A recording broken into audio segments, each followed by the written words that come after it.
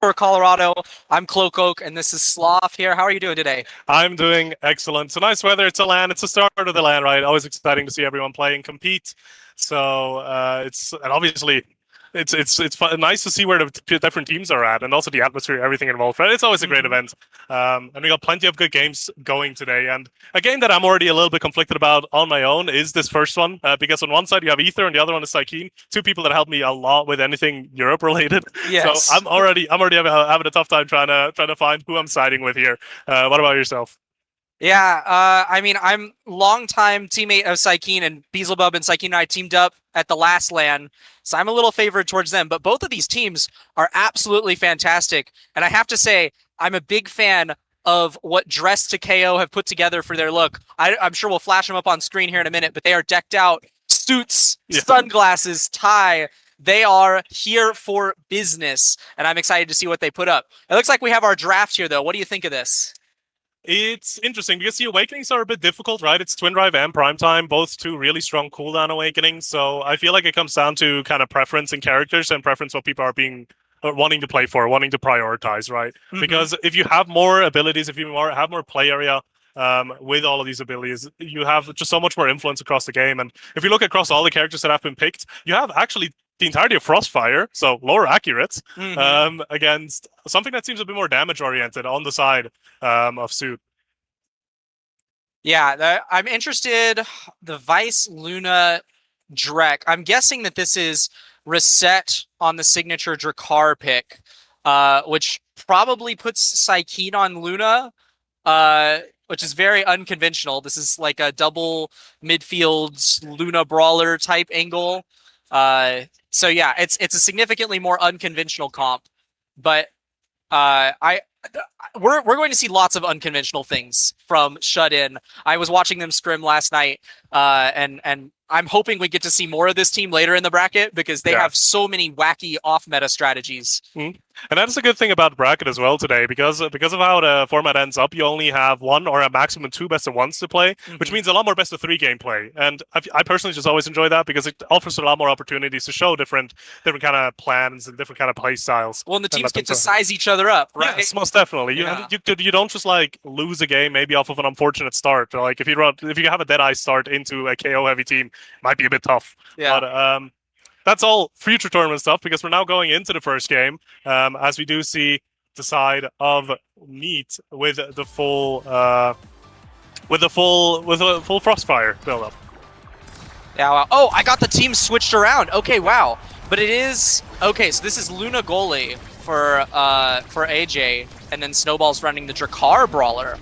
Okay, not what I expected, but this also makes sense with the characters these guys are playing. Just one barrier taken so far. What are we looking at for starting gear picks? Anything interesting? It matches up pretty nicely, I'd say. You have Twin Drive on everyone that has like pretty heavy commitment into their secondary, and Primetime obviously also being very valid pickup, especially if we're looking at someone like the Estelle for Reset, right? Primetime's just such a great awakening for this Estelle to be working with. So we'll have to see how it plays out. Had a little bit of Get away from the speaker! a little bit of cursed land mic feedback. We're desperately trying to remove Brickbat from the speaker area. But we're in overtime now, so this core is moving quite fast. And we're still having two barriers up on the side of Neat, whereas known for Dress Kill, and they will be the first to lose that point, one going over to Neat. Yeah, it's a long and drawn-out point, though, right? Like, it took quite a bit. We went into overtime already, and if that is kind of the vibe that we're going for in this entire series, it might be, or an entire game, it might be a bit of a longer one. And again, like, the more cooldowns, they don't really help with that, because more opportunities means more interruptions, means more difficult times to actually get something through.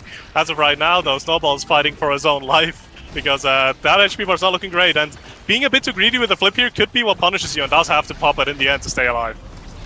It does stay alive, though, and actually goes and pumps a bit of damage onto Reset. Unfortunately timed Black Hole will mean that he gets taken off the board shortly thereafter. Quick power play here for the side of Neat. AJ boosting in. Ether has the flip. Psykeen still holding on to his as well. Will use it to find the KO here. The power play continues, but both of these teams still have one barrier to go. Nice save there by AJ and Snowball. Yeah, as of right now, I feel like the side of Needs, they just have a bit more of a solid comp early on. They have a very clear game plan, right? Frostfire, very simple characters. You're trying to play for piercing shots, you're trying to play for dash punches, and just get goals that way. And with AJ Cannon being on a Luna, which is a really good goalie overall, still will struggle with something like just that pure force that comes out of a team comp like Frostfire. And you can see that as it stands right now. Still, the point hasn't been found just yet, but they're looking in a really good position, and unfortunately the dash does not connect. And now this gives Needs a 2-0 lead in this first set. Yeah, I absolutely agree, though. Yeah, certainly in this early game, we're not going to see Dress to KO see nearly as much success. I'm expecting them to scale significantly more as the game goes on, but we are starting to see them actually pump out this damage. And of course, between the Vice and the Luna ult, these evade bars are draining fast for Neat. So as these guys get stronger and stronger, they're definitely going to be a scary team. And they're actually getting barriers this point.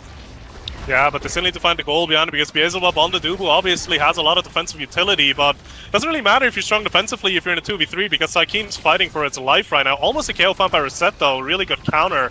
But the point advantage so far, or the positional advantage, still very much in favor of Suit. As they don't get a double barrier, Psykeen with a crucial punch gets taken out for it, but I feel like you're still pretty happy with it. So Reset trying to fight for their life right now, as the attack is going to be built. Beelzebub holding on, Reset almost getting it out, but no, in the end the goal is found, and Suit finds himself the first point for this game. Yeah, well played by them, and they go in with kind of exactly the energy bars that you want to see. Both forwards on the side of Neat, pretty low in the evade department. And that Luna nuke, as well as the Vice Supernova, will be coming back soon. And they find a KO right off the bat. That is the Drakkar kill combo, taking Psykeen off the board. Another power play coming out for Suit, and it seems like their game plan is unfolding quite nicely in the back part of this set. Yeah, they have to kind of find their ways of how they want to be approaching the game, how they want to actually play out their team comp, and they're finding their way into it. The evade comes out from the set, but now again, both forwards are no evades, but a beautiful dash punch from Psykeen will give them the power play. 3v2 situation now. Can they actually get the goal with it as well, though? No, as of right now, Snowball and Ether are doing a really good job holding on. A nice interrupt from the set Vice coming out there as well. And that gives AJ enough time to come back onto the map. We're back into a 3v3. Yeah, absolutely beautiful there. Defense from Snowball and Ether. Especially because those are, like, Vice and Drakkar, pretty low mobility characters, all things concerned. So they did a fantastic job positioning there, setting up for that reverse power play. Beelzebub does still have a barrier here to work with, but his teammates are dropping fast. Ether and Snowball will find the barrier in the 2v1, but it's the piercing shot from Reset to finish off the set. Yeah, a really tough angle that AJ would have had to find there in between the piercing shot and the dash punch that's coming in from the bottom. And Needs kind of showing why they do have the higher seat. They're coming into this. They got a first set, and we do have a few high-value awakenings to be choosing from here. The Deadeye, I can't imagine, falls down to the Luna, because it would just be scary. But even then, Luna gets specialized training, so either way, this Luna's going to hurt a lot. Yeah, certainly Estelle's not upset about grabbing Deadeye at all, though. Pretty good pickup on her. Stagger picked up early by this Dubu. Some size for Snowball. Knife's Edge. Okay, I want you to talk to me about this Knife's Edge pick. It's been very controversial in the last patch. How do you think this feels? Julie is one of the better ones to be having it, but how do you think it sizes up in this match? In this match specifically, it's a bit difficult to tell. I think as a whole, Knife's Edge still holds its place in the meta, but I don't think it's really ever a priority pick for anyone anymore. It does hold a lot of value if you can get it to work, but the range down essentially of it just makes it really difficult to use. Even in that situation before, right? Psykeen landed the dash punch, but the hit just was a bit too early. Knife's Edge didn't actually proc, and he couldn't find the K off of it. So I feel like if you have an enemy team that is going to be playing around the edge on Aiden, Aiden has taken a barrier with that. But back on topic, if you go up against a team that's going to be playing around the edges of the map a lot, yes, it can have its value, but you're still going to be searching for it quite extensively, especially because you're going into a Vice that doesn't really play around the edges a lot, Luna neither. Maybe you can get Snowball on Drek because he might try to do the same thing with Edge Chaos. Yeah, certainly. I'll be interested to see if they're able to get a good amount of value out of it. Nice push there by Snowball and Ether through the Tofu Fortress, and then just a few too many strikes for Reset and Beelzebub to take care of. That's first point headed over to Suit. Yeah, first point, and maybe a momentum shift for them as well, but For as of right now, they got a decent amount of damage in the last. Oh, another like, one. he's just so good at finding these dash punch KOs. It almost feels like Suit's not really able to answer them properly because I stopped counting. Is this like the third or the fourth one, and we're still only in the second set? Like he's just being a menace around that edge. And even though obviously I just kind of down talked a little bit on Knife's Edge, I mean it seems to work. And a beautiful piercing shot from Reset will confirm this goal to even it out as it stands right now. So Neat's definitely not giving up at this point. Yeah, I have to say, I think we're seeing some twin drive value. Even though this Julie only has Knife's Edge to contribute to damage, it's a lot harder to track the dash punch cooldown with that twin drive because the dash is the bottleneck on that cooldown, right? So Psykeen having 2 charges of that secondary means that Suit have to play really, really careful around Psykeen when he's angling for these dash punches. Yeah, most definitely, especially because they don't really have a good defense against it. Like, they don't have a lockdown goalie that can put down a wall. They don't have an Amy that can maybe glitch pop it away earlier. You only have projectiles that go in a straight line. And with that, it's a bit more difficult to deal against something like the Julie. So Psykeen's pick here definitely coming in to play and getting the results that they were looking for. Yeah. Oh, a nice try there by AJ to dash in, but Beelzebub is ready for it. Ether drops the Supernova here, but Reset and Beelzebub perfectly received to handle that. Snowball and Ether now without no evade. No. But 2 flips burned. It goes by.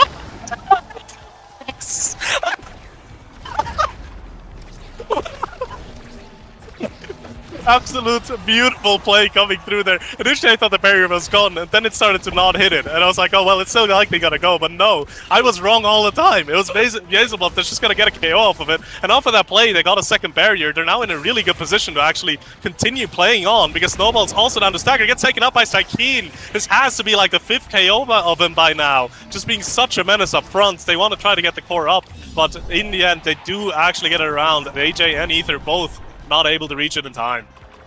Yeah, wow, what a point. They keep the barrier up on the side of Neat. And yeah, like you said, I mean, the dash punches are non-stop. Reset and Beelzebub are doing a fantastic job holding it down on the defense, and then Psykeen is able to just do Julie things on the other side of the map. I also find it interesting that, like, Ether keeps really struggling to keep the stagger and the evade bar up in any sort of relevant position. We were saying that, you know, Suit is playing the more KO-oriented comp, but we're still seeing a lot of damage come out from Frostfire, played by Neat. And that's another set for them. Yeah, most definitely. I feel like the Deadeye on the Estelle is helping a lot in that regard as well, because Estelle does have decent damage numbers. Amplify that with damage with the Deadeye, it gets even worse. And it's also very difficult for Ether to play, because he's on Vice, he's very immobile. So every single time he gets hit by something, he has to evade or just take it. He doesn't really have that liberty that other characters might have, where they can just jump away. But we do go into another draft. We get more damage with the missile prop for the Estelle, but Glass Cannon being a fine pickup for AJ here as well. This is such a high-value draft for the side of Neat. They get to deny the missile prop from the Luna and the Drakkar. They get to deny, well, the heavy impact will fall to the Drakkar, because they know that Julie's going to pick that up if the Drakkar doesn't grab it. But Julie still gets ad rush here, and with all these dash punches that Psykeen has been finding, if that value keeps coming out, ad rush is only going to make it even more deadly.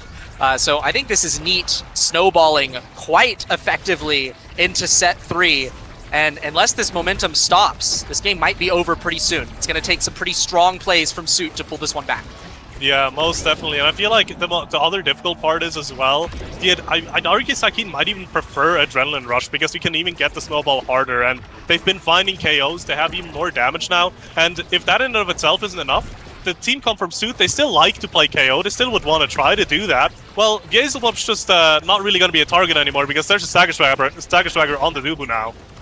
Which is going to help quite a bit with, you know, being able to get around these abilities, especially because a lot of it is just skill shots. But again, beautiful passing play and attacking by Psykeen here. I didn't even know he had a brawler, if I'm being honest, and right now he's kind of dismantling the defense from Suit.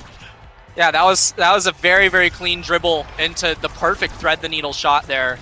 And yeah, that's a 1-point lead for them. So the hopes for Suit are only getting further and further away right now. They need to really get the energy economy going in their favor. I think that probably just targeting Psykeen is going to be the best game plan. If they can keep Psykeen from healing, which they're doing a really good job of doing right now, they can maybe shut down a lot of the threat that this Julie has been able to provide consistently over the course of this game. Yeah, most definitely. It's just a bit of a balance that needs to be found, because you also don't want to be using every single ability on them. And then, again, even though Psykeen doesn't have any evades or any HP to be working with, still finds the punch there to secure the barrier. Now an open goal situation on the side of Sooth as they cannot get past the defense for Hazelbub, and the dash does not connect. Saikeen able to cherry pick that goal in the end, and this puts Neat just one goal away from taking this entire game. Yeah, now on match point, and we're also seeing now the XP difference that has unfolded over the course of this game. All 3 members of Neat on level 8, whereas AJ is the closest one to level 8, almost there on the side of Suit, but both Snowball and Ether are still on level 6. So this has been a game that has been thoroughly run by Neat, but we're seeing a wonderful play here. The double flip into shotgun on the goal line will be the strongest burst of momentum that Suit has been able to put up in quite some time. Yeah, it's really good to get yourself into momentum again like this. The downside is you invested a lot to go 1 and 2, right? You still need 2 more goals before the side of Neat gets a third for themselves. So obviously you would love to get more energy, but then again, if you don't use those flips and you don't get the goal, you might just lose on the spot. So sometimes you just have to do it and go play with that momentum that he found, as barrier does drop up top there from Snowball, and they're trying to get the second one as well. But Reset and Beelzebub just doing such a good job defensively there, and a beautiful dash by Saikeen interrupts a clear by AJ. Yeah, lovely. Snowball is getting quite a few breakaways at this point, though. A nice rocket actually breaks the dash punch there. Saikeen just out of range to make that one work, and AJ responding to it perfectly. Means that this Julie doesn't have... Okay, there's the twin drive again. Twin drive value comes in. Saikeen now on the goal line. This could be the final point here, Sloth. Oh, there it goes.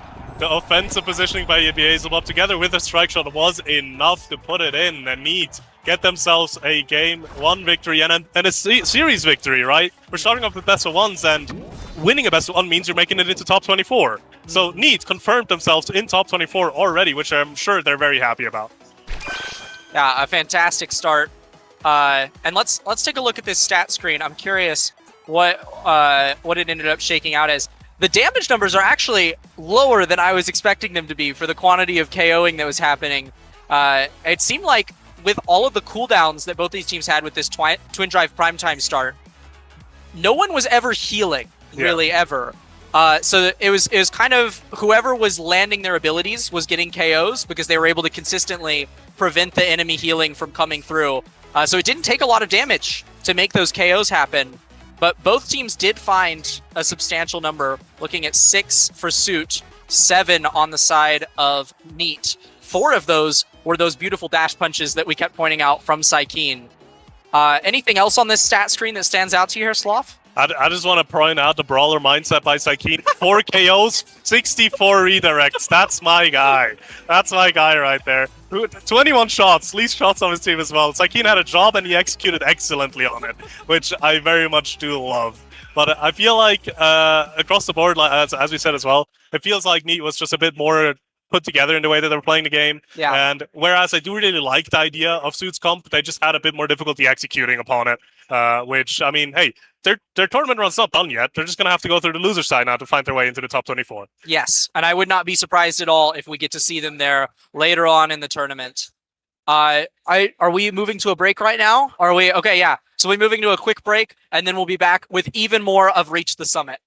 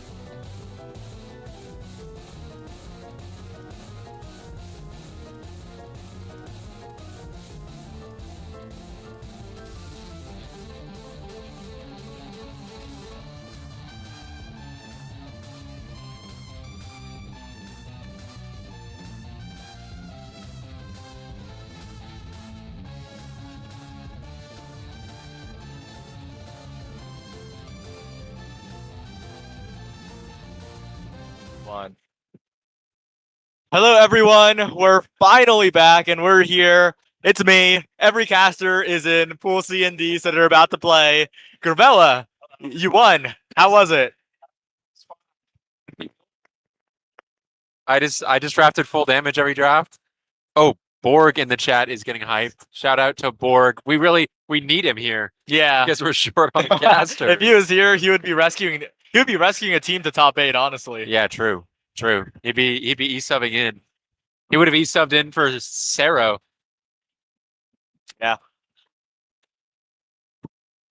Okay, so looking at the draft here, are these the characters they're picking, you think? Oh, up there. Okay, well, we're going to AtLab. I feel like we're going to see so much of this map this weekend. Like, it's just kind of that and Night Market are the two, like, Giga Comfort maps for people. So I'm not surprised to see that the early matches, like my match is on Night Market, this match is on AtLab, the other 3 matches on AtLab. Orb Dancer start is interesting. I'm interested to see who takes it. I think maybe everyone could just take Big Fish here. But in terms of the draft, I'm excited to see AJ Cannon's Luna, famous Luna player here, on her signature map, ready to cause some chaos. But the other side, very standard, like core control, kind of Showtime patch type of team composition. Kai, Rasmus, lots of speed with an Atlas, keeping you safe, like holding it down in the back. So nothing like too crazy on either side. I think a Estelle Julie is like a good pairing, a lot of offensive pressure. You know, they already got both barriers up, or both barriers down at this point. Yeah, it's gonna be interesting, but it's Snowball in the midst of it all with the Flame Flurry closing out that point. It's 1-0 early, and at that point, right, AJ Cannon not really under too much pressure, feeling really comfortable on this Luna pick, which is a good sign for the team of the Suit here. Suit. What does that stand for? It stands for Dress to KO. Oh, okay. Wait, that's a pretty nice short code for that team name. I like that. Suit. They got to get the guy that gets on their team. Who, shout out guy that gets at the venue today in a suit, looking really, really snazzy. And another goal by Snowball right through both of the uprights, an early shot. Well played to the side of Suit, taking an early lead here. Now, loser of this game, their ride at the tournament's over, if I'm not mistaken. This is losers round 1 of A. Yeah. This is the earliest possible exit, of course, with 32 teams. Even if you lose here, there's a lot of teams in that spot, but you do not want to have that kind of early exit. Max LC trying to clear, but Snowball is there to interrupt the rocket by AJ off the deflection by Ether. They maintain possession, and once again, Dressed to KO. They're looking coordinated, not only in their outfits, but in their gameplay as well. Oh, and they get a big KO. Snowball taking someone off the map. And now they're just kind of going to keep rotating it down into this corner. Snowball playing this long corner. I think that's not super favored for him, but it like pressures the Atlas to not clear up into there like he did, like it would have been able to there. Almost a great coordinated team play. And AJ Cannon up into the corner. No dice yet for them. And yeah, they're just going to kind of keep closing the space on this Atlas, getting his resources out, and taking the goal in the corner. That's a 3-0 set for the side of Suit. Yep, just very cleanly played. As crisp as the white shirts they're wearing right now. Okay, I'm forcing it. I peaked early, and now I'm forcing it. But taking a look at this draft, what do you have your eyes on? I mean, the quick strikes, everyone assumes it's really strong. I'm not 100% convinced on that yet, but like, don't tell my day 2 opponents that if I make it there. So we might see that get picked up by someone like, I think the Kai should probably pick it up here. After the buff especially, I think it's really worth the pickup. Luna getting peak, just some extra speed. The Rasmus kind of hung out to dry, but quick strikes on Sick is not a bad pickup. That's definitely a way for this core control comp to get back into the game, because that critical strike cooldown is now, you know, just a little bit lower for Soggy Iguana to take over. If this Rasmus loses this set but picks up like a size awakening, I could see like a reverse sweep starting to happen. Yeah, and both the previous game and this one, a bit of a tragic bracket matchup, right? AJ and Ether, Max LC, and Soggy Iguana, and of course Saikeen, all part of the same friend group. Yeah. But wait a second, Soggy Iguana popping off, taking a lot of damage, but both barriers down. On the other end, though, it's returned, and Ether to Snowball, looking for an opportunity up to Soggy Iguana, and AJ keeps possession. Whiplash, good patience by the Luna, as Ether goes into the corner, the hit stun's not enough, the barrage comes in, and Max LC in danger in the open net, needs to be proactive against Snowball, who's rippling over. The strike force still won by the Atlas, and it's cleared away by the Giga Blast. but again, the offense continues from Dress to KO. Yeah, I think I'd like to see a little bit more proactivity from this Kai, I think. Like, there's Max LC's ending up alone a lot on defense, and like he's stacking too much with his Rasmus, so that one side of the map is just being completely left wide open, and a huge play by AJ Cannon flying in there with the flip right in Max LC's face, and this coordinated offense from Suit continues. It just doesn't stop, and Ether's built up a lot of meter on that play as well, and looking comfortable on the Estelle, right? Yeah. Just playing the corner. Hey, I coached that guy on Estelle. Okay. Okay, so no surprises there that he's looking so good on this pick from my coaching like months ago. I really like how Soggy Iguana is trying to play these situations, but AJ is responding even better. Playing very actively with a lot of these boosts to make sure the Rasmus doesn't get to dribble like we're seeing here. Yeah. Soggy Iguana maybe over dribbling to the top side. I feel like they had an interaction they could have taken, but now with Ether low, they have a chance. Yeah, Ether's got, I believe that's Stagger Swagger, going to be moving at like Mach 10 billion, thanks Megaverse. And yeah, Soggy Iguana with that quick strikes has the opportunity to dribble in that space. Oh, AJ Cannon has to retreat. So yeah, like I said, this Quick Strikes Awakening is really just going to be the big difference maker to see. And now we're just going to see these dribbles up and over, and oh, the Giga steals the dribble. And yeah, you can see that like this Kai and this Rasmus are both stacking on the top side, which is opening up the bottom for Ether, who is getting so much mileage from the bottom half of this map, taking out Max LC in the corner once again. I think that's 5 straight goals for Suit. It's just not stopping here for the well-dressed gentleman in the tournament, but Lalace on the bottom side, both barriers taken, and Max LC stepping confidently forward, but Ether gets to the bottom, halts the damage for now, and the barrier looking to be taken. AJ with a good boost to continue the offense. Ether on the bottom end, but the piercing shot doesn't catch the core, and now it's dangerous for the Crystal Thorns. They get it through, and now Max LC, no resources remaining, but the core drifts away, and it slows down. Yeah, and it's just coming back to that space that they're taking up. We see once again the Kai and the Rasmus are stacking on the same side. I think the Kai is trying to avoid stacking on the same side as his Atlas. But what's happening is they're just able to pass it around the Kai who's kind of waiting on the other side of the map, and they're getting these really efficient 2v1s into the Atlas.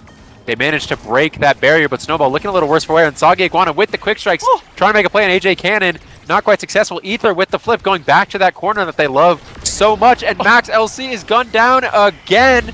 Big flip for Ether, and that's a second set win for Suit. Just amazing defense by Ether, right? Especially that blink right to the center to make sure the core didn't get back in a dangerous spot for AJ. And that's what you really appreciate when you're playing a goalie like that, Luna. But now heading into this draft, it's only going to get scarier. Yeah, this shot is pretty scary. The Estelle core speed. It's also a good deny from this Atlas. I think it's a good pick. Atlas is kind of hurting. I think 1-2 punch makes sense. Get that core speed up. You know, get the ball to your quick strikes Rasmus. Bulk up for the Julie, just really nice pick. Explosive entrance, really nice for the Kai. John Rush for the Luna is pretty scary. And then the Rasmus, I think he's just going to have to settle for the Spark. So, you know, if they want to get the sides with the quick strikes on this Rasmus, they're going to have to take this set with backs up against the wall. Their tournament life on the line. Now we head into the set. It's not going to be easy here. The damage from Dress to KO. Well, I guess we're focusing a lot on the dressed part of the name, but they are also looking to KO here. AJ pulled away, but Ether again, just a familiar corner over and over again. The piercing shot, the Crystal Thorns at the end of it all. Both barriers down. Lale's almost, but AJ is so good with the strikes today, and that could be the difference here. Yeah, I mean, famously, the last time AJ Cannon and I played in tournament, he beat me, so not super surprised at his prowess on the Luna here. Oh, risky pass, almost cut off by the Rocket. And now we're starting to see the Kai take over the midfield a little bit. That explosive entrance was a really big pickup. His secondary kind of allows him to run and cover both enemy forwards while the Rasmus is waiting for that ball and for those dribble plays against AJ Cannon in the front court. But, you know, once again, the punish playing into that bottom half that's remained uncovered all game. Soggy Iguana ready with that quick strikes. Cleared back down again. And now we're just going to kind of see the ball keep cycling unless Snowball's able to put it in. Not quite. Ooh, good play by AJ Cannon. Saves it again and again. This Luna is completely unbreakable. Yeah, Iguana's playing a little too honestly, right? Taking too many strike interactions when that's what the Luna wants, right? That's the only time where the Luna actually gets a shot at doing something. Ether gets in there to core speed, overwhelming with the hot shot in overtime, and that's going to be 2 points away from surviving so far on the loser side. Yeah, I mean, if you're the red team here, you're not super happy about that. You would have liked to have gotten at least one or both of those flips out if you lost that point, but they're both still up. And Ether taking some damage, but not quite enough to scare him into using that flip. And I think he's going to end up flipping in this corner pretty soon to try and take the goal on Max LC. No, doesn't even have to. Still holding that flip. Gets the flip up on the top side. Ready with the shot. Oh, almost slides it through the Atlas secondary. Not quite, though. And now we're kind of going to go back to neutral a little bit. Yeah, flip available. See the curvature. Oh my, 2-0 now, 1 point away from elimination, and AJ can't found the clear. Hey, lock in, team, lock in. Think about it. It's the greatest tournament story of all time for the red team here if they're able to make the comeback off the map. Rasmus in the corner with the quick strikes, not quite able to capitalize, but they're in the corner now with that quick strikes. The kind of opportunity they want. Ether fully stacked in this orb dancer, picking up these orbs at will, kind of running wherever they want on the map. And now they're, generating this corner offense. Snowball with the flip, good clear off Max LC, but unfortunate bounce back into Snowball, who has the flip. Snowball with the pass back to Ether, not quite on target, but Ether able to take it down with that hot shot. So scary with that flip, so scary. AJ Cannon boosting in, not quite able to do anything but kill on the Kai. Max LC is now alone in the net with just the Rasmus out in the midfield to help him. Not quite able to. Snowball with a great dribble play out the Luna. What a play, and that completes the game for Suit, who keep their tournament dreams alive. What a wonderful... You saw Snowball go for a lot of fancy dash plays, right? None of them really worked out until the very end when it mattered, and that was the final goal. Yeah, monkey business for all the Suit enjoyers in the chat. 0-7 to... I don't know the team. Are they Horse? They're Evil and Intimidating Horse, I think. Evil and Intimidating Horse. Oh. And they unfortunately are going home. But, shout out to them for coming all the way out here, putting up a performance, going on stage. That's a fun experience for them. Absolutely. And now they just get to enjoy the rest of their weekend. Yeah, I mean, I've never been on a stage like that, Like, that's definitely an experience. Yeah. I'm going to tap to the stage even. Oh, okay. We got the big stage screen. It's going to take a bit to come up. That's okay. We can react in delay. Wow. Very, very delayed. Stages. Whoa! Okay. Oh, wait, they're suited up. Yeah, they are suited up. Oh, my. They're dressed to KO. Yeah, they are dressed to KO. Looking good. Looking very good. But that was the losers round one of Pool A here. Wow. Anything else to say? Wins winners round 2 in Pool A. In the future, I think. I'm waiting. Well, you want outro? We just heading to break? Yeah. All right, everyone. We'll see you after this quick break. Go to shop.bestionslot.com. Buy your merch, support the LAN, and we'll see you soon.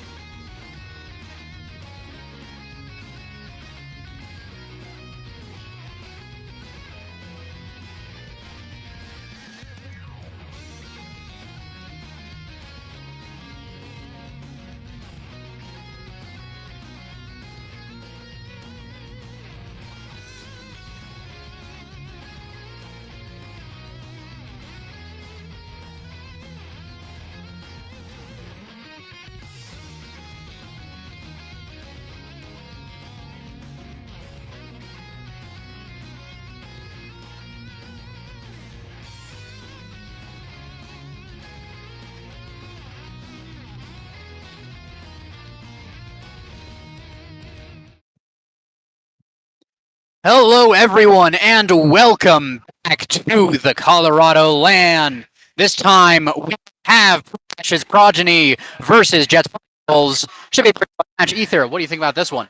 I think these are relatively evenly matched teams, just because you have teams or players that have made it into Nasty on both sides, right? Asianator being on the side of Dynasty Party, whereas Wolfman and Cliff playing together with Chikara and Sons.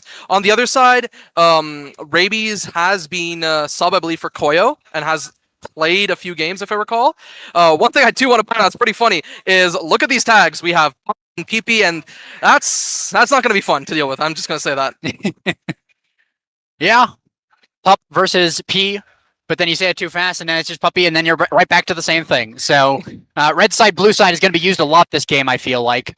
But looking at that draft, it's going to be that at-lab game, bulk up, quick strike. Vice, Fanny bands, pretty fair. A lot of damage coming out with that bulk up. The dupe pick, pretty fair. Nice hold it down goalie. Can be a little squishy at times, so I'm a little worried about that. But on the other side, you're going to have Restel coming out, so not a ton of damage on that one, but a lot to be concerned with. Bear in mind, it's not technically Restel, right? This is Rasmus goalie for Reject, where we have Estelle Julie, like the Frostfire forward. And then on the other side, right, this is Dubu Era Kazan, and one thing that I'm not particularly fond of is Era with Kazan. Era does like to, beam up that Kazan, make sure he has size to play. Feels like they kind of have this counterintuitive play that they want to execute, because Kazan likes to play a lot more for that open presence, whereas Era wants to keep shoving it in this corner. That is fair. One of the other things as well is Kazan versus Rasmus. A little bit of friendly fire there. It's going to be be the boss versus the employee on that one. So Kazan getting some revenge for his sister. We're just going to drop that Clarion lore, whatever, right? I think overall, going back to that damage point again, we might be a little lower on knockback, or sorry, a little bit lower on damage and stagger KOs, but I think the amount of knockback KOs we're going to see is pretty high, right? Estelle Julie being very fond of those knockbacks, Rasmus being able to confirm off of knockbacks really well, this Magical Maelstrom, the Tofu Fortress being very threatening abilities to actually deal with. So we're going to see a lot more of just these non-stagger KOs, and that's one thing I'm looking forward to. yeah, that is going to be a lot of fun to look at. We are about to get into the game here as well, so wrap up all of that and getting right into it as soon as we can. I thought it was going to load a little faster, but I have to wait it out there. But there we go. If you can tab again real quick so we can actually see all those starting awakenings. Going to be put up all around the world there. Pauldrons on each of the goalies. So a little bit of damage coming out here from the start, but blazing right off the start. Wolfman takes a lot of damage. Crooked Leverage does get it forward. The clear is not fully complete there. Wolfman trying to get it all the way across. Reject rush all the way to the top. Not quite going to get it. The log, the Witching Beam gets a double. Nice last second redirection on that one. A lot of damage on Brando as well. Kill! First blood. And that is going to be a power play here, but it's stalled out beautifully here by red side. Raby's going to the top. Crystal Thorns as well. Gets it nice and through, and now Julie is back on the field. The clear is complete, and only one is still standing for blue side here. Nice somersault, though, is able to save it. Yeah, Asianator not punished in the corner there, and Raby's almost punished by that Magical Maelstrom. They try to continue clearing this to pass up, and Wolfman playing this top side a little dangerous with the size. Reject has size of her own, and they find the clear on this bottom side, and it's stalled a little bit, but there's still one barrier to work with for Pudash's Progyny. Yeah, also that flip on Estelle, that is one thing that I'm looking out here, but it can actually happen. With a great crooked leverage strike there. One of the Kazan classics. You see the goalie strike it, you hook it from him, you hit it right back at him. Not a whole lot they can do, really well executed.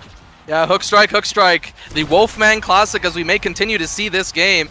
And we do see an interesting opener here, nearly finds the kill. Flip nearly converting that, and it's a double barrier on the opposite side this time. But can the members of Pudash's Progyny re-answer there? And Wolfman in melee with the flip, but doesn't opt to use it as Reject is forced to use her own. Flip forced out of Asianator, goes to the opposite side. Wolfman trying to follow, keeps his flip for now, and this open net is a little dangerous for the members of Pudash's Progyny. Good clear out by Asianator, once again, good roll, and Wolfman continues to send it forward, bounces off the middle with that flip, and that flip gains almost nothing.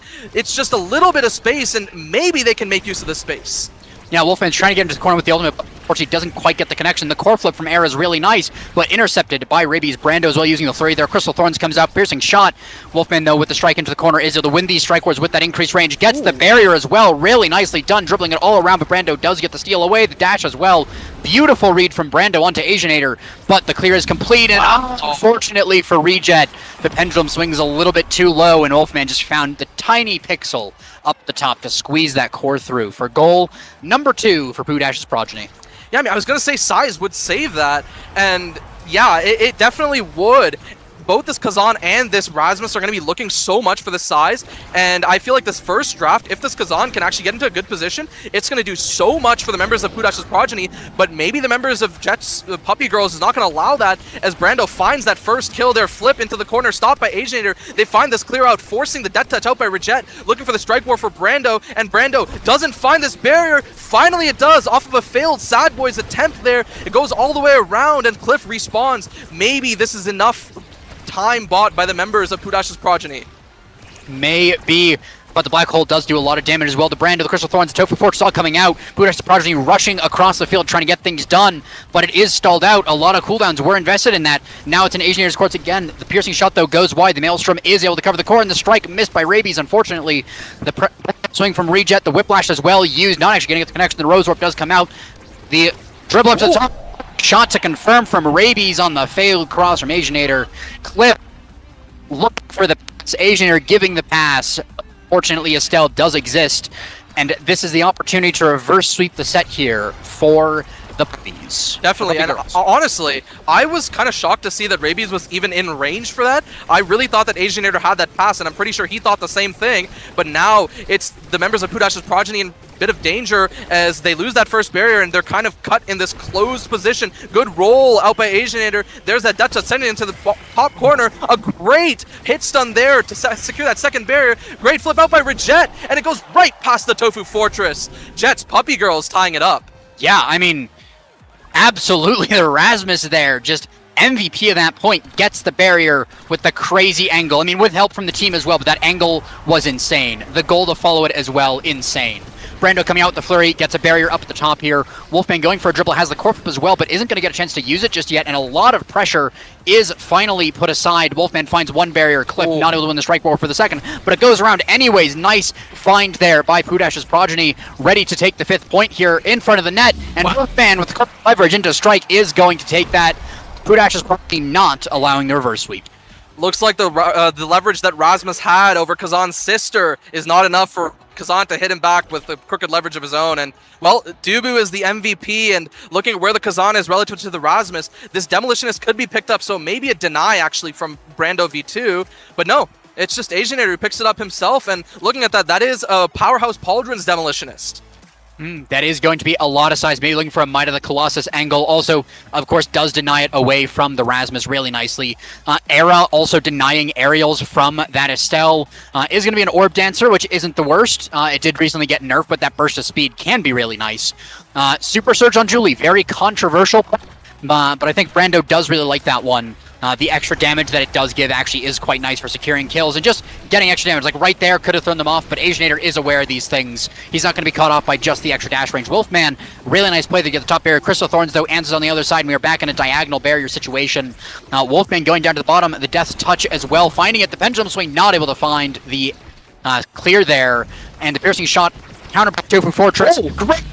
Raby, fortunately, sends it right back over to Wolfman, and Wolfman is able to secure a goal. Yeah, unfortunately played there by Rabies. She had the vision, but unfortunately couldn't complete the play. And one thing I do want to talk about is this aerials on Era. One thing, especially both for Era and Mako, and specifically for Era in this game, is that 2 dash range threshold. For a lot of these characters that rely on haste, the 2 dash range threshold is very, very lethal to deal with, and she's already set up for that. There's only one more left in the pool. The fact that it's there is already scary. Yeah, we also see the kill answered there by Brando, able to pick up Wolfman, who is just a little too close to the edge. Flurry comes out. The point is very stalled, which slightly favors the red team here, as Estelle gets on slightly sooner. A lot of damage with a piercing shot. Rose Orb combo there onto Cliff, but Cliff is going to reset back to the blue side of the goal here. Pick up an orb and is in pretty good order there. Use the core flip to get it all the way around. Wolfman looking to intercept it. Reject has the flip as well available. Might have to burn it soon, but not quite yet. There it is against Era's NATO there. Really nicely done. Brando dribbling across top actually gives the control back over to Cliff and is fighting to get it in this corner. Rosewarp not enough to get it through. Reject, nice whiplash, is able to prevent the area from going down, but in the end it is still going to. Just solid, continuous aggression here from the side of Pudash's Progyny as they're able to keep the core on the other side of the field for what feels like forever. Great clear, but it's answered. Core flip from Asianator, countered by a core flip from Brando, who gets the barrier off the Sad Boys there. I was worried for him for a second, but this is the opportunity to score up here. They will not quite get it just yet. The somersault is really nice. Brando gets the strike in, but it is defended. Piercing shot gets it to the corner. Strike Roar won by Asianator time and time again. Pendulum swing as well. Crystal Thorns whiffed into the corner. Unfortunately, Death Touch hooks it away from Wolfman's hook there. Great read from Reject. Piercing shot countered by a strike from Cliff, and Wolfman's going to send it in there with the Kazan ult. Yeah, I think MVP of the definitely Asianator, finding Strike War after Strike War after Strike War win, and he just found the exact position he needed to clear it. And with that in mind, that just meant that Cliff and Wolfman could have as many opportunities as they want to. And I will say, it does look good, but we were in this situation before, right? The members of Jeff Puppy Girls nearly brought it back. And it's not looking to be the same right now with how dominant Pudash's Progyny are playing here.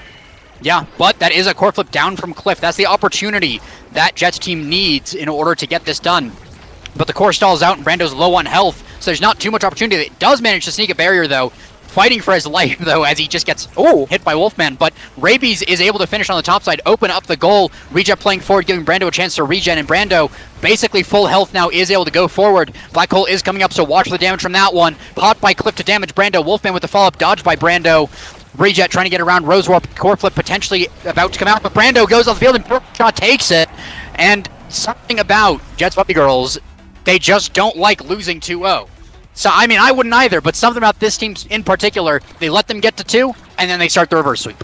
Yeah, something. I'm still not sure what. One thing I do want to point out that we haven't really talked about yet is how much Jet actually has, right? Between Up, Glass Cannon, and Powerhouse Pauldrons, there are times where she can actually just red core the core if it is just a strike, if she is already setting it in the same direction that it's been red coring.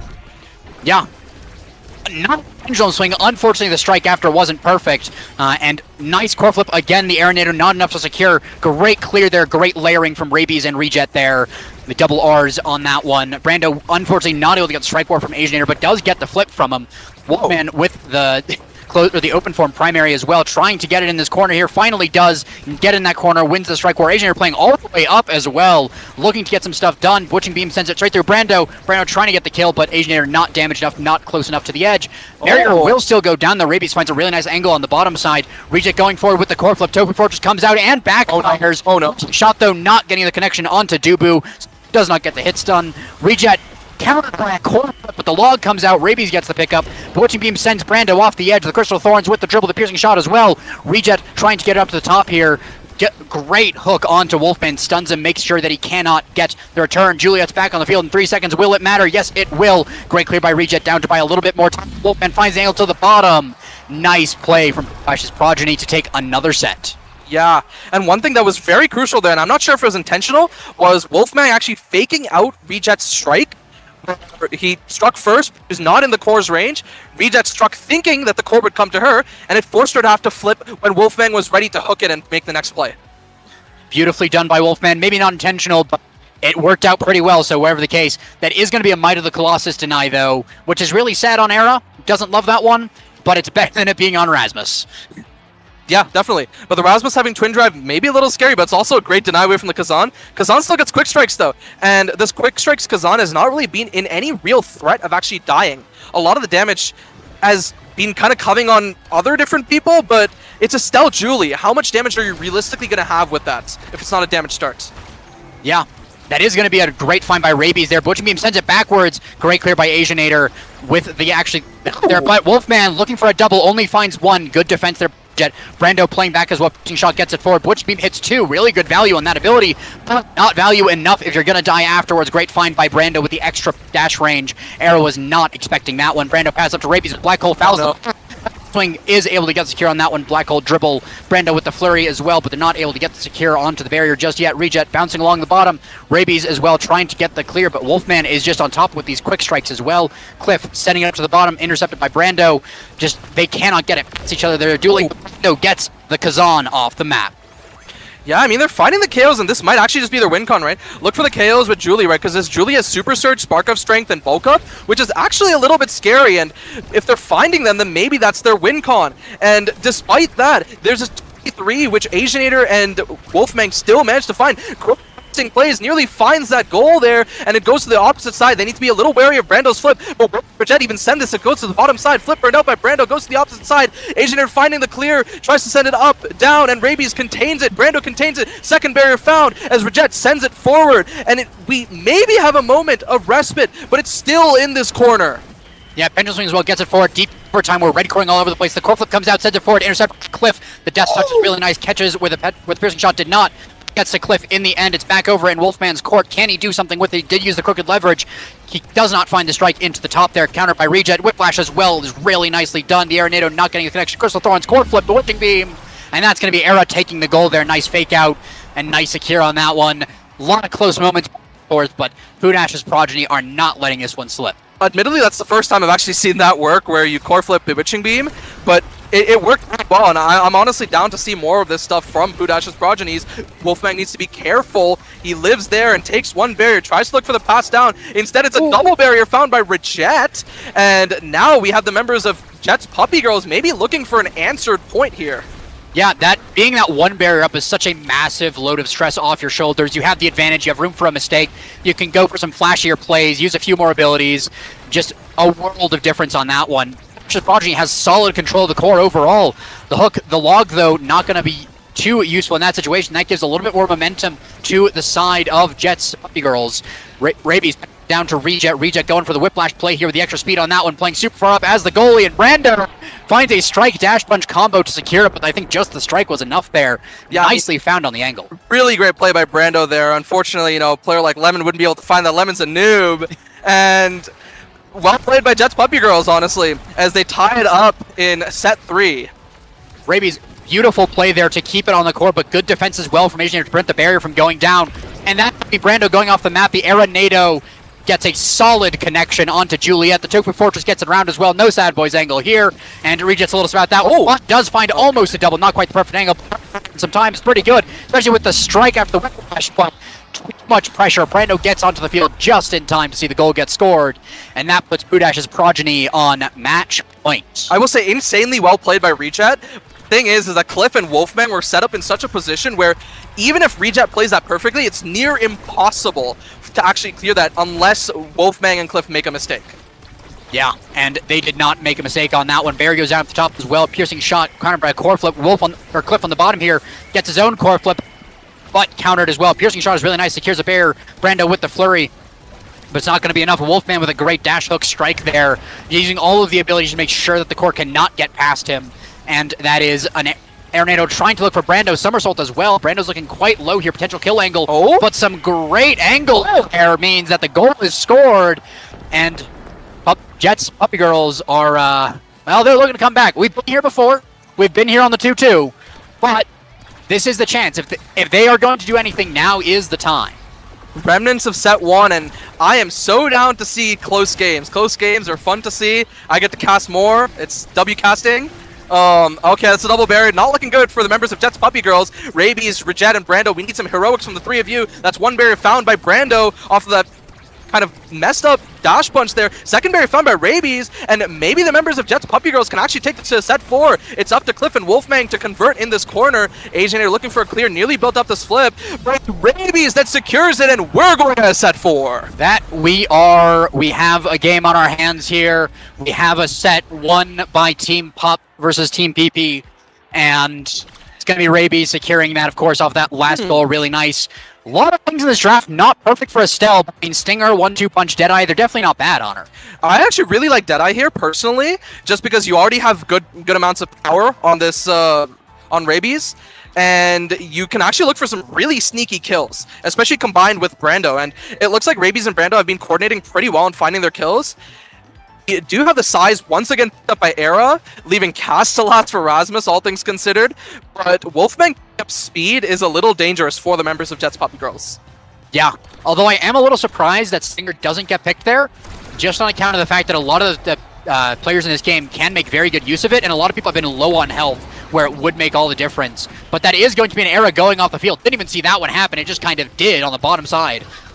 But it is going to be the power play here for the side of Jets Puppy Girls, and Brando keeping in the corner, trying to get past Wolfman, but Asianators clears, layering as well with Wolfman, enough to stall it out. That barrier does fall in the end. It's going to be Brando securing the goal. Yeah, I'm actually genuinely scared of Brando's build, right? Brando's build, bulk up, super surge, spark of strength, 1-2 punch. Like, this guy will just kill from anywhere, especially if he has a rabies piercing shot on top of him. Yeah, and these players are good enough that they can layer abilities like that. Rabies will see if that's happening and will be able to give the little extra oomph needed there. Reject not able to save the second barrier. Did get the save on the first one though, which is really nice. Rabies passing down to Brando there. Dash as well. The punch through, not quite enough. The piercing shot up to the top there. Rabies picked up the second barrier. Brando using the flip gets a lot of energy off of Dude, but the air NATO comes through. But Reject gets a great clear through it. Into this corner, Wolfman's trying to get it through. Cliff as well down to the bottom. Rosewarp gets it forward, and Reject's playing so far up here, trying to make things happen. The core flip comes out from Julie and through the Dubu. What could have been very bad if that went wrong, but it went so right. Brando able to get that goal, taking a 2-0 lead for the first time. Jets Puppy Girls are in the lead in a set. Yeah, Jets Puppy Girls finding that lead, and we do see one barrier taken back, but it means almost nothing if Brando just finds a single kill, especially on Cliff, who is very close to building up this full energy meter. Now, great pendulum swing as well from Reject. Does find one barrier. Piercing shot finds a little bit of damage, but not too much. Reject trying to keep it in this corner here, keep it away from the barrier, but it's actually going to stall out. Really good delay there from Wolfman, hitting Rasmus, so he gets slowed down. And the Butching Beam comes out as well. Brando back to big size after that. Air Nado goes a little wide. The core stalls out for a little bit. Rosewarp comes through, and ooh, Brando finding the dash punch onto this Kazan. Cliff with the core flip actually whiffing, unfortunately. And Asianator does have the core flip, does have the defense, and it is actually going to stall out for a little bit longer. Kazan is now back on the field, and he's running forward there. Wolfman trying to get things done with the crooked leverage. Whiplash though, Witching Beam, every ability is being used. The Rose Warp as well, the piercing shot. Asianator not using this core flip, still holding on to that for dear life and still managing to get the defense. Is going to use it there really crucially, but did not save it too long. Really love to see that. Brando looking for the flurry, but Wolfman's going to find the kill onto Rabies. That's the opportunity here.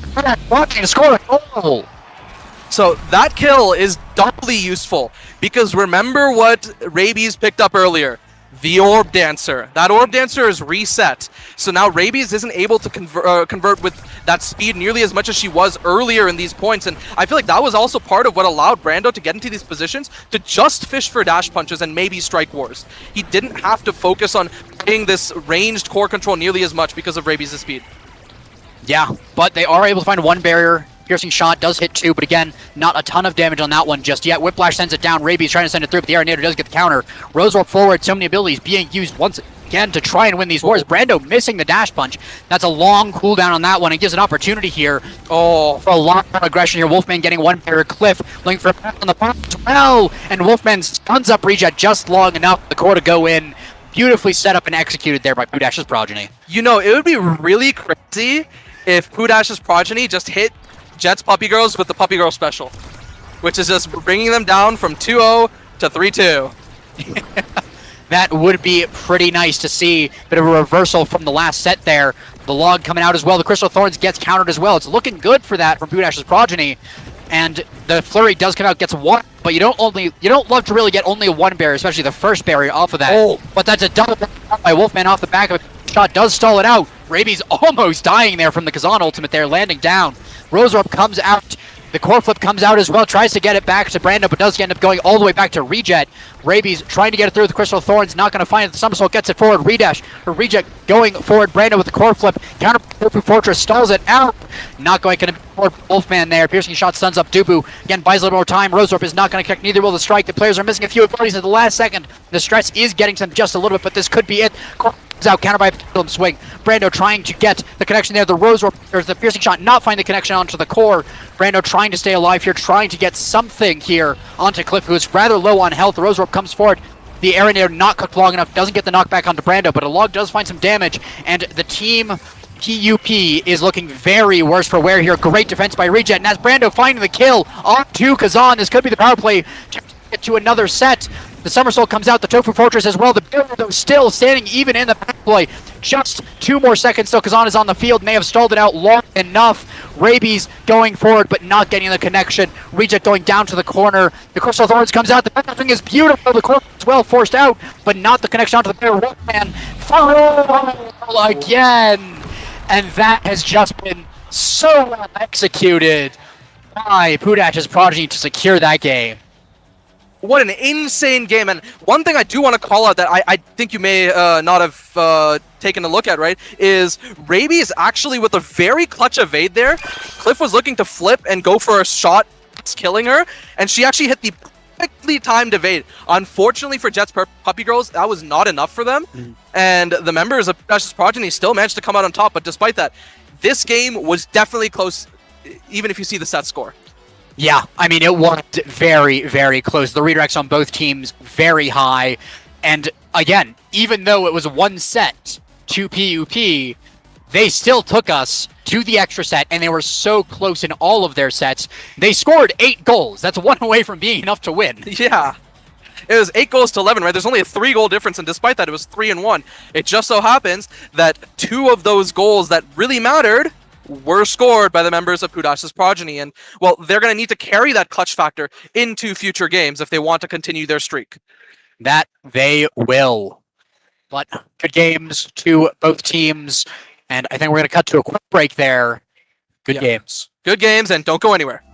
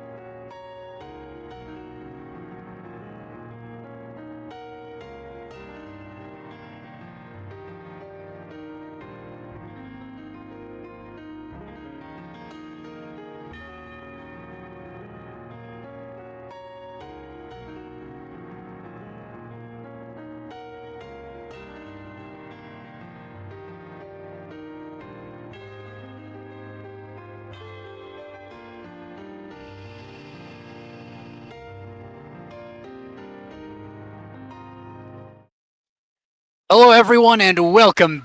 We have for you the Handless Dogs versus the Swiss Trail.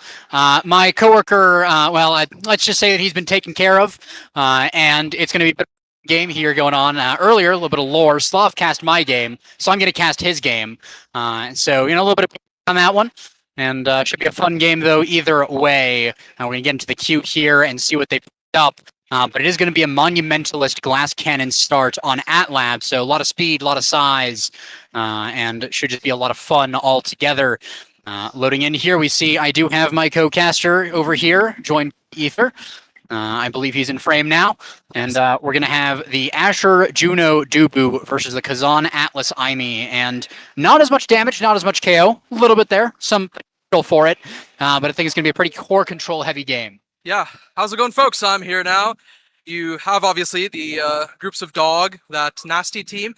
And one interesting thing, I don't know if you already mentioned it out, Sloth flying in from Switzerland to play alongside some players who have shown great presence in Nassau. And this start itself, right, we have a Monumentalist pickup for both the Aimi and the Asher. Specifically for the Aimi, I think that's kind of interesting. Kilius opting for the Monu instead of the Glass. Because this midfield really likes that speed, and Aimi especially can fish for some really cheeky KOs. Yeah, but with the Monumentalist, there is a lot of opportunity for a lot of damage. So, Dupu, though, Weston holding it down in the top corner there, preventing the barriers from going down. Kilius trying to get the glitch through, but defended really nicely by Flambeau there. And we see this question being diffused, though, time and time again. Passport comes out, Astral Projection, so many in the corner. Cosmic she is going to be denied.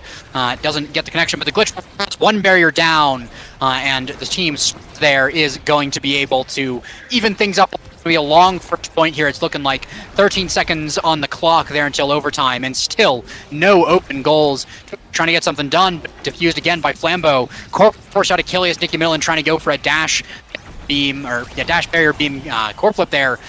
Doesn't get the connection. Somersault is really nice also with the slime support from Flambeau. Sloth going down to the bottom with the clear. Aspiration sends it forward. Jackson is on top of things. Oh, does go down. Nicky Minilan trying to get it through here with the core flip potentially. Just gets a hit stun. Doesn't get the connection on the core. So glitch pop, neither going to connect there. Weston trying to get the core flip up with the orb as well. Strike shot from Sloth is going to whip. Unfortunately, great angle Flambeau, but unfortunately not into the goal. Is definitely one of the highlights, though. Always funny to see that happen. Topher is going to hold it down on the top side of the map. Bash Russian comes out, but it's just going to go around and around and around in the circle here. Flambeau dribbling off the black hole.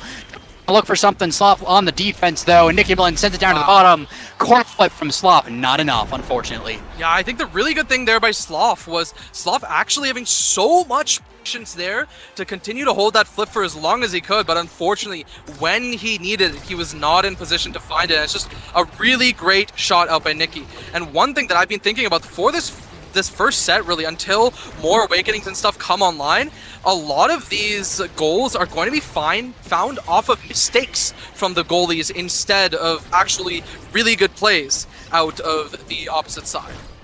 Yeah, that is one of the things you really have to be good at, capitalizing on those mistakes as well. But Sloth is able to get the defense there on Twisty, preventing it from getting killed with the Astral Protector, with the Celestial Intervention there. Black Hole drip by Nicky Middle and actually almost takes Kilius right off the field. That is a chance to take a core flip off, so a very important kill if they find that.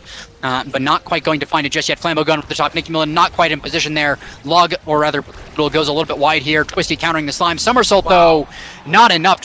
Finding a great connection there, and Weston kind of flaming himself there for not using the core flip.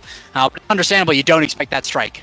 Yeah, honestly, a lot of the time you're supposed to be winning in those somersault situations, but Twisty finding a great strike timing against Weston, and it's because of that they found that first one. Second one nearly found off of a sad boys angle, and a great, well, not really clear, but a unfortunate angle for Kilius. Good clear out by Sloth, finding that middle there, and this Jarrett's looking pretty lethal. Good flip out by Weston, finds that bottom side, but it's not over yet. Another great strike. It goes up to Sloth, and Sloth looking to clear this, but Nicky Middle is losing it in this corner. Has to be careful not to die. Burns that evade there, which means their flip will take longer to come online. Good leverage out by Twisty, keeping in this corner, but now they've lost possession, and Sloth now left to deal with Rainbow in the corner. But he's dealing with it pretty well as well, and that's going to finding the kill onto Juno there. Off field goes the Blobbo. Weston with the Blob in response to that. They're buying a lot of time, though. Juno is 3 seconds out here, so might not be the end of the world. Great firewall sentry, is not able to find the barrier, though. Good defense from Weston to just keep it out of that. Nikki Middleton on the bottom of the glitch. Dribble into the black hole, finds a lot of space, a lot of time, overtime as well with the glass cannon speed, but Twisty is the one that finds the barrier, not Flambeau, and Nicky Millen trying to dash forward to get things done. Glitchdrop almost sends it awry, but Sloth is on top of things there. He's a pretty darn good goalie there. He's not going to get caught off guard by things like that. The Slime Master Protection combo, bit of a wacky interaction. One in the end there, but the barrier does not go down. Flambeau trying to get some cheeky black hole play there, but doesn't quite get the connection on the core, and actually beams it up to Twisty there. Off an unfortunate corner bounce, and the Cyber Swipe strike from Kiliast, not even eating the core flip. I mean, that was insane by Kiliast, but can we talk about that save earlier from Sloth? What should have gone in? There was a really great play out by Mr. Flambeau on the top side, and Sloth still managed to defend the whole play, even with that slime stalling it, and he's been rotating these Atlas abilities and strikes really, really well on the defense. Yeah, and it is the mark of a good Atlas goalie, because his cards are so powerful, but if you're able to rotate them out, then you can stop the number one way to counter him, which is just wait until his abilities are gone. So props to Sloth for actually being able to do that effectively and always have something ready. Kilias calls out the play here and does get a little bit of control over. Too bad. Sloth going for almost by Nikki, but Nikki doesn't have too much yet, like just the glass cannon to speak of. The Cosmic not enough. Kilias finding the kill flip there, really nicely done. Asher off the field for another 10 seconds. Can they get something done? Twisty trying to set it up. Ball center from Kiliast as well. Tofu Fortress though, a ton of time. Flambeau not even needing to invest the core flip through all of that. Strike shot goes wide as well. The core flip from Juno finds the angle. Field goal. And, yeah, off the negative power play. Nikki Middleton just respawned and not even able to really participate in the 2v3. Just Flambeau taking the reins, taking the tempo, able to find just that narrow angle between Kiliast and Sloth. Yeah, I mean, Kiliast unfortunately slightly mispositioned, but it's hard to position there, right? Because you'd have to cover the top middle, but maybe she can make up for it as she finds the kill on Mr. Flambeau there, and Nikki Middleton topside, she might actually find this barrier. Insane 1v3 there, and the dribbles are good. They're keeping them forward, and now Nikki nearly gets a great dribble by Sloth, and Mr. Flambeau, he's finally respawned. The slime keeping it forward. There's that Juno ult, and buying time are Weston and Mr. Flambeau. Can Sloth, Twisty, and Kilias take this barrier, or will this first set go to the handless dogs? Yeah, it's very close, very back and forth here, but the Firewall Sentry does provide a lot of forward. One barrier goes down, but it's still an open only on one side. Flambeau trying to look up, but intercepted by the Cyber. Kilias trying to get some action with the secondary as well, but not able to get the connection on the play. The ball goes forward, though. Pass splitter comes out as well. Great sorting over Sloth, but he's going to pay for it with his life. The corner comes out. Kilias right where against Nicky Millen quickly leverage, steals it away as well. Having so much time to lose the connection in the end. Flambeau trying to get the slime in there. Again, Kilias on these strike wars is is insane. The core is just into the Firewall Sentry, gets it forward, goes wide, Twisty. Now they'll find the connection. Sloth down to Kilias. Kilias down to the bottom. Glitch drop as well. Trying to get the connection, but not able to get it. The log goes wide. Is up, goes around. Kilias almost over there off the black hole. Cyber Swipe goes wide. Comes out. Ash Protection goes wide as well. Kilias has the core. The log counters. Kilias trying to get the connection. Flambeau trying to dribble, trying to these trying to get it taking to Midland. Really good. Correct from Kilias is able to get the core forward. Twisty not able to get to the and that is going to be the long shot. Flambeau from the midfield. Weston holding on for so long, and in the end able to get at it, but props to Sloth. Even death could not stop him. Yeah, I mean, insane plays out of the members of Handless Dogs, as it looked like the Splitstro, they just kept on holding. They wouldn't let it go. And now, Mr. Flambeau with even more speed available. This is looking a little scary. Is the size even going to get taken away from Nikki? Because I feel like that could be scary. It looks like now the play is just to go full damage for the members of Swisstro, right? Kazan picking up size, which is obviously good for Kazan, but it helps with damage as it makes your hitboxes larger. But then we have Stinger on the Atlas, which is a very interesting pick. But combined with a glass cannon, you're going to be hitting people a lot. And then there's a heavy impact on Aimi, which is insane for that character. Yeah, I mean, the big thing that I think a lot of people don't realize about Atlas is you do so much collateral with your abilities. Every time you're using an ability defensively on Atlas, you're going to be hitting someone with it as well. The Ash Protection and the Cosmic Expanse. And if you just keep tagging people on defense, eventually the Stinger's going to get to them. Eventually they're going to be low. So really good pickup there, I think. Not usually conventionally done, but it is definitely a strong pick. Barrier goes down. Weston not able to defend both of them, but still, he's been pretty strong on the one barrier defense so far. Cyberswipe gets it forward. Twisty with the crooked leverage strike is able to get one barrier, and now the goal is finally open there. A chance here for Swiss to get the goal. Kilius passing back to Sloth. Really love to see those back passes there. Kilius as well with the dribble, with the glitch pop, trying to get it through the black hole. Actually popped by Nickyman, helping out the Swiss trail, but not enough to get the goal. They have the goal open, but not quite connected through. The Tofu Fortress countering the Firewall Sentry completely, not getting it through on that one. Astration getting it forward. Twisty having to dodge, or Nicky Millen would have gotten the kill flip there. Leverage steals it away and strikes up to the top, and Twisty just went completely around Flambeau and Weston. Yeah, Twisty with the crooked leverage, putting the crook into that, absolutely stealing a point away that the members of Handless Dogs were actually defending really well. And now with that, Swiss Trail looked to convert this lead into potentially a few more points. There is a flip still on Nicky Minilin, so this could be dangerous, but the members of Swiss Trail are defending this very well. A lot of damage on Twisty, and maybe she'll fall here. I'm looking to see, she grabs this orb, but that means that the double barrier is found. Great save out by Sloth, but Flambeau will slot it in the end, and Dog ties it up. Yeah, and crucially, Atlas Sloth did just use that the Celestial Intervention there, so that is no Atlas ult for 50 seconds now. The cooldown keeps changing, but it's a long time for that to come back. So if those health bars get low again, then that's going to be a bit of a problem here for the side of the Swiss Trail. But so far, so good. One barrier found there. Long shot from Twisty does get around, but it's a slow shot. One barrier, not the end of the world. The second one, on the other hand, really nicely done by Twisty. Almost gets the goal as well. Strike shot, glitch pop, gets it up to the top. Cyber swipe is not enough to confirm. Nicky Minilin managing to get one barrier in the bottom there. Sloth opting to trade the one barrier for the double, and is going to just leave it to his team. Not going to use the core flip there. Glitch pop sends it forward. Twisty down to the bottom, and the ultimate to send it right through Dubu. Weston, unfortunately, unless you have all your cooldowns, it's pretty tough to go against a Kazan that has his. Yeah, absolutely gave Weston the slip there. The slip pop-up, good combo out by Twisty, finding that second goal. And looking at the energy situation here, the members of Swiss Trail are favored, right? Nikki is not looking great on the side of energy, and I think is that damage is her opting for that flip earlier, I believe. And there's that second barrier, not fine. Stop so far forward, drops the Cosmic Expanse. The second barrier is found. Twisty looking kind of low, nearly shot behind the 7-11 there. And now she has this flip. She's forward, flip down to 50. It actually doesn't get there. It gets nearly saved by Dog, but Kilius confirm it. And now Swiss is also on the board. 1 set to 1 set there. Really nicely played. Not going to be cowed by that. And it's going to be Twisty, I think, a pretty obvious set MVP one on that one. I mean, to be fair, Kilius and Sloth were killing it, but Twisty's plays were just on top. He was on top of everything there. Oh, no. A lot of good options. I think it's probably going to be the hot shot deny away from Juno because it's just way too good on her, and it's pretty good on Kazan too. There we go as well. Now it's going to be interesting to see what they pick up. That Unstoppable is really nice for some of this chip damage that's happening.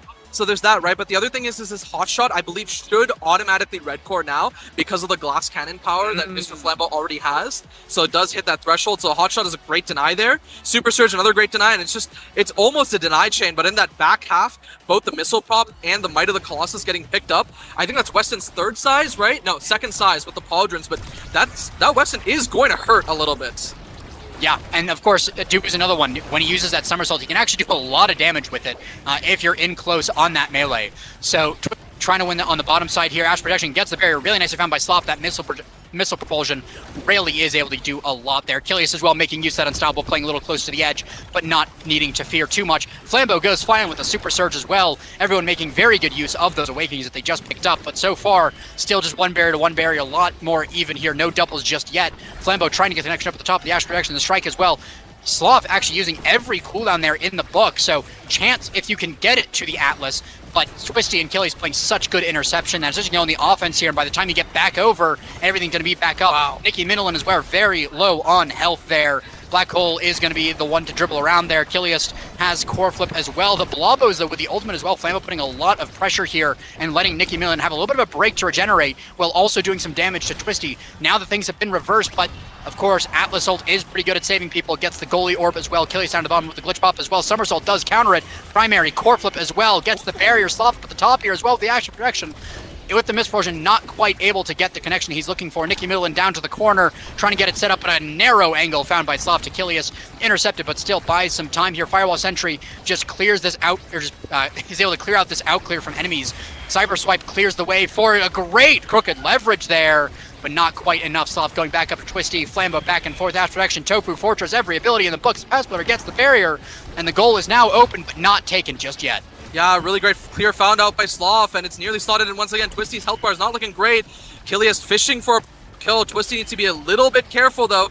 And Kilius tries to continue finding these passes. A great clear out by Sloth again, but this time Mr. Flambeau, he has the flip, and it's looking a little worrying if this goes up to the top side, but it flips right in the Firewall Sentry. Great clear out by Weston now, but this missile and astral projection is very scary as it covers so much space. Good clear out by Sloth, but how much time does this buy? It gets back to Twisty for just a moment as Mr. Flambeau collects it there. Great clear up to the top side, and now Twisty waiting for this Tofu Fortress, looking to slot it in that corner. It goes right back forward, and now Twisty covering this top side. Good glitch pop there, and Weston waiting behind with the flip. Could actually look for something. There's that flip. It's burned. This is Swiss Trail's chance. They clear it to the opposite side. Nikki catches it. She sends it back forward, pops the path splitter. This is a very dangerous situation. Defensive Firewall Sentry absolutely necessary there.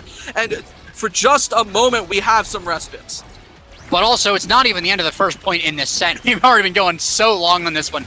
Both of these teams just so aware of each other. Nikki and Midland able to find that angle. They're just outside the range of Sloth's core flip.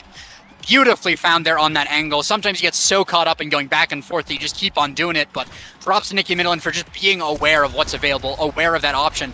Strike shot is really nice off the bat to get some more forward pressure, but it's not just forward pressure you need to continue pressure to get through these wall goalies that have just been holding it down, both Weston and Sloth, that you basically need to keep it on the other side of the field for about an entire minute to get anything done. Core flip, though, counters a log, but it is the clear confirm in the end. Pass, but it does go wide as well. Flambeau gets it up the top, gets it through Kilius with a slime with the Firewall Sentry, gets it back through Flambeau. Just midfielders trading blows with the core back and forth again. Flambeau trying to get it through. Nikki Millen not quite getting the connection on that dash there. Around the black hole we go. Sloth losing one barrier here, so we tie it up on each side, one barrier to one barrier. But so far, pass down to Kilius, intercepted by a slime, and just hits Kilius in the face with a fair bit of damage. But it is the Atlas ult that is able to heal him back up to pretty much full health. Crooked Leverage is going to whiff, unfortunately. Log comes through, struck warp by Kilius. Cyber Swipe Strike as well is really nice, but not quite enough to get things through. That's going to be the kill onto Juno. Really nicely found by Sloth there. And that's also getting a barrier, probably one of the most massive cosmic expanses we've ever seen in the history of Omega Strikers there. Kill and barrier and defense all in one. But Slime from Flambeau jumping forward, using everything he has, gets the last barrier. Twisty not finding the angle up to the top, but does that time. Even well stunned, and the core flip as well from Weston wasted, unfortunately. Yeah, and really scary thing here is the orb dancer away from Nikki Minilin, right? People aren't taking orbs from her, so she's consistently getting speed, and she's able to pose so much of a threat on the offense. Yeah, and that's almost two barriers Kilius with a really nice glitch pop there. Nikki Millen with the core flip. Twisty trying to get the primary through, but it's, again, just defended really well here by Weston. Can't give props enough to the goalies in these games. They have been absolutely killing it. Nikki Millen getting a kill on Sloth there with the pass, but it does get a barrier in the end. Make that two with Flambeau. Oh, no. Core flip from Kilius a little too delayed, and the barrier beam strike from Nikki Millen gets it through without even using the core flip, so a massive energy advantage here for the side of Dog. Yeah, I mean, that was a little disappointing the way that played out. An unfortunate misplay out by Kilius there, losing that core flip and then the second barrier, which led to that goal being felled there. And we do see a good offense coming up this trail, but maybe not for long as they're rotating up this top side. Sloth needs to be a little bit careful. Nikki Millen has a slip and could look for a cheeky play if Sloth walks up too far. And Tony with a great strike war through the log, and maybe she's making up for some of the misplays of Swiss Trail here. Finds the kill there too, and Nikki Millen, she has a flip. She needs to put it here, but now her health bar is not looking great. I actually want to see Swiss Trail here look for the kill on Nikki Millen if they don't find this goal quickly. Yeah, and a lot of damage onto Twisty there. Healed up by the Atlas, and a lot of damage onto Nikki there, so they are looking there. Kilius takes a lot of damage from the black hole, though, and that's going to mean a little bit of a damper on the play. Core flip from Twisty goes straight to Weston. Unfortunately, Weston was aware of that, but Nikki Midland goes off the field, and that is an opportunity. Another power play here for the side of Swiss Trail. Pass up to Twisty from Kilius. Strike for one. Cyber Swipe as well. Beautifully just cornered and checkmated from Swiss Trail. Yeah, very well played by Swiss Trail there, right? First, they find the kill on Nikki, and then they absolutely bait Weston out there, and they combo so well to beat Mr. Flambeau, who had a pretty good setup there on the defense. Yeah, one barrier, though, goes down. Speaking of defense, sometimes you just give up the one barrier to make it stronger, and it's definitely not copium. Can be a little easier to defend one barrier than two. Nikki Midland able to get to this corner with the blob as well. Core flip forced out from Sloth, but a great angle around Nikki Minnel in there. Beautifully done. Glitch pop a little bit short, a little bit too early on that one. Firewall Sentry does get a lot of pressure, but it's not enough unless the aspiration gets one. No, Flambeau's on top of things. Core flip from Kilius, countered by a black hole from Nikki Minnel, and really nice usage of that environment there. Sloth down to Kilius. And the primary as well, forcing out a evade from Nikki Minnel in their aspiration. Finally gets one barrier. Finally tied up here, 2-2 and 1-1 on barriers. But Flambeau going to the bottom here. Nikki Minnel with the dash, with the strike, getting it all the way through, but not into the goal just yet. Weston has the core flip though, and that's a massive advantage. Flambeau very close as well with the orb, is going to get it. Dribbling up with the core flip, gets it not quite through, even with the pass splitter. Toph Fortress backing it up, but not enough either. They're going forward, but it's getting down again. Sloth is just so good at these clears to the exact side. It needs to be. Glitch drop sends it backwards, not quite the perfect connection, but is able to be picked up by Sloth. Weston playing forward a little bit with this core flip with the log, trying to get it through. Flambeau almost taken out by a Cyber Swipe Glitch Bomb, but not quite. Twisty though with the long strike there, Kazan's specialty. Nikki Minnel as well not getting a strike war against this Atlas. Blobbo goes down to the bottom, almost finds a goal with the wraparound, but not quite just yet. Core flip counters the slime. Twisty goes in trying to stun the goalie, but not quite enough. Kilius gets the clear. Slow, unfortunately, tries to get the clear, but it's a bit of an own goal on that one with the strike shot. And that is going to be another set going the way of the handless dogs. Yeah, an insane game so far. And can you believe this is best of 3, right? We get 2 games at least of this, potentially a third. And Juno MVP here, potentially picking up the Deadeye, the Prime Time. These are all great picks. 1-2 punch Could just, potentially. yeah, could just pick up the 1-2 punch as well. Yeah, also the Prime Time. As Prime Time on Atlas is very scary. The extra special, a good mainly to deny Dubu, I would say, as Dubu is very threatening with this extra special. I think this 1-2 punch, this is going to be that damage win con. And between 1-2 Deadeye, if Imi opts for that, yeah, and she does, the damage is now starting to ramp up for the members of the Swiss Trail. Yeah, and with the pickup of the extra special, you're kind of immune to damage yourself, because with Atlas being able to throw out that ultimate every set at a minimum, it's just so much more confidence. You can really just burn that just to give yourself energy even. And Twisty trying to find the angle, but a great defense here from Flambeau West. And I feel like I've been saying that a lot this game, but it's really true. The defense from the midfield goalie combos have been impeccable all game. Flambeau almost getting the dash strike in midair, but not quite finding it just yet. Sloth getting the clear through Kilius, through to Twisty, Cyber Swipe. But again, the defense, the somersault, the Tofu Fortress as well is able to get it through the Ash Projection, countered by Nikki Middleton really nicely, and that is going to be the barrier going down, first barrier in the set. But I feel like it's going to be a long time as it's immediately answered on the other side with the Black Hole Curve. And Twisty getting it through, not Wesson, great strike there. A lot of damage onto Flambeau there with the Cyber Swipe, even getting tagged by the strike shot as well, just to keep from regenerating. Twisty buying a little bit of time here, trying to get the kill onto Flambeau, but Flambeau jumping forward, getting core flipped there from Kilius, but not actually getting the kill. And that's a lot of health on Flambeau now. He's saved. He almost has his own core flip. Barrier goes down as well, and things have just taken a turn for the worse for the Swiss Trail. They almost had the damage on Flambeau, but now they don't even have that. They don't have the barriers, and Nikki Middleton's just going to put it right through. Never mind, it's Flambeau. Nikki Middleton was just there for aura.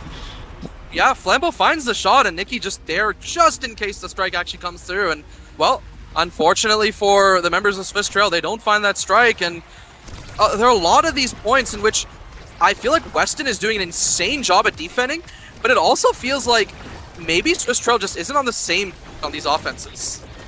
Yeah, and you make one mistake, and it is immediately intercepted by Flambeau here. The Slimes have been on point. That's a bit of a weird one there. The core gets stalled in the Tofu Fortress. Kind of a funny one there. Sloth being forced to use evade when he's just on core flip, which is a little unfortunate. But that is going to be a somersault from Weston, saving the barrier there. Kilius going for a corner play to buy a little bit more time. Flambeau has the core flip running forward, but not quite able to get it. Ash Production almost able to get things. Nikki Millen almost dying. Might have to use the core flip. Is not going to be enough there.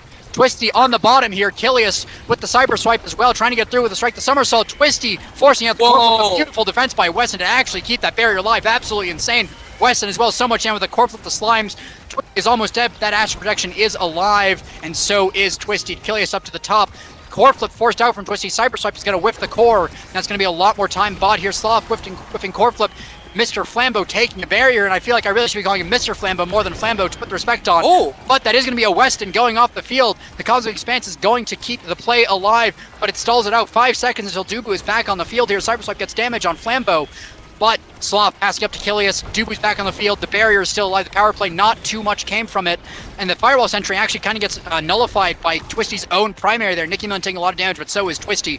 Kilius has the core flip, looking to potentially get the kill, but Cyber Swipe goes wide. Twisty able to find some solace in this Atlas ult, and the goal not being scored to the core, not being sent in, a little bit off on that angle, but Flambeau keeping it alive, dodging out of the Kazan ultimate. The crooked leverage strike is really nice for the ultimate as well. Pass back to Achilles, who has that core flip, not going to use it just yet. The pass letter almost secures a goal there, but not quite enough. Pass up from Nikki to Flambeau around the black hole with the aspiration, getting it forward, but it's not quite enough. Again, they're so close on these plays. The slime goes forward, parallel sentry comes out. Slav trying to get it forward, uses the cosmic expanse there just to get it through the slimes, and the Blobo forces out a core flip, but whoa!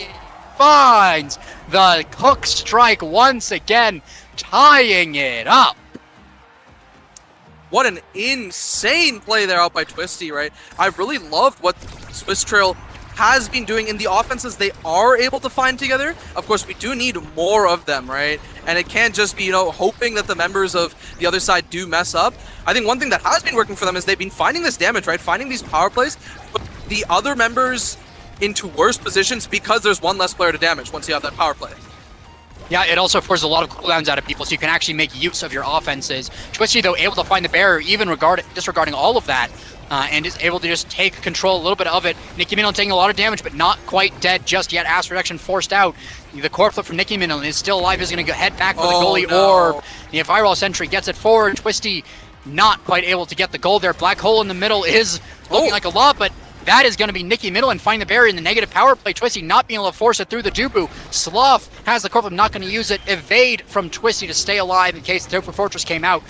And as well, this Blobo keeping it forward. Killiest as well, the strike shot coming out. So many abilities being used. Once again, the Ash Protection gets it forward, but it's not enough. They get it forward, but there's nothing left in the tank by the time they do.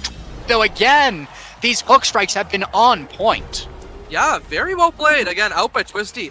Twisty, she keeps finding a lot of these good plays here. And I feel like more than Killius plus Twisty, it has actually been a lot of Sloth Twisty offenses, funnily enough, right? Because with this Atlas, you have this missile propulsion.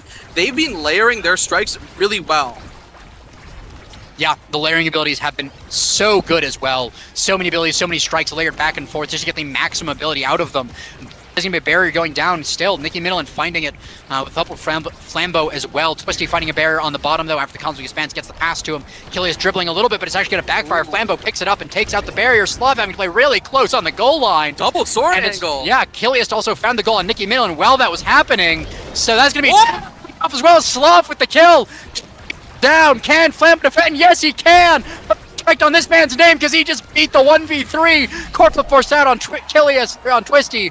So that's going to be the goal scored by Swiss, but Mr. Flambeau almost did it. Yeah, I mean, heroics by Sloth first, heroics by Mr. Flambeau after, and in the end, it's Twisty, the same in securing the first one, the second one, and now the third one, and Sloth is MVP. I am really eyeing that twin drive, as any chance that Sloth gets to defend more is even better. And yeah, there's that twin drive pickup, right? Stagger Striker could go here, but no, opts for the bulk up, right? Wanting more, I think both speed and power now on this Juno, right? Even more size for Twisty, that makes her even scarier. I think the back half of this draft is okay for everyone. It's more the front half that I'm scared about. Honestly, though, I'm looking at that Stagger Striker on the Asher when there's so much damage being traded. Speed on Asher is not to be underestimated on that one. And the Aimee getting her hands on Aerial, kind of insane on that one. All of your abilities getting bonus range can be really good for making some of these plays when some of the glitch pops have been a little bit too short. Nicki Middleton taking a lot of damage, so does have the Stagger Swagger speed, but of course it might also be soon to die, but not quite yet. Is able to get out of the situation, find a barrier as well. Really nicely done. Nicki Middleton with that Stagger Swagger able to just find the entire other side of the map to go play through. And Sloth getting the clear as well. Nice pass through the entire team. Sloth to Killius, Killius to Twisty, but not Twisty to clear. Unfortunately for the side of the Swiss Trail, they're not able to get the connection. And of course, this is the last set, but we're only on the first goal. Still going so long. Killius with the core flip. Twisty not finding the angle though, and that's going to mean the barrier still closed on both sides. 15 seconds to overtime, and I think we're going to be going to overtime a lot more. Yeah, it definitely will, right? Killius continue to dribble on this defensive side, as Twisty looking for Nicki Middleton having this flip, could use it for either the kill or to maybe find that second barrier, honestly, because I feel like that's the thing that they'll be struggling with more compared to finding shots on this open net. Twisty stalling the core, making things a little dangerous for Weston, and this core is up this top side. Twisty trying to make sure it doesn't stay there for too long, and it goes to the opposite side. This is the dangerous corner. It nearly Sad Boys, but now this is an open net. It goes to the opposite side. Nicki Middleton, where does this flip go up to Sloth? Great strike shot to Soren angle it, and a clear again. Flambeau with the flip in the corner. Where does it go? Counter flip out by Sloth. It goes to the opposite side. Weston sent it forward. It gets intercepted by Kilius as Mr. Flambeau jumps back, returning to the defense. And Sloth in a dangerous position. And it's actually Nikki Minilin with a breakthrough strike. Well, by the handless dogs to take point 1 of set 5. Yeah, taking that one, of course, puts you a little bit ahead, so you get that mental boost as well. You have a little bit of room for leeway. Of course, if you give too much leeway, it will be immediately taken by the Swiss Trail there. They're not ones to let things go, but at the same time, you have a little bit of a break on it. But Flambeau, jump for not taking any breaks, getting that first in blazing fashion here, maybe one of the fastest we've gotten all game long. Second one, though, still standing for a while longer. The glitch pop is getting a little bit close to the kill there, but Flambeau does stay alive. The Cyber Swipe strike not quite getting the barrier there. Sloth playing forward as well. Nikki Middleton goes off the edge. Twisty on a 4 times kill streak on that one. And that is going to be Flambeau, though, with the log from Weston, keeping the core forward in the negative power play. They're actually holding on to barriers incredibly. They don't lose one. Oh, how they got that defense with the log. But Kilius was not able to get the core. They finally lose one barrier, but it took so much. Firewall sentry as well as invested. The black hole gets through. Juno not finding the jump angle. The cyber swipe as well, not finding it. Passbitter comes out. So many abilities on the bottom side here. They're just trying to shove it through each other to get it into this last barrier. And we're going to see that a lot with the same side barrier play here. Nikki Mino with the core flip. They're trying to get through the ash projection. Actually, a little bit too early. Beautifully found. And Sloth doesn't get the clear. Slambo with a perfect counter. Yeah, that was insane. I don't know how that went through the astral projection. It must have been a perfectly timed core flip out by Nikki Minilin there. And, well, now this puts the handless dogs on game. Reminder, this is a best of 3. This is just game 1, right? So even if the Swiss Trail go down here, they have 2 more games to go through, but it's a lot of work to be through, and Mr. Flambeau falling down first. Twisty has to confirm something here. That's one barrier found. Pass down to Kilius. Weston still has a lot of cooldowns left, so even if Kilius gets this up to Twisty, it's not looking great, and Sloth, in a dangerous situation, burns that Cosmic Expanse there. Melee flip, and it's saved out by Weston, but they're still not out of the doghouse yet, as the clears still come through. Kilius with a flip in this corner, looking for a flip. Yes, maybe not, and it just returns back to the other side, and maybe finally handless dogs have a moment to rest. Maybe, but they're not really going to get much of a chance here. Kilius with that core flip with the Unstoppable as well, is looking to play aggressively. Twisty as well, getting it through. Kilius watching the clears, almost gets a Cyber Swipe kill flip, but Nikki Minilin was aware, did dodge out of the way of that one. Glitch Pop gets a lot of damage. Asher is going to be very fast with that Stagger Swagger, but the slimes in the corner from Flambeau are just going to keep the play alive. Twisty, though, finds the hook angle again. He's just been so good at those all game long, getting the perfect angles on those, and Sloth is on the defense now. Nikki Miller and Flambeau jumping forward. Cyber Swipe with the primary as well from Twisty. Can they get it done? The hook strike not perfect that time. Unfortunately, the goal is not scored, and handless dogs have a chance to lock it out right here. Yeah, they do have a chance, but they still have a barrier to chew through. But Kilius looking kind of low, and honestly, no evade to work with either. Same thing with Twisty, but they have evade. Sloth needs to defend this basically on their own. They clear it out to Twisty. Weston may be forced to flip here. Doesn't opt for the flip, and Twisty looking for that goal. Great carried away to live there, and there's that flip out by Weston. And Twisty lives for now. That's lesser intervention timed out by Sloth. It gets cleared up to Twisty, who's looking for a dribble play. They have this 1-2 punch reminder, looking for the course, and it's a Cyber Swipe timed out by Kilius, and well played by the Swiss Trail. Really nicely played there by them the whole way through. I mean, that play can't happen if Sloth doesn't hit that ultimate, and that can't happen if Twisty isn't able to find the time with the dribbling, even using the ability to it, just committing it so that Twisty can get the connection. Oh no. One bear for one bear trade. Twisty just cannot get the melee core flip. Weston absolutely has a number on those. That's another barrier down, and Endless Dogs are looking to play away. Nikki Middle as well. Barry goes down though. This is a chance. Cyber Swipe gets it forward. Twisty as well. Fortress comes out. Nikki Middleton with the speed, with the core flip, looking to get something done. Nick Flambeau used the core flip there. The play is still alive. Kilius gets it forward to Twisty. Twisty does not get the hook. Strike shot from downtown though. Glitch Pop as well. And it's a 0.5, set 5. How could it go any other way? I mean, wonderfully found. We're going to Silver Scrapes, and that was despite the fact that handless dogs had flips to work with. The first one stuffed out by Twisty, and then Nikki Middleton. When the flip doesn't come through from Mr. Flambeau, she has no chance to really use it there. Nearly falls there. Unfortunate flip there out by Kilius means that it just gets interrupted by Weston there, and there's Widowmaker found. Maybe Swiss Trailer taking here a lot of damage on Nikki Minilla, but she could flip here and take this barrier. Could look for Sloth, and she's actually taken off the map. Sloth panicking for a moment there and flipping. That means that first barrier is able to still stay alive. Twisty finishing it. The Swiss Trail cutting through handless dogs like a perfectly stacked Swiss cheese.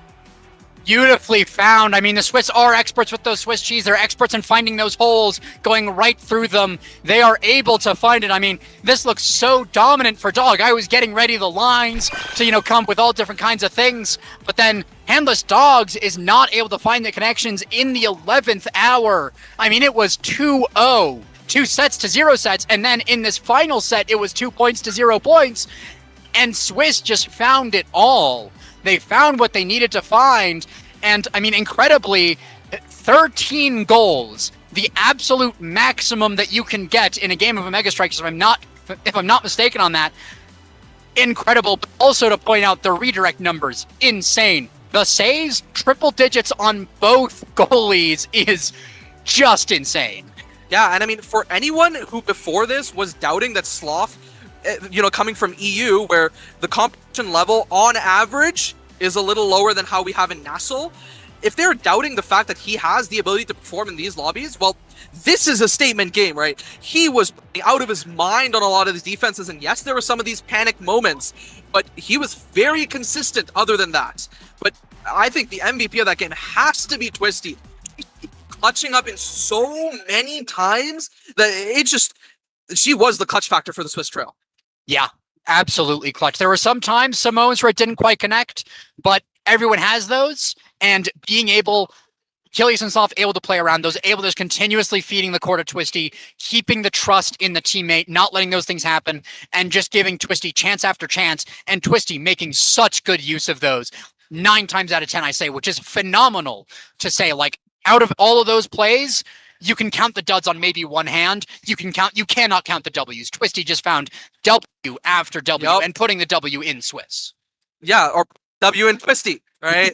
That in fact does work as well. And I think Twisty really showing why this Kazan has been banned against her so much throughout NASA a lot, because she is known for her expertise on this character.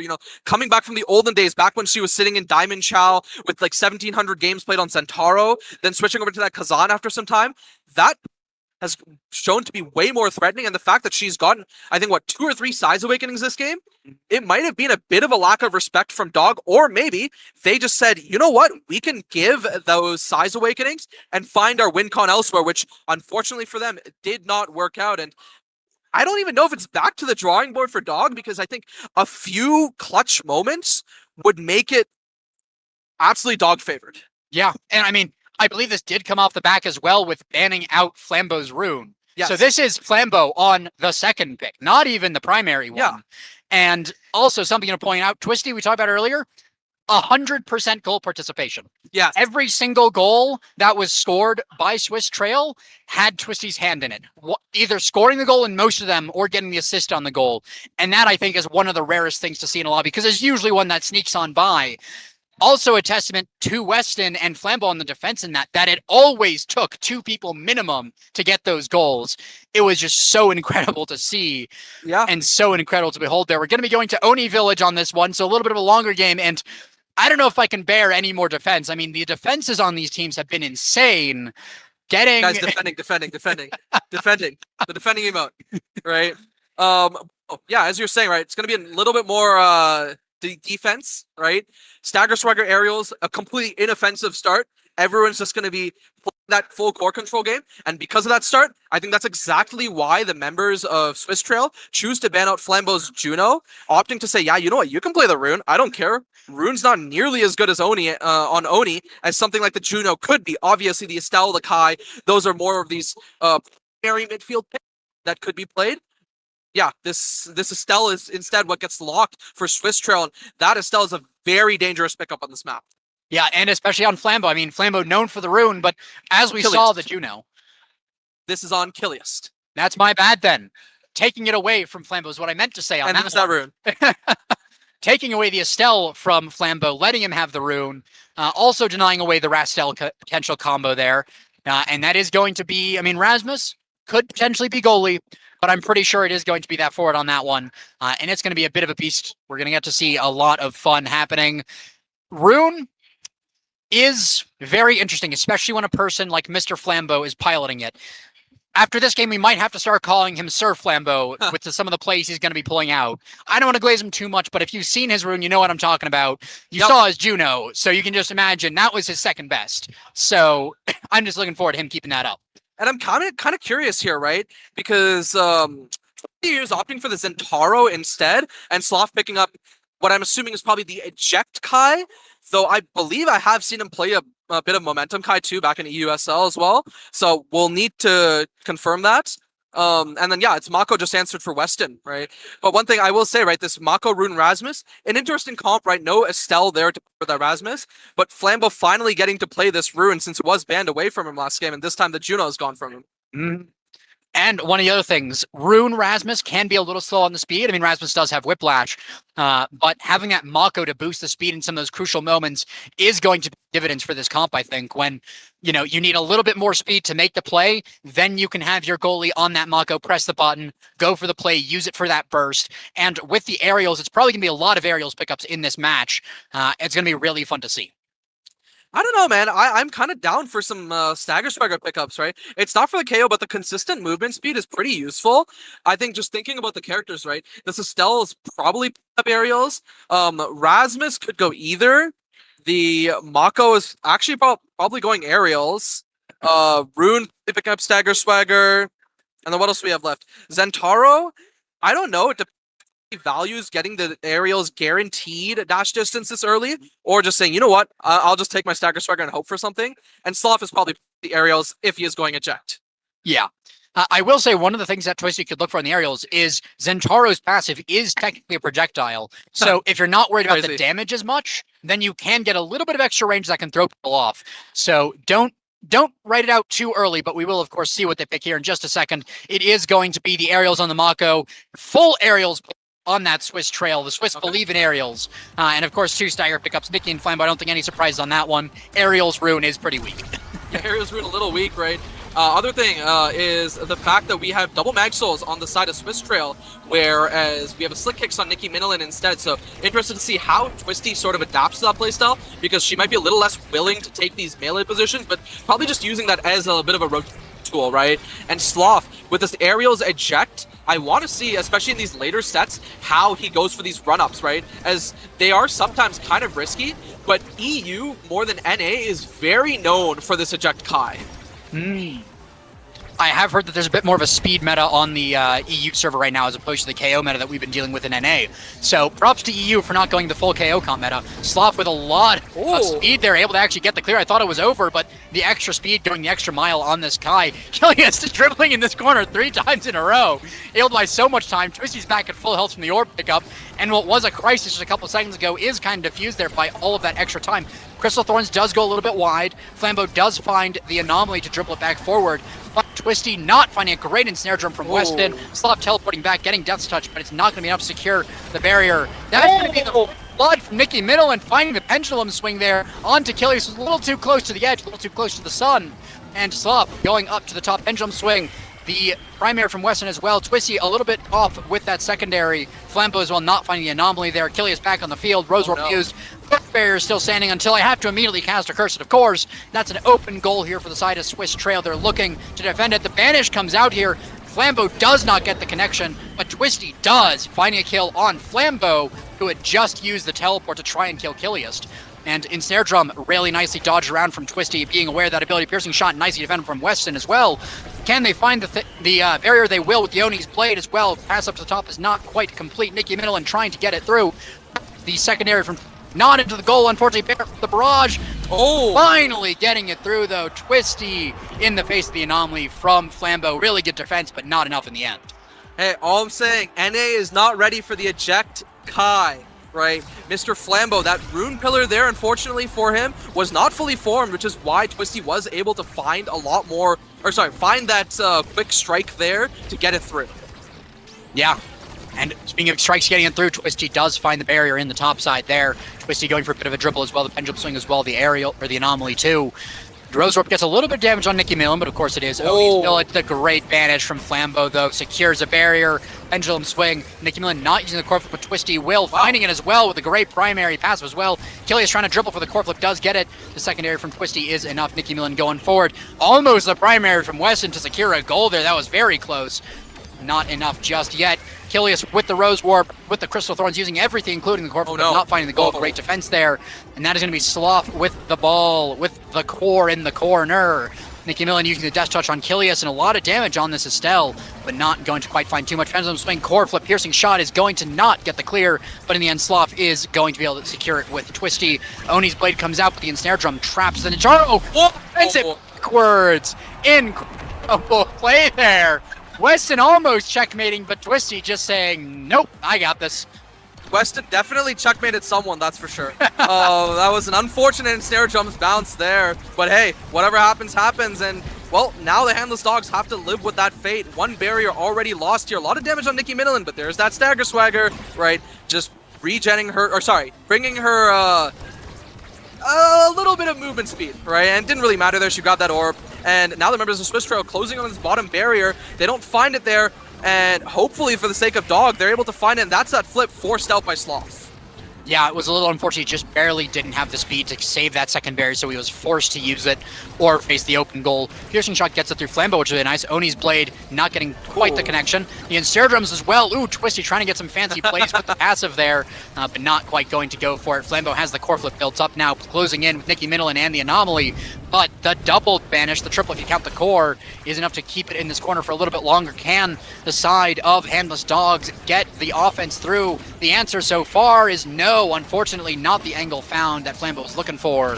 Twisty with the core flip on the other side does find the angle. The barrier goes down. Flambeau with the Anomaly is able to interrupt the play, but die for it. Great piercing shot find by Killius, and we're just going to rotate the core a little bit more.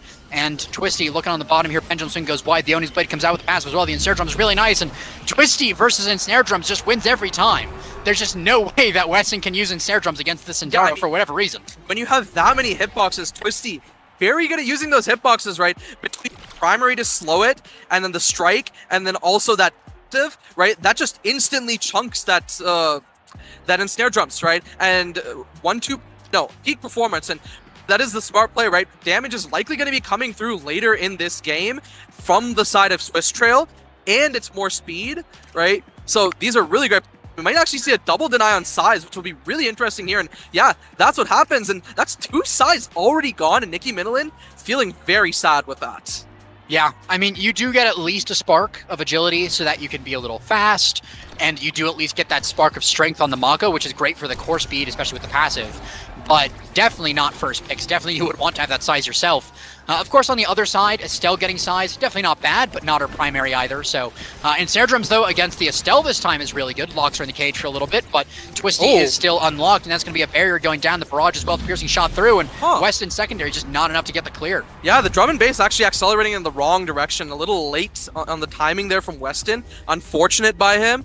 But yeah, well played by Killius and Twisty. But I think one thing that really contributed to this point was the evades that they actually used to themselves from getting hit stun from stuff like the Mako, stuff like the Rasmus. And now that they don't have this evade, it might be a little harder. But as I say that, Sloth is the one that takes matters into his own hands, pushing up and going for that barrage with the eject. A good Giga Blast attempt, and it's actually found out by Nicky Millen there. And now open barriers on sides. Killy is looking to send it forward. There's that piercing shot earned there, and trying to keep the core forward there. Unstable Anomaly also, and that's two ults, one on each side committed.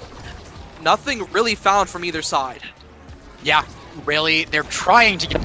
I will commend Weston. Oh, never mind. The banish from Flambeau gets a lot done. Stalls the play a lot, but they don't get the connection. In the end, Nicky Millen trying to look for it with the whiplash dribble, but it's forced through with Sloth from the really nice barrage from him.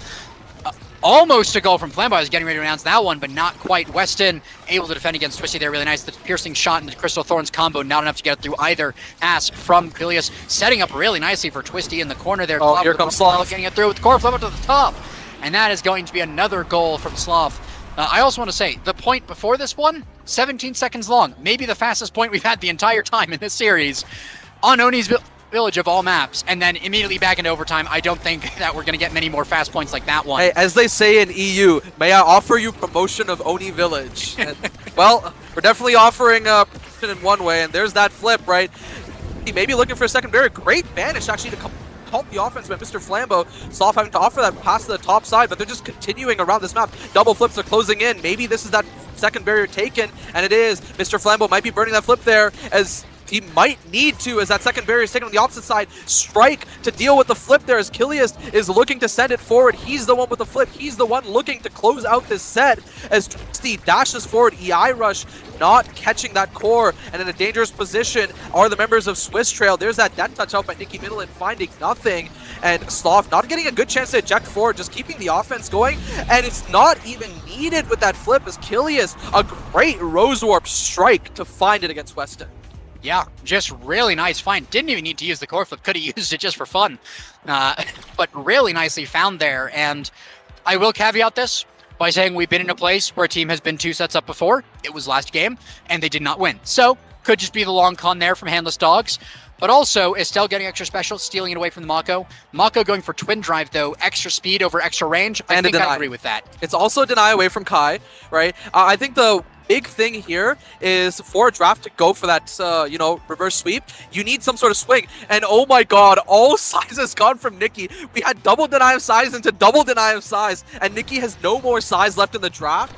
Besides that, though, is picking up this extra special is big mainly to deal with Mr. Flambeau, right? Mr. Flambeau has been really good at dealing with, at using these banishes, and Rune with extra special is so painful to deal with on the defense. Yeah, especially when that Rune is Mr. Flambeau. I don't think I've seen him hit like one bad banish this game. Usually you get a couple in there, but this time it's been so good every single time. Killia seeing a lot of damage. Nicky Millen not quite getting the swing connection, but I am looking at this very low health Estelle and Erasmus. Oh, the missile prop hook going to go a little wide, unfortunately, for Nikki Middleton. And that is going to be the play stalled out. Estelle back on full health. Oh! Twisty getting a great connection with the secondary onto the barrier. The Crystal Thorns gets it forward. The Oni's play with the core flip as well is not going to get it through. Really nicely done. The anomaly from Flambeau stalling that out as well. Twisty not getting a connection either. Pass up to Nikki Middleton and not quite getting the goal here. Gigablast goes a little bit wide as well, slopping up the orb, stealing it from Kilius there, who's a little bit lower on health, but is a midfielder and not a goalie, so goalies get orbs. Yeah, goalies get orbs, and Twisty looking to live up to her namesake, and the ankles of the Handless Dogs, and nearly does so there as Kilius nearly finds a good shot. Pass down to Soft, pass back up to Twisty. They're sending it up forward. This core speed a little dangerous. Mr. Flambeau sending it to the corner, not yet finding it as Weston in a bit of a dangerous situation of his own. Kilius doesn't catch it there. Nikki Middleton defense there with that flip, and he is now in a good situation there. Nikki Middleton sending it forward. Where does this flip go? Goes around Soft, hits that barrier, continues to send it forward. Kilius now on this defense as well, looking to flip it actually to help Twisty, and Twisty used banish, time bought by Mr. Flambeau. Maybe not for long though, as Kilius moves forward. That flip Rose Warp missed, and now Sloth is the next one to look for when it comes to flips, but maybe that flip is not even gonna happen, and now it finally occurs as Handless Dogs regain possession for only a moment before Twisty takes the goal. Yeah, I mean, Vizentaro being able to start with that dash awakening is just so good. Getting the speed, the size, all of it together is just so powerful on the Centauro, and it's really not much you can contend with when Twisty is the one piling it, able to find those plays from seemingly nowhere. Also, not quite getting a connection there, really nice defense, but you have Kilius to back up, so if you deal with Twisty, you still have Kilius on this Estelle piling it really well as well, so they're just, it's so difficult to get a full clear. But I will say the combo on the other side, Nikki Middleton, the banish as well from Flambeau, but not quite getting the barrier. They get the goal open, which is a massive step. The piercing shot as well is really nice. The core flip might have to be used here by Sloth, but it's not going to be. Really good defense there to hold on to that in the face of it. Twisty trying to find an angle for maybe Sloth to get the Gale Blast in there, but not going to find it. Flambeau getting almost a goal. The core flip really nicely done, and that is going to be the goal almost scored, but not quite. And Weston having to face once again Zentaro with all his cooldowns. Wow, Twisty with the style, putting Swiss 1 point away from taking the match. So if I recall correctly, I think what actually happened there is Twisty ended up using the Oni's Blade to send it up forward, and Rose warped it back to Twisty, who got the strike there. And that was just an insane team play there by the members of Swiss Trail. Yeah, really nicely lined up. But on the other side, we do have a nice bit of work to get the one barrier open. And Snare Drum is also really nice. The triple banish from Flambeau, putting it down to the bottom as well, teleporting down as well, knowing that's where the clear is going to go. They're trying to get it around, and as well, Twisty's doing a lot of damage. Kill flip from Nikki Middleton, and I mean, if you were handless dogs, and if you wanted to farm a little bit of content, you would go down 1 game, 2 sets, 2 goals, and then reverse sweep the entire thing. So this could be the opportunity that they were looking for to get the reverse sweep of reverse sweeps. I mean, she just walked up and down flipped. Right? A great out by Nikki there, and now 1 barrier piece is the same size barrier. The Kai, funnily enough, because of this eject and barrage play, which can deal with that in snare drums. But as I say that, the Kai loses his second barrier, and now Mako is the only one with their barrier. And flipping just for a moment, Sloth with the speed, able to get that there, and the actually barely catches him. Size actually doesn't save that this time, as Sloth got caught, I think, only due to the size. Yeah, it was definitely very close there, so really nicely found, and I mean, was looking dominant for Swiss, but I think Dog is finally locked in there. They found their hands, or rather their paws, and they are looking to get through all of this. Kilius, though, has a core flip, and Snare Drums comes out, is going to miss, and that is going to be still 1 barrier standing, 2 on the other side here. Swiss Trail looking to take this out here. The barrage from Sloth, Twisty as well. This could be it. Kilius with a core flip. The death touch is going to be the match secured by Swiss Trail against the Handless Dogs. Almost a resurgence in the 11th hour, but unfortunately for Handless Dogs, it is going to be the Swiss Trail taking the W on this one. Yeah, captain of the Teenage Mutant Cringer Turtles flying across, teaming up with Kilius and Twisty from the old Dragon Slayers 2 alongside Luke. And, well, they ended up taking down Dog in, I don't want to say a convincing 2-0 fashion. The second game was a little convincing, but that first game, back and forth, set 5.5, reverse, or nearly reverse swept out by Swiss Trail because they did have that first set at the beginning. But I think overall, really well played by Swiss Trail, and they're living up to their placement of Seed 6. They're a team to be worried about. Yeah, definitely worrying about it. I mean, when you see those 3 people together on the same team, even if I don't think they've been on a team before because Sloth was from EU, but seeing those 3 people does send some shivers down my spine of just what they're capable of individually. You put them together and you're like, okay, well, maybe, they haven't played together. This is going to be their first tournament. Maybe it'll be a rough. And then they go ahead and they do this. They have a warm-up game to start with. They almost drop it, but then they come back, they reverse sweep, and now they're taking the second one very convincingly 3-0. And I don't think there's much more to say about it other than putting the W in Swiss. Yeah, W in Swiss indeed, right? And I think with that, that is a clean 2-0 for Swiss Trail versus Handless Dogs. Handless Dogs drop into the lower bracket. I think Swiss Trail, the next time you guys may see them is day 2. But anything you want to say before we hop off cast? I'm just saying, maybe in day 2, we'll see if someone can put the Wiss in Swiss. But until then, I think we'll see y'all later. Peace.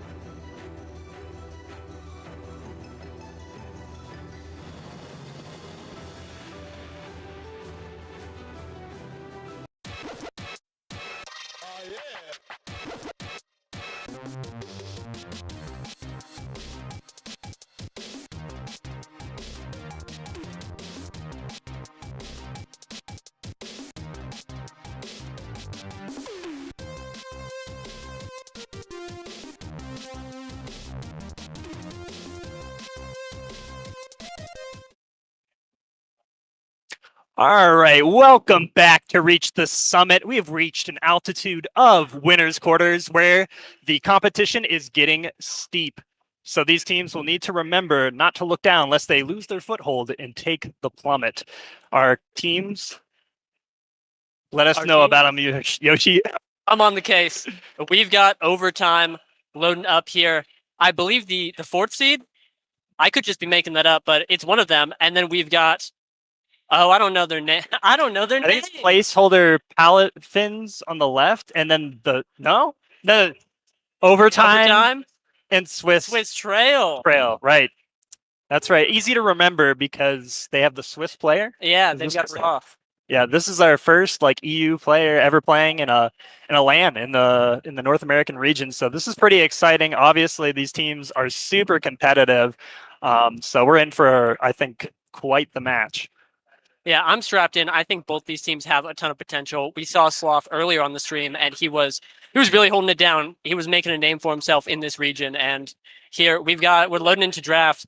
Oh, we've got 15 and a half pixels to look at it. It's looking like we've got an Estelle Julie on the side of overtime with a humble Atlas to hold it down. Dubu, a lot of melee goalies. If you haven't been watching, it is Melee Goalie City with the Aimi Zentaro. Two pretty iconic forward duos pulling up.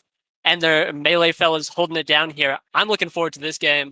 Yeah, I mean, those melee goalies are definitely going to be prevalent on Gates of Obscura of all things, right? These corners are tough to deal with, and the size of your strike hitbox is definitely going to be very important here. Now, Joker is going to rotate this up to the top side. A lot of portal play going on here. Obviously, you need to be very attuned to how to play this map and set up a good box. Joker getting in the corner, missing the dash punch.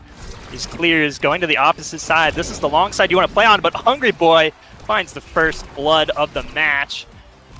It looks like they're going to have to slow down this play, stall for the Zentaro to get back. But here's an offense that is very well played by Luke to get in that final barrier. And Hungry Boy, these primaries are being quite nice. Yeah, beautiful coming out of Hungry Boy. And I'm looking at the structure of what we've got in the matches right here. We've got the Joker and Hungry Boy, two NASA players, and Luke, who played NASA. Sorry, I got lost. I started thinking about season 5. Hey, has been pretty prominent in NASA. Has received pretty high praise. We've got Twisty and Kilius, similar caliber players. Kilius playing in NASA a few times, and Sloth, who again is here making a name for himself, really proving what he can do. And I think something interesting is that something that we were talking to Sloth earlier about last night, actually, is that in EU, he was talking about how you don't really see as much coordination as you do in NA. Like, the players are just as good, but I think, especially on a map like Gates of Obscura, we could see overtime show up with that coordination. Sloth did fly in here a week early to practice with his team, but we'll have to see how much it's paid off and if that is going to be enough to topple this overtime team here. Yeah, absolutely. I mean, Sloth did spend a lot of time in trials crafting this team, so it's team play he's looking for. I think he's picked totally fine candidates to go and do their best with. Unfortunately, they're still on the back foot. All this pressure from Joker and Hungry Boy. I mean, obviously, these NASA players know how to strike, know how to get the pressure, and Luke, obviously, getting up and aggressive himself. He's covering that top portal. Absolutely well played again. That walk-up is being absolutely critical to their victory so far. Yeah, really nice. Able to just get active, get on the midfield line, force a kind of 3v2 situation. And Luke just is known to do that. Plays a lot of IME, plays a lot of eject button, but even on the Atlas, just not afraid to really get in there. And we're kind of seeing it here. As long as it stays out of these corners, Luke doesn't have any real obligation to stay there. Kind of just, of course, Atlas slow. Gonna need to walk back to the corner when it gets there. Could get scary, but it's just putting on a ton of pressure here, and we're, I think, really seeing it come out. I think Kilius is feeling it right now, a little low, and we could be seeing a 3-0 here for overtime. Yeah, it's looking like it, especially with the man advantage. Hungry Boy and Joker playing the side they want to play on. Actually rotating to the longer side so that Luke can get the better walk-ups here. Twisty does have flip if they need it, but the pressure is on. He's holding it. He wants to get an offense play, but the strikes are too good from Joker. He's keeping the pressure on no matter what. There's a flip from Luke, of course, getting caught by the log. Kilius bringing this down in the corner, but Luke is low. This core, it's not on target, but an opportunity from Hungry Boy. It's going to get caught by the log again. Flip did not need to be committed. Another KO. Joker, with the help of Hungry Boy, I think was able to secure that kill. This strike shot, no problem. Here's the primary speed, and Sloth does not calculate in order to flip. Yeah, big boom. Luke putting it in there. Kind of the Gates of Obscura special, scoring from the goal box. And we're seeing, I think, Sloth really hold it down here, but is getting put in a lot of difficult positions, like right there, just wasn't able to make it in time. Here, though, Luke, level 5, 2 levels above Joker there, we can see, and getting that twin drive is just going to be holding it down so much more. Held both barriers to that last point. It's going to be really tough. Sloth getting some size. Mighty Colossus could kind of explode into something more with more size awakenings. Get a lot of power. That's going to be really nice, and a lot of mobility coming in for the rest of overtime. I think that's going to really help them. I feel like Hungry Boy's just been all over the field. Joker's been exactly where he needs to be with the Stagger Swagger, able to get more speed to continue that presence, and it's going to be oppressive. We're going to have to see Swiss Trail pull up with something a little bit different if they want to get through all this. Yeah, Swiss Trail not getting nothing in that draft. Sorry for the double negative, but Twisty with the explosive entrance, the double dash trainings were not deniable. So we'll see if he gets advantage with that. He does have to live. That has been a problem in the first set. Now playing on the top side. Here is the ult. Good pressure. Has flip available. Even post-nerf, that's going to kill. They have a really good advantage here, but their cooldowns are low, so they have to hold this corner and get their cooldowns back. Joker is going to commit that ult. Will Luke get any more damage pressure on him, though? Kilius stopping the regen. Have to play a little bit of defense. Log missing, unfortunate. But they're getting it back to the top side. Luke now healed up, though, and has that flip available, so their scoring opportunity might have gotten snuffed. Joker getting a little fancy with the core, passing a Hungry Boy, primary. Shut down again by Sloth. Go back and forth. A nice, saucy pass to the top side. Hungry Boy's going to pick that up with that new Super Surge dash bonus distance. That's going to secure the first goal of this set. Yeah, just beautiful stuff. That's kind of synergy, that kind of teamwork that we're talking about there. But something interesting that I feel like I should have brought it up a little bit sooner. I'm just thinking about it now. We are seeing Swiss Trail pull up with that Aimi Zentaro more damage-oriented win condition here in these two characters. And so, Estelle and Julie winning the first not 2 sets, but winning the first 4 points kind of makes sense. They are strong in the early game, and we're going to have to see a lot of scaling come out from Swiss Trail. They do have both barriers down now, an opportunity to get some points, try and win this set, get some awakenings, but until then we're just waiting for them to rev it up, wait until the game gets to a point where they can just start killing and get that damage. We saw it a lot that last point, so it can only get more impactful as the game goes on. Yeah, absolutely. I mean, they've been the damage so far. Most of the KOs has been going to the side of overtime. There, another primary from Hungry Boy. This Estelle is looking on fire. I mean, it's sometimes a tough matchup, and I think Swiss Trail is going to need to make some adjustments here. Yeah, really. I think this Estelle also just really excels in this melee goalie situation. You've got ways to pressure the goalie from a distance, and a blink to cover out clears. Like, there's so much pressure that you're able to exert, so much mobility. Your area of influence is massive, and it can just shut down the melee goalie who wants to really stuff those corners, kind of block those direct pushes, and we've been seeing a lot of that. I don't know how many goals Hungry Boy has scored, but almost said go time, overtime, showing up with 5 goals right now, and a dead Hungry Boy, so gonna be tough here. But that pressure that Hungry Boy's putting up has been really valuable so far. Absolutely. I mean, lucky glitch with a kill almost, punishing Hungry Boy. Now they have to play this no gold situation just right. I mean, is this gonna score? Absolutely. I mean, early this flip there. It's like full coverage. Estelle's ready on the cross. I mean, they're just covering all options, and the damage condition has not come online for Swiss Trail. No, and the Stinger, which is going to be picked That's gonna be first. Yeah, it's looking like there's not really any sort of damage built different. And if we've got some sparks, which I don't think we have, like, it's looking really tough. The Unstoppable, I really like that pick on Twisty, is going to be great low stagger character. Just going to be shoring up that defense there and making sure that stagger's not going to be an issue. But, like, BD on IME, we're talking. I think it got buffed for 5%, but yeah, that too. Just some tough stuff. Not a lot of damage, and this could end up being a 3-0. We're seeing Sloth walk up a little bit more, which is really exciting. Could be a big difference maker here if they're able to suffocate Overtime's backline. But until then, it's looking incredibly Overtime favored here. Yeah, excellent point there about the walk-ups. I mean, we've seen Sloth play fairly reserved. I mean, he's at lane, he doesn't want to make mistakes. And honestly, he hasn't so far. Just been a few micro things here and there. There's another one, a strike shot. Very well played from Luke. Honestly, Luke is looking like he just has no nerves. He's not afraid to walk up. And that's exactly... Oh, hey, you know, we take those. And if he keeps the confidence, honestly, those goals can happen. And they just need to keep the pressure up if they want to just take this first game. Yeah, it really looks like this game is about which team is able to get the pressure they need first. And obviously, with this Estelle, we're seeing the kickoffs going really well, but if Swiss Trail is able to get in there, it's looking really nice. Kilius low has that flip to defend, but is, you know, I think that flip can be a big deal if he's able to make something of it, and it looks like he is, but that's going to be life traded. They have the open net, though.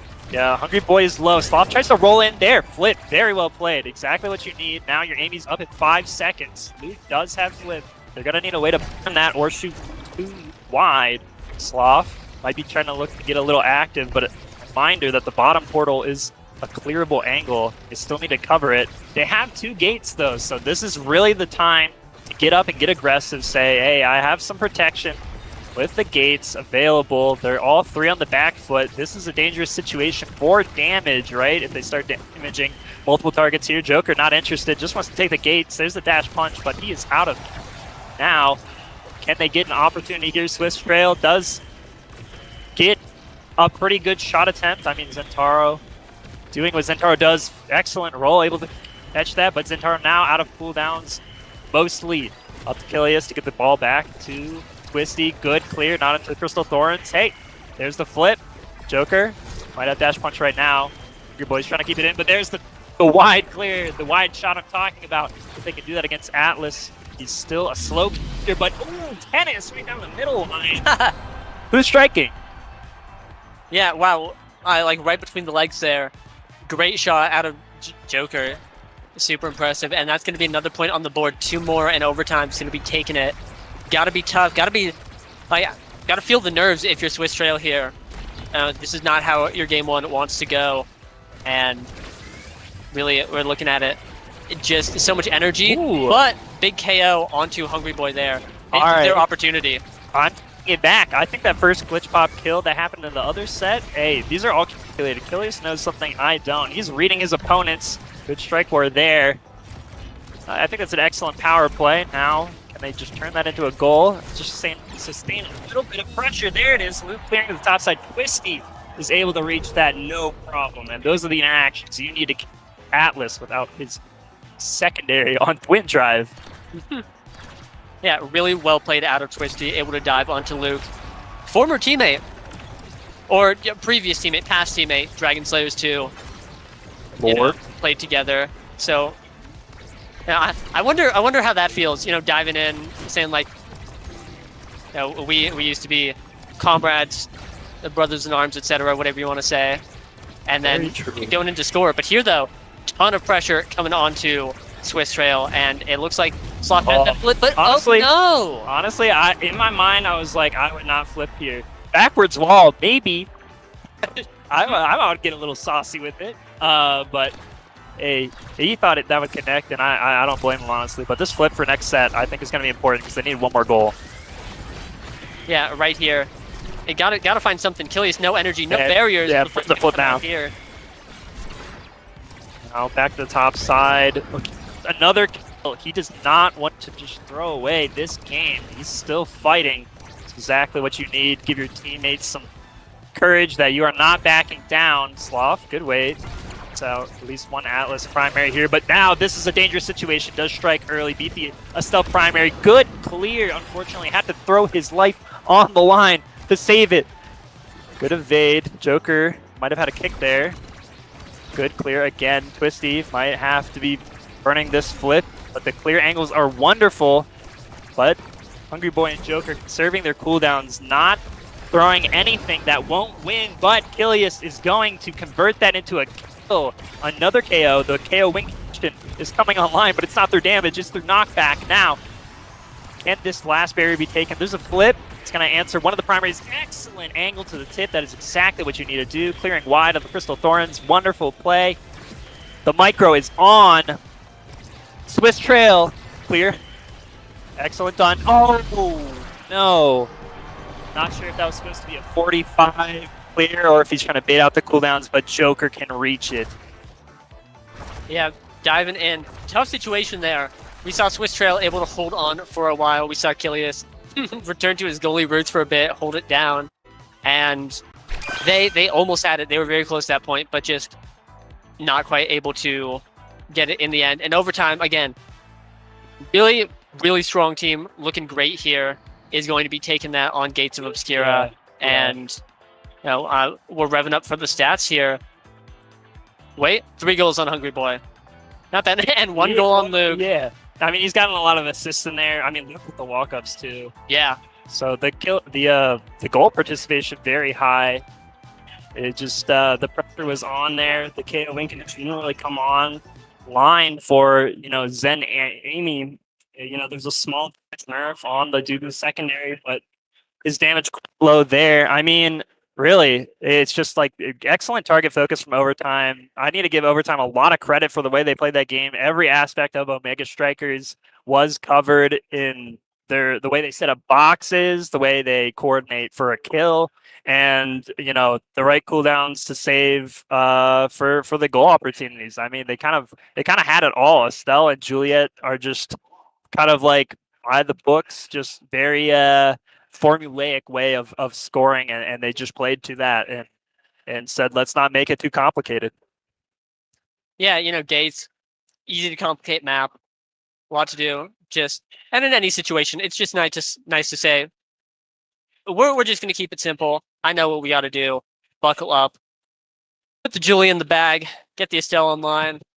Very nice. The Atlas too, like ultimately just very straightforward picks. Yep. Getting in there, getting it done. I think on Swiss Trail they did have, again, Zen Aimi. It's a great forward duo. You can kind of flex between whether you want to lean into damage or coverage. Both characters having a lot of presence on the field, a lot of mobility, but it just more of a jack of all trades thing as opposed to, I think very nice core control thing that they had going on with Estelle and Julie. So very true. We're going to be loading into an Inky's game. Inky's Aerials Might of Colossus on this one. Yeah, this is going to look a bit different. Obviously, KOs are definitely possible on this map. Once you take the goal barrier, that side is it's the only map in Omega Strikers where there's this extra wall that you can kill people on. Obviously, there's the water cannon as well. Obviously, traditional picks here is going to be that Estelle is going to be a high priority, a hot commodity. Kai, it's gonna get banned. The aerials is obviously very threatening on there. If either goalie wants to walk up with the eject and get into action, that's gonna get shut down right now. But Rasmus is still open. Estelle is still open. Can't take both. Obviously, if you're blue side, I would expect to see one apiece per team. But as for the goalie situation here, I actually am not sure what the exact meta is going to be, because obviously melees aren't going to be as able to defend a wide barrier. You kind of just want to have good coverage, something like Finny, even if throw the Estelle in net, just play a bit more midfield and say, I'm not really looking to like hold my own corner and trade cooldowns with the enemy brawlers and win through a big strike hitbox, because we need to be passing. It's an open map. So I am interested to see an era pick. Honestly, it could be in net because of the speed it provides your team. But speaking of speed provided to your team, overtime is gonna go with two characters that provide that to iconically midfield era with them now. There, it's gonna be a fast composition, kind of like funnel your brawler with the core. Have to see how that plays out. Yeah, I mean, you've heard of Showtime, overtime. Taking a page out of that book, just pulling up. We got the era, we got the now. Era, I wanted to bring up, obviously has been in the past year, ever since the buff, been seeing a lot of play in goalie. I think that's a pretty nice pick, especially with that speed to provide the rest of the team on Inkies. Going to be really nice. We could see coming out from Swiss Trail, Finny Kai. EU loves their Kai goalie, and we saw it earlier. Well, that's banned. Playing. He got banned. Well, yeah, I got eyes, but just for show. I mean, I don't blame you with the situation where that's Asher. And that's Asher. Yeah, it's Drakkar. I can see the orange. All right, hey, we put it together. We pieced the puzzle together. That's probably I honestly, I'm not even gonna take guesses. I was gonna say, I'm like, hey, maybe it could be a stout goalie. I kind of predict that early, but Drek is gonna be kind of tough to play in the midfield. So that obviously makes sense here. After the Kazan ban, I am interested to see that no Raz was picked here. Yeah, because Joker plays that pick, likes that pick. Twisty, as far as I know, likes that pick. And on an open map, you can do a lot of work. I mean, I guess some of your interactions can get a bit cut by the goalies that have been selected. If it's an era, a beam is just really solid at shutting you down. So we're gonna have to see the range that's being played against that. Or it could be a now goalie. I think now is the only one that could really pick up creation trainings, unless Asher wants to dip into that pool and lock into airship with her ultimate. But I'm excited to see the situation here and how these teams are going to play these compositions. I think I'm actually going to learn a lot from this matchup. Yeah, I agree. This is going to be a super interesting one.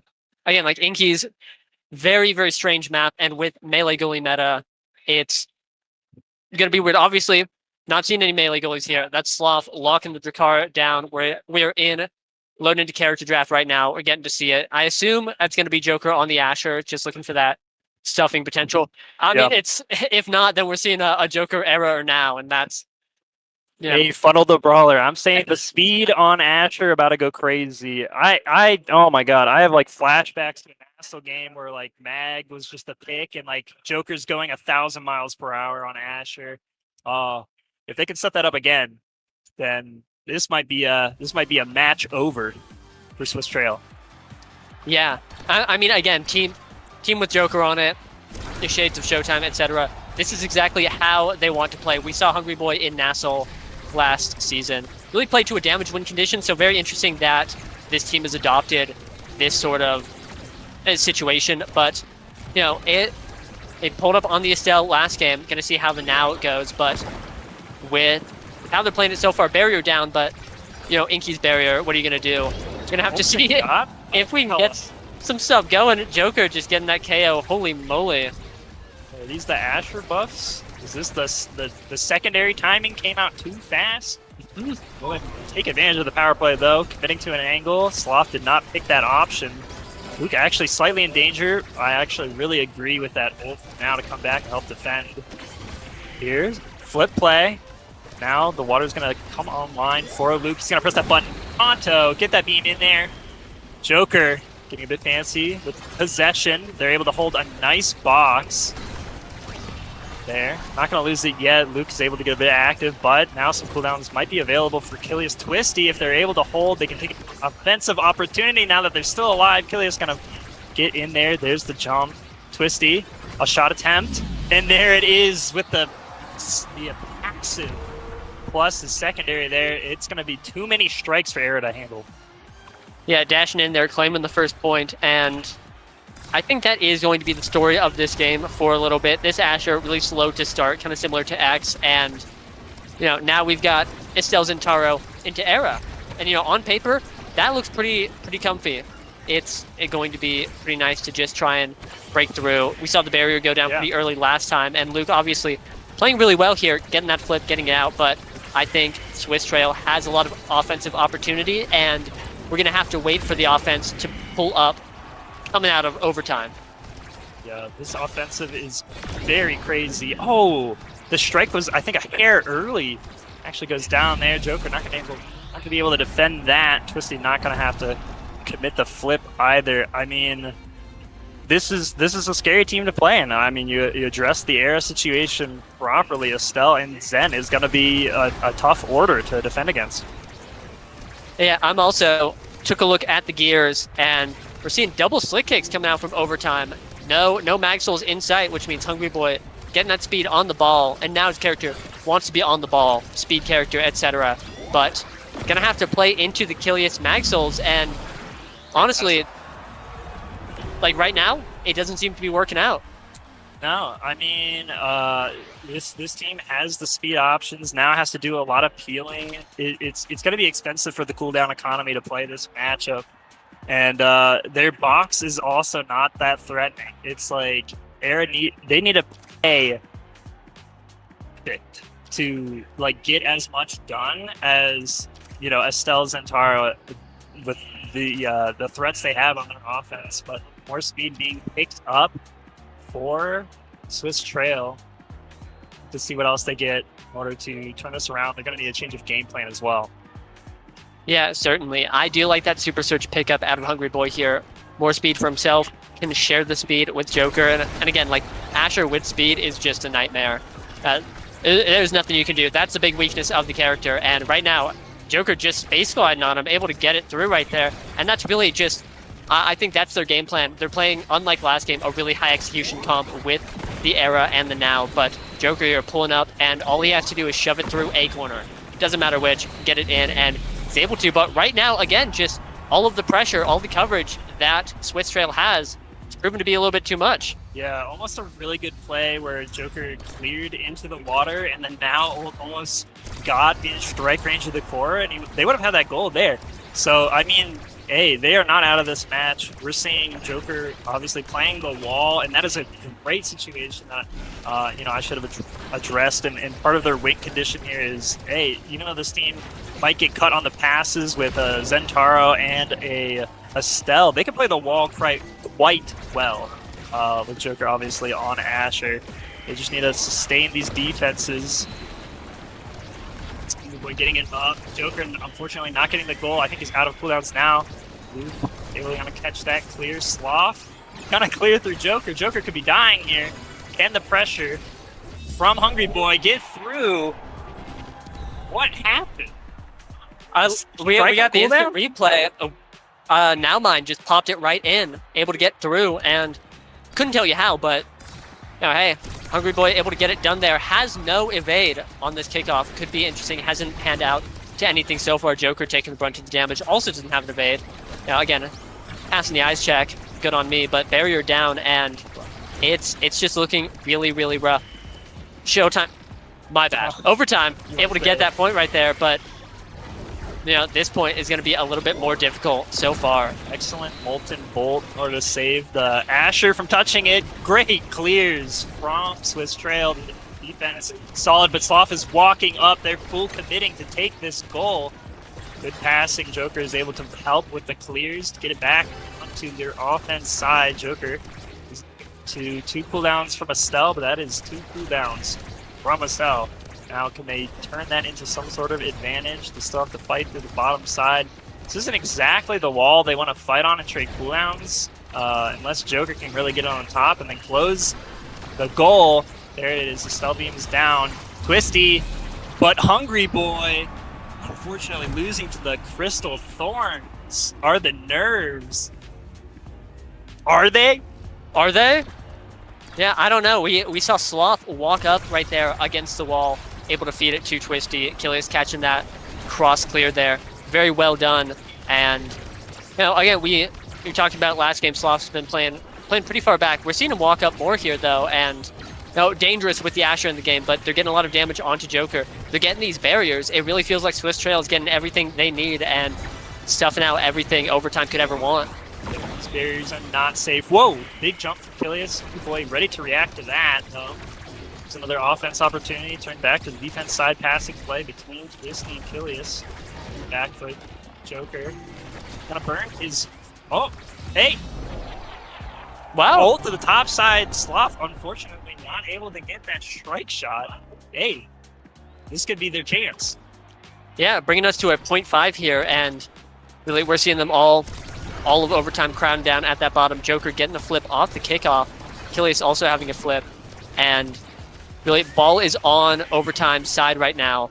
Barrier's still up, but if they can get it out, they might be able to tie up this game, secure this set, and get some good awakenings in this next draft. Defense we need. Unfortunately, has been losing a lot of barriers to some wide angle shots. Cannot beat that. Has to strike something. It's okay. Barrier is just a crutch for bad players. If there's no bad players here, they're going to get their opportunity here. Joker's going to flip that just to keep an opportunity present on the shot.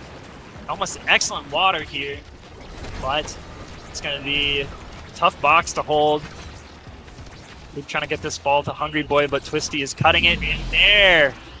Estelle doing what she does best, overtime, looking to absolutely just choke the life out of the defense with this pressure. Yeah, boom. And we saw they were getting a little bit of the ball moving there, but just not quite able to send it home. And again, it's just we've been seeing Joker play on the top side of the map all game. They just want to funnel it through that corner, but with all the coverage that Swiss Trail has, they've been able to keep it bottom side, able to keep it in the middle and just away. And here, Kilius rewarded with a big quick strikes, which probably going to come into play, be really tough to work around. Hotshot on Hungry Boy is going to be nice, and I didn't see the rest of the draft, so hey.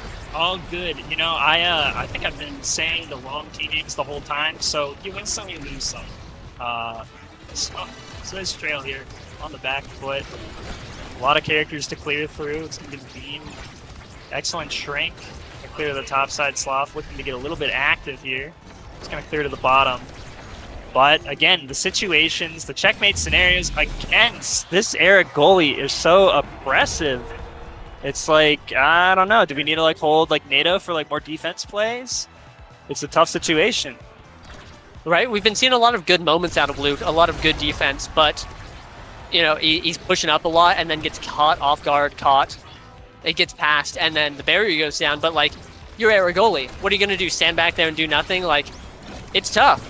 It's not like you've got Beam and NATO to start trying to win those close-up interactions. But if you're not pushing up, you're not getting a ton of value out of the pick, and then what? So Luke kind of in a tough spot.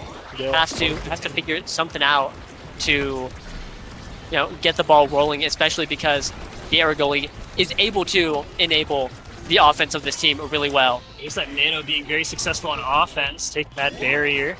We have the cannon. Another offensive opportunity is going to burn the flip from Sloth. Joker getting a bit active in the damage department is trying to kill either Kilius and turns it into kind of a win-win situation there if he didn't even get the goal, but he will.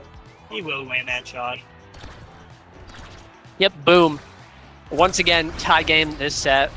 1-1 on the board. Joker with no energy could be taking a lot of damage here. We've been seeing it. But just trying to funnel it through that corner. Been playing this bottom side now. Shaking it up. Moving into the top side like a shark. Just, this slow Asher is just looking for any opportunity to get exactly what he wants. And there it is. Just that's able to take the barrier wide. It's exactly what you want to see out of your brawler. Making the most out of every offense. Twisty finds a very cheeky barrier, and Joker is going to sneak that one by Sloth, who thinks his shotgun's going to connect, and it doesn't. Whoa. Yeah, very, very slim margin there. Unable to catch it, and that means that here we're rocking overtime, taking the lead this set, which I don't think has happened yet. This is their chance. It's do or die time. They've got to start winning these points, winning these sets if they want to keep this game intact. And so far at this point, looking a little tough, but hey, I'm seeing Joker with the flip and a barrier down. This could be it. On the top side button is a Dina angle from Kilius, catches Luke far forward. I don't even disagree with the positioning.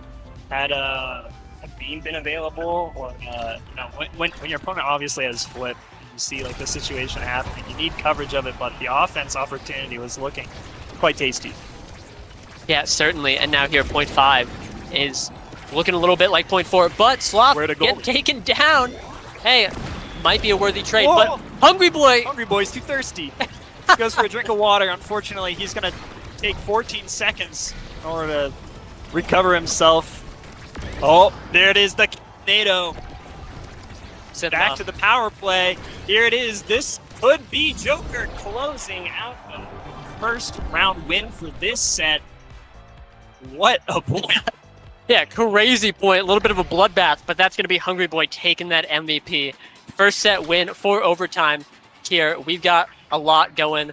We've got Heavy Impact, Cast Last, Primetime, all big picks for now, but going to be taking the Heavy Impact. Nice to deny from the Estelle and the Zentaro here. Estelle picking up Primetime, the Cast Last on Era, a classic, and Size Deny coming out. Joker taking the missile prop, denies back and forth, left and right. Sloth left with that spark, and hey, not a bad draft for overtime. Got a lot of what they wanted there. Maybe not the missile prop. Could come into play. Could make some big plays here, but until then, just more CDs for Hungry Boy, I think, really enables this team to get going, and so we'll have to see if they can pull off another set win. Defense on the top side. I think this is really successful for overtime. Oh, Luke again in a very difficult situation. Oh, good jump. Take a strike reset. Wonderful barrier. Here's the water back online. A strike war on Sloth. Again, shotgun betraying quick. Yeah, really, I didn't think that was... I thought that was going to connect, but just going through and... Hey, we're seeing the life in overtime come back.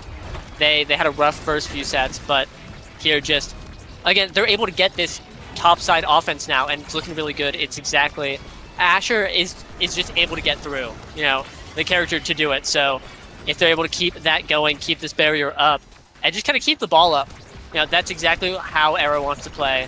Just never have to worry about the defense, constantly push up. They can get it done, but right now, in a bit of a defensive situation, might be able to hold it with this flip, and they get it out. Honestly, agree on that flip. The situation's pretty tough to have to defend, so honestly, keeping your barrier up, hey, you'll turn this into an offense play, and you'll trade some cooldowns, and then you'll be ready for the next defense. So I think that's a very solid play, not trying to greed, hold your flip there. And of course, it is going to pay off. Boy getting a bit low there. Might actually rotate with Luke. This is the to do it. He has flip available, but it's just a pass to Joker. It's gonna seal that goal. Yep, well done. And again, here this team, the Asher, took a bit to get going, but now full steam ahead, in full force, full motion, and it's starting to crush the competition. Again, the barrier is staying up for overtime, which is really, we saw a lot of early barriers Swiss Trail was able to get, and now with fewer of those, I think that overtime just wins the war of attrition, is able to outlast these points here. Yeah, I mean, they've been making great adjustments. They've found the top side is one of the best sides to win interactions on, and in turn, this specific interaction into a are you paying attention check on Sloth, and now we're going to a set 5. Yeah, really well done, and there I see it. Stagger Swagger, Huss's hat on deck. Is he going to be picking it? I wouldn't be surprised. It's the Huss hat, but he passes it up. How could he pass the hat? Come on, very man. Interesting. Whoa, chills. A Zentaro monumental and timeless is present. I mean, in some ways it makes sense, but my policy is kind of like, if you just lost a set, the draft is very important to kind of pick like an alternative win condition for you to like change things up, and you are denying a pretty strong awakening away from now, but is that going to pay off? Did your team get enough strong awakenings to turn around the next set, or do you have a strong enough game plan that you can like lock in and take the set? Yeah, I think that's a tough situation. If Timeless wasn't there, it'd be a lot easier to justify denying the now. It is Monu now, you know. I mean, look at that.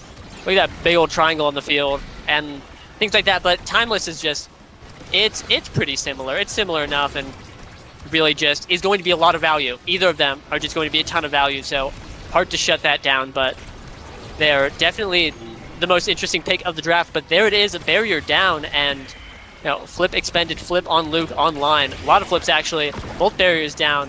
And here, both teams have an opportunity. Swiss Trail really wants to find their chance to start bringing it back, not let this game slip out of their hands here. Another flip had to be used by Luke. Unfortunately, clears down into where Zentaro has dashed. I don't know if he actually had the top option. I mean, Twisty would have had the passive available, so it does burn the flip. But again, these are the tough situations you get yourself into. I think they lost that first barrier too because Luke just a tad bit far up, lost the Estelle primary. But I mean, hey, this is the aggression you kind of need. So they're gonna keep playing that. They're playing not to lose, and that I love to see. Yeah, absolutely. And here, really funny, just energy deficit here on everyone except Sloth. A ton of flips being expended.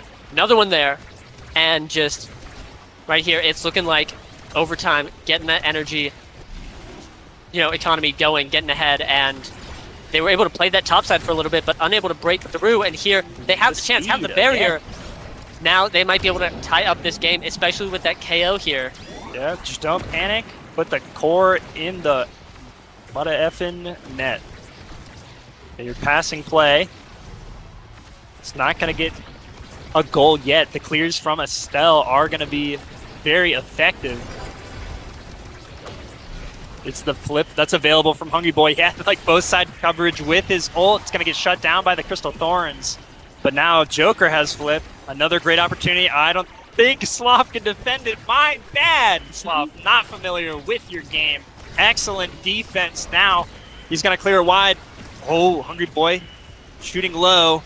It's covered. Back and forth play for a moment, but it's going to be Joker with the smooth moves. He's going to take that goal back from Sloth's excellent defense.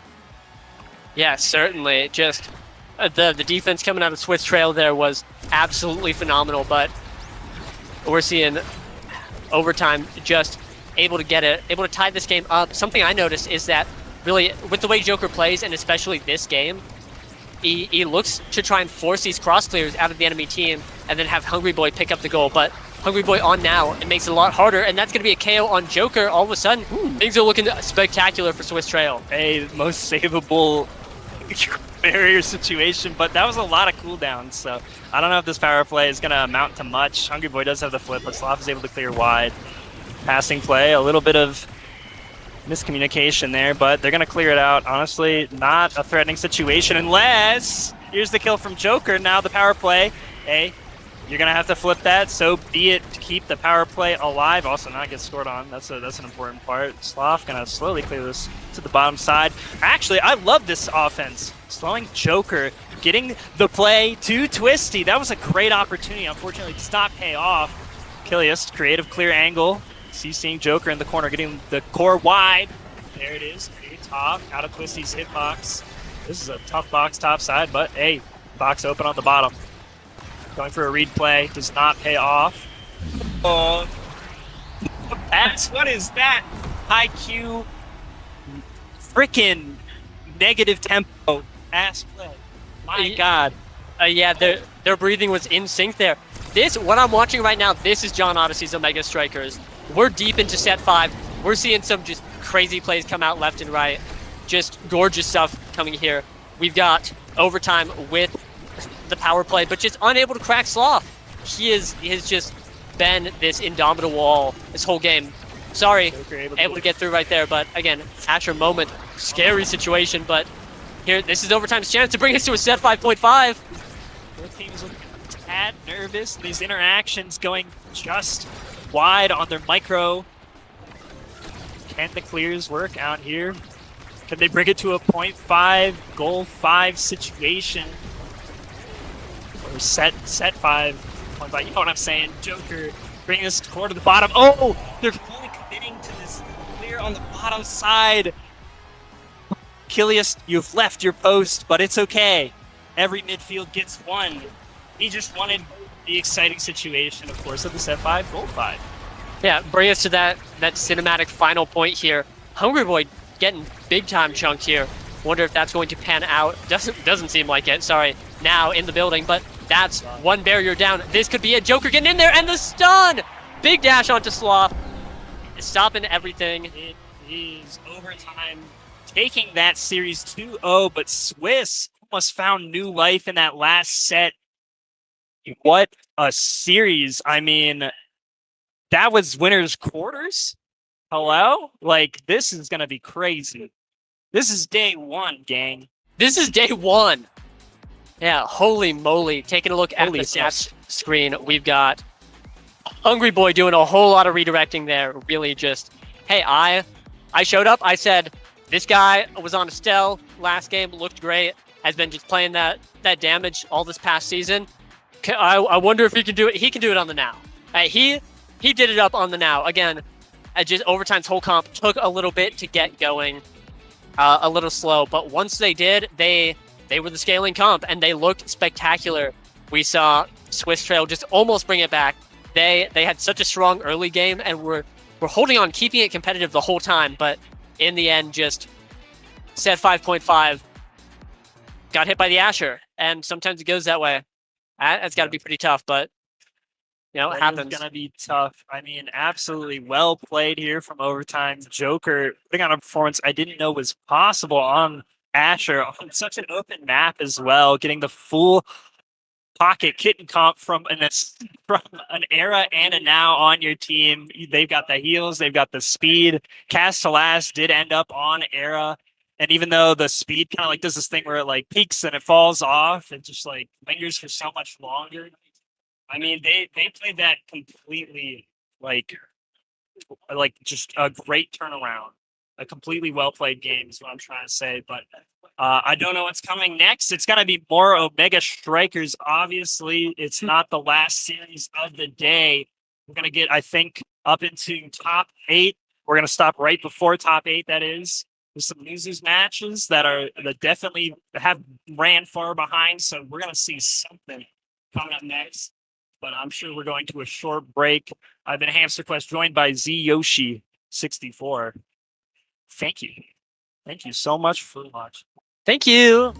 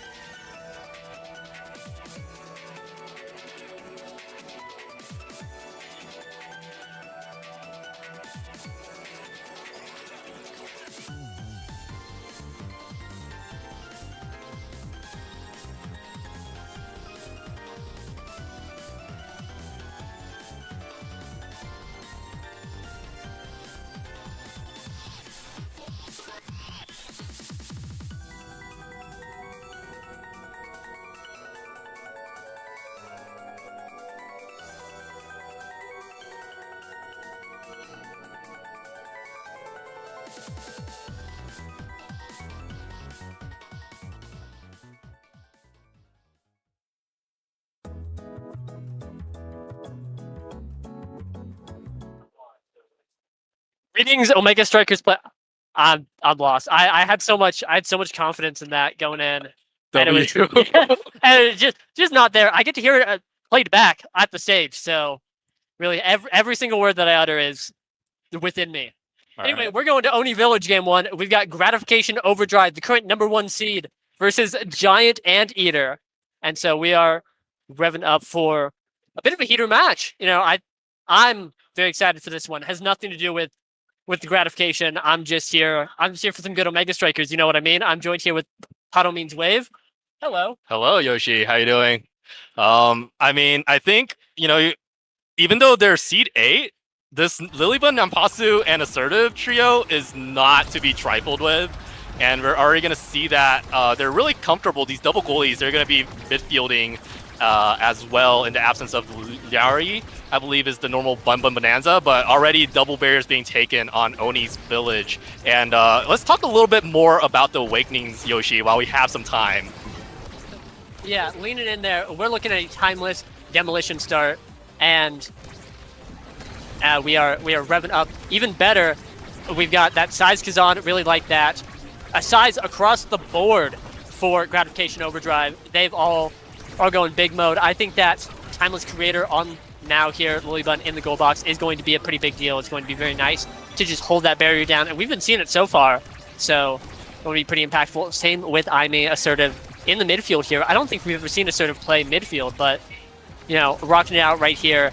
This is going to be a tough team to break, and there's Snake going for an attempt, not quite able to. I think the extra size is going to make Gratification's general pressure a lot better, but I think a good turret and just the consistent defense being put out by Lilybun is going to be pretty tough to break and can provide a lot of explosive potential, you know? Yeah, absolutely. I mean, we see Snake almost taken off the field. I believe if Assertive flipped there, that was going to be a dead Snake. I mean, Snake just running away here, and Nampasu does not want to use a core flip to confirm the kill just quite yet. And you can see now's Dorito so huge, just taking up so much space in Oni's Village, just controlling, and Snake is wiggling for his life, but he can't run forever. Nampasu finally uses the core flip and gets the power play up for Giant Anteaters, and Shapeshifting holding on for dear life, but Assertive is there with the core flip, and now it's the middle of the net. Grimella is also low with no core flip, no evade available, and Lilybun is going to complete the core flip here as the turret comes down. Lilybun teleporting back, but Assertive seals the deal. What a great play here from Giant Anteaters.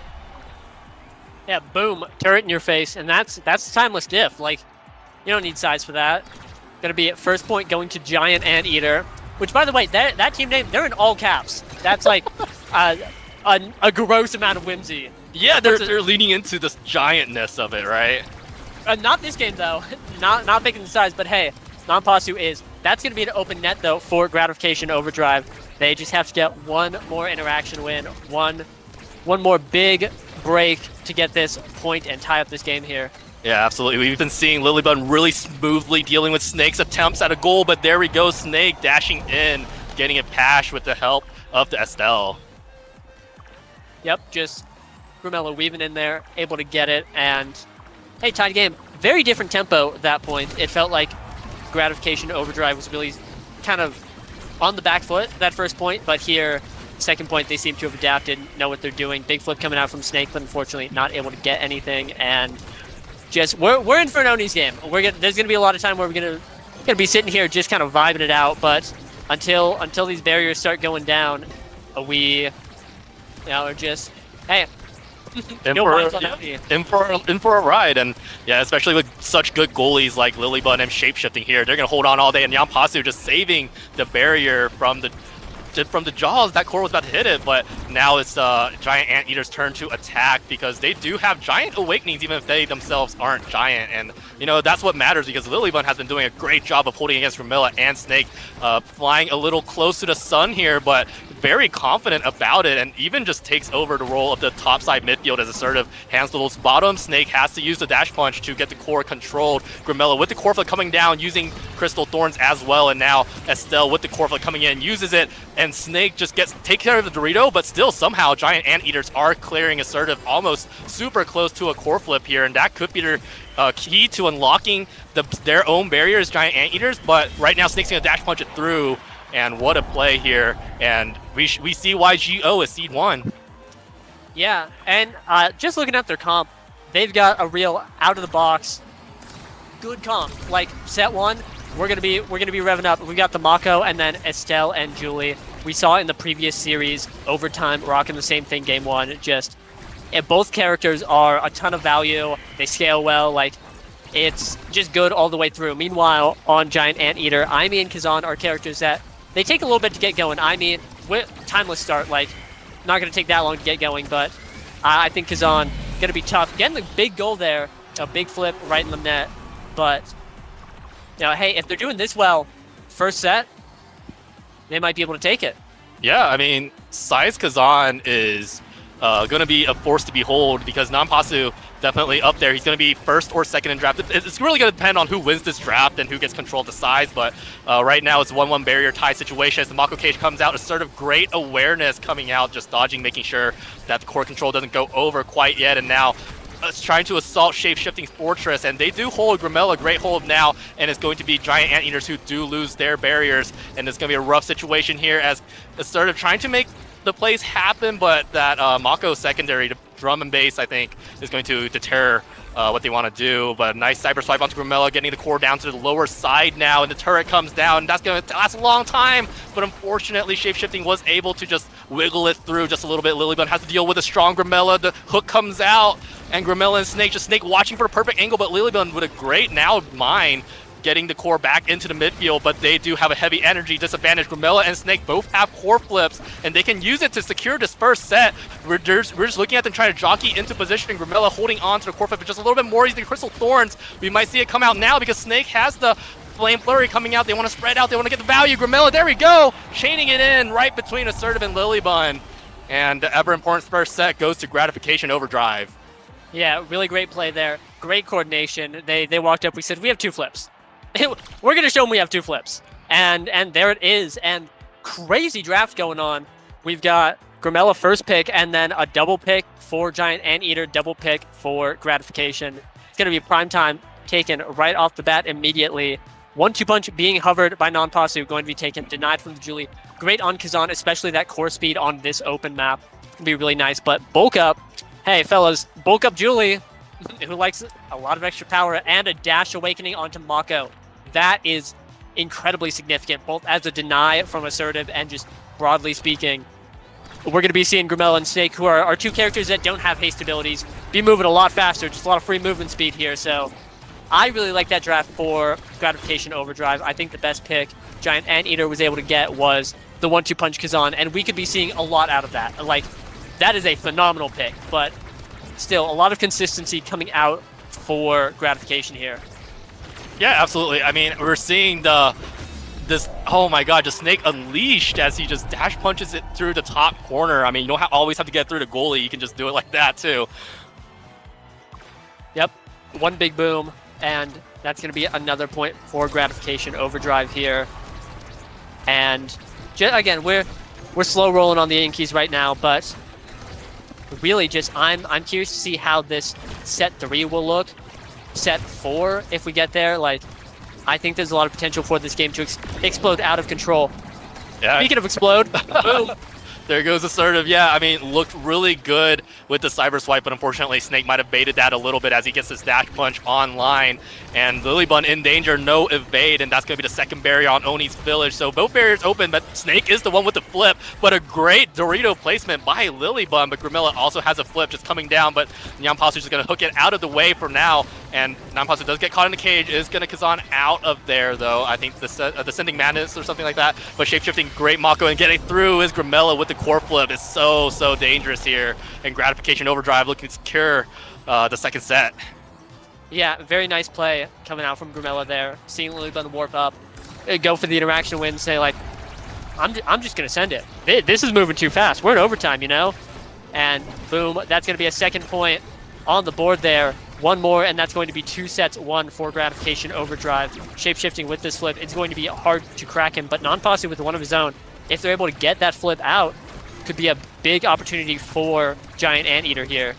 Yeah, super cool awareness there from Assertive. Saw that shapeshifting was lining up his his strike shot, and Glitch pops it through. And Nyanpasu here assaulting shapeshifting with a core flip. Unfortunately, not a great angle, especially as he gets caged into Mako. Assertive almost with a core flip as well. And now it's energy power play here from Giant Anteater. Shapeshifting does burn his core flip, but they do get the core around. So it's still 1-1 barrier situation. Snake is getting attacked by Nyanpasu. Nice crooked leverage here, but shapeshifting is on top of it, and it's looking really, really hard. It's going to be another Oni's Village slow point. Ami turret comes down. Assertive does get the orb, and that's kind of huge. It gives her a little more staying power here, but Nyanpasu does lose in the midfield, unfortunately. They weren't able to find a good space to swap, and Lilybun gets caught in the piercing shot of Estelle. Wins against that one, though. Great angle, great placement from Lilybun. Lets her live another day, but Estelle's piercing shot. Oh, Nyanpasu gets caught in the cage. Super good Dorito placement from Lilybun once again, and Grimilla just passing back to shapeshifting, trying to rotate it through to Snake to get that dash punch, to get that promised dash punch, and there it is. And Snake returns that belief of his teammates with set 2, and now Geo in a dominating position. Yeah, it's time to go to set 3 here, and Grimilla once again topping a big MVP. Has Size Awakening on the board, peak performance for some speed. Could take some Stinger extra special, you know, some of those, but opting for the Glass Cannon, just taking that speed. Also, I believe Lilybun rocking with the Mom Boots, getting Glass Cannon would give her so much more potential to push up, which could be very threatening. That does mean that Size is going to drop all the way down to Nyanpasu, though. That's a double-size Rasmus. Snake opting in for the extra special, finding it more valuable than the Size Juliet or the Deny. You're going to be nice there. And Stinger being taken away by shapeshifting, not letting Assertive get that at all, forcing the spark there. And you know, honestly, Mako has some long cooldowns, but that primary, you can start stinging. You can bring out the bees. Yeah, I mean, Mako's individual primary is just like, and in the secondary, right, as it hits the people, as it blocks, Mako does pretty good value with Stinger, especially with Snake, just doing really good here with his ultimates, with a Flame Flurry. I mean, like, I'm gonna hold my breath here because Nyanpasu almost killed shapeshifting here, but shapeshifting very aware. Oh, that cyber swipe was also very dangerous, but now all the skills are out here for Giant Anteater. Lilybun holding the midfield against Snake, but he's just gonna core flip it through her, and now super dangerous, super low. Nyanpasu trying to fight against shapeshifting, and Grimilla of Snake getting it through right between Assertive and Lilybun. What strike placement here. Yeah, beautiful. And hey, expect nothing less from the first seed. I believe Snake is tied for most S-tier wins ever. So that's my S-tier winner right there. Would expect nothing less. We are seeing, though, I brought up that the Glass Cannon was denied from Lilybun, not letting her get that. She did pick up peak performance. That's still a lot of speed. And so we've been seeing just a ton of pressure come out from Lilybun on the midfield line. So much more, just greater ability to push up. It's just, yeah, getting in there, like playing midfield here. It's almost like Assertive and Lilybun have role swapped, and they're able to get these barriers, get that goal, boom, tying up this set. We are just seeing a ton of pressure come out from Giant Anteater here, and it got the barriers that last point really early, got the barriers and the goal this point. I think this, obviously it's set 3. They have to start winning if they want to win this game, but this is looking really good for them. I like what they have going on. Yeah, absolutely. A Snake almost gets glitch popped off the field. Assertive is going to get the lower barrier on the back of that, as Nyanpasu trying to get in on the face of Mako. Does get caged, and now it's Snake's turn with Grimilla. Nice Rose Warp here coming out from the Estelle. Great link from Assertive, though, and Nyanpasu hits it to the top lane, but Snake does beat Lilybun here, and what an interaction coming out from Lilybun. Does hold, but Snake does use his Flame Flurry, and now, oh, tight angle clear from Lilybun. Even teleports, super aware that shapeshifting was going to primary that through, and now the turret is set up for Aimi. Snake does have a core flip, though, so Nyanpasu has to really watch out. Dodges the piercing shot, gets the clear. I mean, wonderful play here, and does secure the kill onto the full energy Juliet here. So nice break from Giant Anteaters with the power play, but the micro cage so timely. I mean, shapeshifting is doing a great job of holding it down, Assertive blocking, body blocking the primary. But look, now there's a secondary, and there's a core flip, and there's a Mako passive. So shapeshifting is going to be able to hold on to that barrier for another few interactions, and Nyanpasu and Assertive have a big road ahead of them. The turret does come down, so that's a core flip and Mako passive gone. But cooldowns are going to be back here as Grimilla does lose a strike 4 against Nyanpasu. This is two sides Kazan, and oh, nice piercing shot and a nice Dorito. Assertive, great sword angle here, and Lilybun gets to clear out. And Assertive makes it and gets it through. Snake I mean, great attempts at a goal, but I mean, this double goalkeeper duo, they're just holding it down on Oni Village here for days. Nampasu gets caged again. Asurv just making sure that Grimilla can't get their hands on it, but this is going to do it. The piercing shot finally hits both Lilybun and Decor, and now we see GO on match point. I mean, cinematic defense coming out from Giant Anteater. Like you said, that double goalie. This is a triple goalie team. All three of these players main role goalie, and the things that they were pulling off on defense are beautiful. This is a match point. Things are coming down to the wire. They're gonna need to win 2 more. It is coming. I was about to say come down. It's close. This match is really close. And they have to pull it out right here, or else Gratification Overdrive will be taking this first game. And honestly, it's Oni Village. This is, you know, the Sundubu backline. This is their map, but they're bringing it back. Look, both barriers down. This is their chance. They just got to get it in once. One more good point, and that's the start of a comeback. Yeah, absolutely. I mean, Lilybun trying to make do with what she has. Asurv's turret comes down, but Snake is just going to poke it down. Unfortunately, the core didn't get caught in the middle. Asurv does get healed by the now mine, though, but still is really wary of Snake, as they should be. But great holds coming out from Giant Anteater, and barriers are open on both sides. Snake and Grimilla trying to do the deal, and there we go. I mean, just dump everything onto Lilybun. Eventually, it's going to go down, and it's going to be 1-0 lead for GO, and they're playing for a top 8 placement, right, Yoshi? Yep. Winner of this game gets to top 8. That's day 2. You know, done for the day. Yeah, Which and gotta feel pretty nice, right? yeah. Does the loser have to play one more then after this? Oh, absolutely. I see. Yeah, so this is definitely. I mean, after a long day of LAN, you wanna win here. You wanna go home. You wanna rest and come back refreshed. And it looks like it's gonna be Gratification Overdrive for now with a 1-0 lead. And next map I believe is going to be AtLab. And that's going to be another safe map, quote unquote, I think, for both teams. I think they're both going to be really, really familiar with this map list. Yeah, we're pulling up. You can see the map on the stream. It is just the original Big 3. You know, we got our Oni. We're going to the lab. Game 3 on the market. You know, all that loading up. And so I'm looking forward to this AtLab game. Like I mentioned not too long ago. This is Shapeshifting and Grimella, former, played on Sundubu Strikers, Sundubu Village. Ooh, they won the last LAN, right? Like we've seen this. We are familiar with what they're able to pull off on Oni Village. That was the Oni tax. They showed up and said, "Oni's open. Hey guys, you want to go to Oni?" Yes. And then they did, and then they won. And that's kind of what you'd expect. Again, seed 1, like. Everything was going their favor. Next game, though, not Oni Village.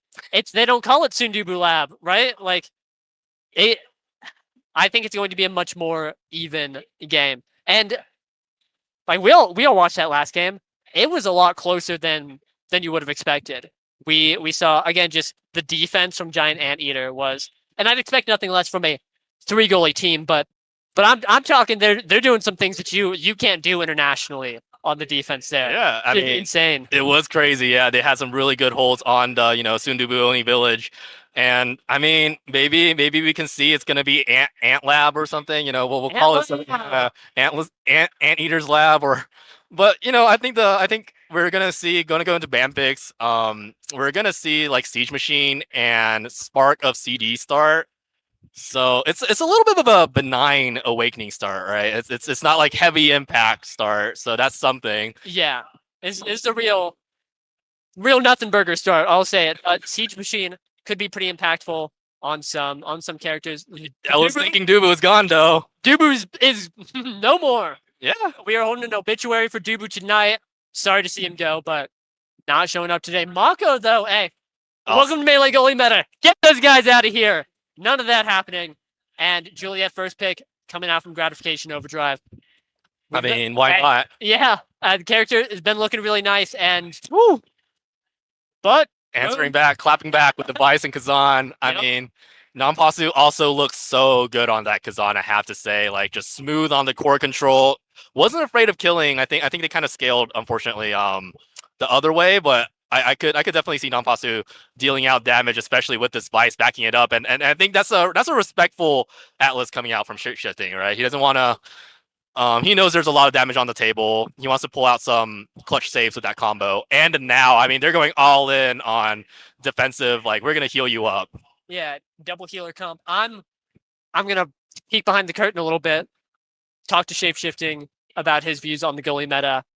I think he showed up and said, 2 of the melee goalies are gone.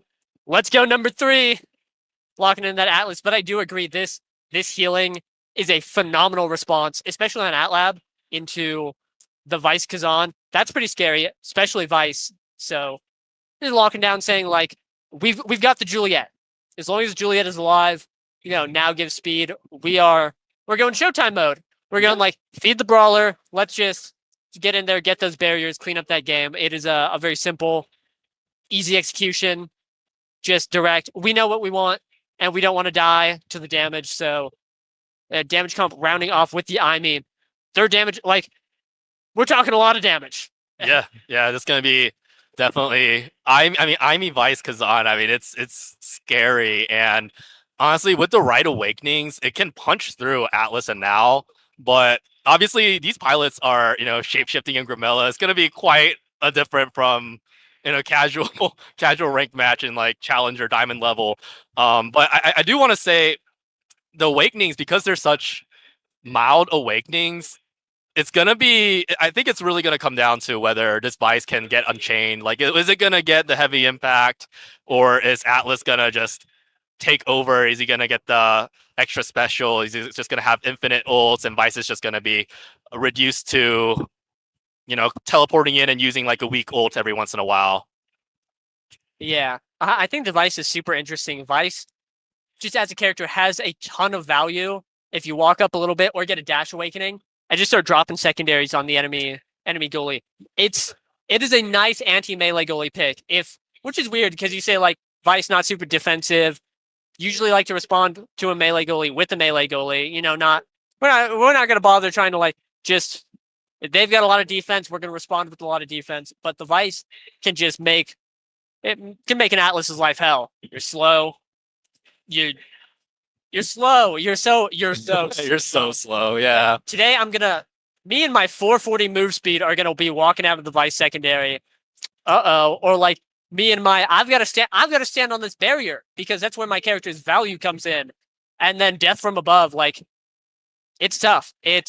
Vice is definitely a very, I sound dumb saying it's obvious, very offensive pick, but I mean like all in offense. We are going to just blow up the enemy defense, not let them play the game at all. And if it gets to our side, a little tough. It's going to be a little tough, but Vice has some interesting tools to help defend, especially on AtLab. So I'm looking forward to it. I think we could see a lot of big Vice plays. That's what I'm going to be watching out for. Just like every secondary on the Atlas. I was going to say take a shot. We're not doing drinking it. Don't do that, please. Yeah. It won't be bad. For sure. I think another thing that's going to be interesting is I think a lot of characters here might be taking Spark. Actually, I'm not sure. I think I want to say it's going to be Juliet taking Spark, Kazan taking Spark. So if it's actually just 2 characters in the lobby taking Spark, it might be really rough if one side starts winning and they start stacking on Sparks. It might come down to the draft as well. I'm not quite sure how good Siege Machine is on Now. She might take it, but so like whoever kind of gets the Spark control, it might snowball out of control. Because of the monopoly that they can have. So we'll see how it goes. We're loading into game though, so we'll really see how the start looks and everything. Yeah. I honestly wouldn't be surprised to see either of these teams go triple Spark, or like Siege Machines. It's one of those awakenings where it's like, yeah, it has value. I can see what it does, but how much is it really doing for you? Like Atlas, it's nice on Atlas. You'd be okay on Now, etc. I think get value, but like you said, that Spark scaling can be really important. So we are loading in right now, and we are seeing 2 Siege Machines on Shapeshifting and Assertive. I think those are the top 2 Siege Machine candidates, so makes a lot of sense. I like the Strike Shot Siege Machine on Atlas. It's kind of like pseudo missile prop. You don't get the damage, but you are still blasted those astral projections from Timbuktu, and it's got to feel pretty nice. So, a lot of sparks on the board. It's going to come into play. Going to be pretty important. We're seeing first barrier go down and second barrier go down. So, boom. Yeah, huge Dorito placement there from Grimella, making sure Lilybun just had no real way to hold that barrier. Snake just coming in with the right click, punching it through, and a very quick first point coming out here from Geo. Yeah, let's talk about comps real quick. I would not be surprised to see if this super damage comp lost the first 2 sets to Now and Julie forward combo. Like, we're talking just consistent value out the box. That's gonna be Now. That's gonna be Julie. They're showing up, and just it's really tough. Set 1 Vice, set 1 Imi. You're not doing a whole lot. Like, there's only so much you can do, I should say. Like, it's tough. It's really tough. So this is a damage team. It's a scaling team. One and the same. They are showing up to get start, just like make it set 3 and then say, I hope we have enough good awakenings to start blasting. And if you look at the pool, there are plenty of good awakenings for this team to get a ton of value out of. That being said, a little bit of scrapping going on between Grimella and Nonpasu. Nonpasu staggered. Could be an opportunity for Gratification Overdrive to just really drive that nail in, but barrier goes down. Oh, great cyber swipe from Assertive, though. Yeah, I mean, we really saw Nonpasu try to pile on damage with Assertive and Lilybun, but I mean, the Now and Atlas just healing them back up, right? So we're gonna, we really want to see them get that feast going, get the damage, and oh my gosh, what a play on the black hole there! But instantly healed up is Grimella. And now a great flip from Snake, does get double barriers here. Oh, trades the barrier, gets a barrier. Yeah, Atlas secondary not working quite as well. Assertive not quite there. And 2-1 lead from Geo. And this is going to be a big first set. Again, Feast or Famine, Vice has to get those awakenings. Imi has to get those awakenings. Yeah, they just have to weather the famine right here. And see, Assertive got that flip. But again, like, it's if they don't get a lot of damage onto someone, it's gonna be really tough, and that's both barriers down. We could be seeing another quick point, and really, like, I'm searching for a win condition. We could see Nonpasu go crazy on the barriers. That does have a lot of opportunity, but like that was a full Vice ult, and it only did that much to Shapeshifting, who then went healed up and like, wait a minute. Things happened. Oh, Lilybun! So patient with the strike. He's Shapeshifting and Grimella. Yeah, beast mode coming out from the Lilybun, and hey, that's a feast. Welcome to the feast. That's a feast. That's what it looks like. And hey, they've kept this set that I said like they should lose very close. You know, again, like last game, I think I'm gonna keep talking about Sundubu Village. I miss them, but like I think Gratification Overdrive as Seed 1 had everything going for them. Here again, they've got a lot going for them. So for this to be a 0.5 set off the bat is, I think, a great look for Giant Anteater here. All right, we gotta wait a little bit before christening it Atlas's Lab though, because that was a double barrier situation that Lilybun had to lose. Gets a great kill onto Grimella, and Shapeshifting does have to use his Expand. Snake just rotating down, using the dash punch even, but that means Nonpasu can just dive in there easily. Oh my goodness, Grimella, nice Assertive, great, but oh, the Dorito, the right click from Grimella just secures the deal, and we're starting off with a Go Feast and Anteater Famine. A Go Feast, and yeah, nice catch coming out from Assertive, but unfortunately not quite able to stop the million speed Grimella from rushing in there and putting it in. Not a whole lot of damage on the board, if you might notice. We see an Adrenaline Rush, which could be scary, but right now it's looking like Hot Shot for Lilybun, going to be really nice for the CDs. In a way, that's damage, you know, especially Chain Lightning proccing on the core and multiple people. That's going to be some good passive damage. We see the Prime Time and Timeless come out for Grimella and Shapeshifting. I think that Timeless will be a pretty big deal. It's going to be very hard to break, especially in these tight at-lab corners here. You know, you can get in there, but once the Expanse comes out, you know, GG, like, that thing's huge. What are we going to do about that? And a Dash Awakening on Assertive, you know, going back to what Anteater was able to pick up, that's going to be a very big deal. You see some damage come through, and the Cyber Swipes are going to be blowing people up. Yeah, great defense right now from Anteater, even using the Black Hole, but a clutch rescue from Shapeshifting. I mean, Celestial Intervention, that's so rough, but Lilybun with a great clear through the backside, but Snake comes back again. Nampasu this time is there to contest it with a glitch pop as well, but a great teleport from Grimella keeps the core on their side of the field, and Anteater trying to just go wiggle around, just walking up with Grimella. The turret comes down, does wait it out properly. Nampasu coming in. This is a Kazan with a flip. Does get the expanse out from Shapeshifting now as they rotate over to the top side, but Atlas, the Black Hole is up, and they're gonna try to rotate it around, this time through, and now and Assertive both have the Cyber Swipe, tries to reach Shapeshifting's clear, but Shapeshifting does clear down for another sequence, and a great Dorito. Snake does not take Nampasu off the board, but Assertive is going to strike war and uses a flip to confirm that barrier, and now it's open barrier here. And for Geo, and the core's going so fast, especially the hot shot Bison. Nampasu crooked leverage it through around Shapeshifting's expanse, and that's a great play coming in. Anteater's getting some momentum back. Yeah, catching it right there. Nampasu picking up that glass cannon last set, and you know that's really nice. Kazan is slower than most brawlers, and it's like obviously massive range. Like I give up. He can affect the space very well. He's got a lot of good mobility tools. Kazan good. Kazan good, and so having that glass cannon, extra power, extra speed, like that's really nice. That being said, 2 barriers down. It's going to be pretty scary for Giant Anteater as that Dorito is going to be putting it in the top corner right there. And we're back to another tied set.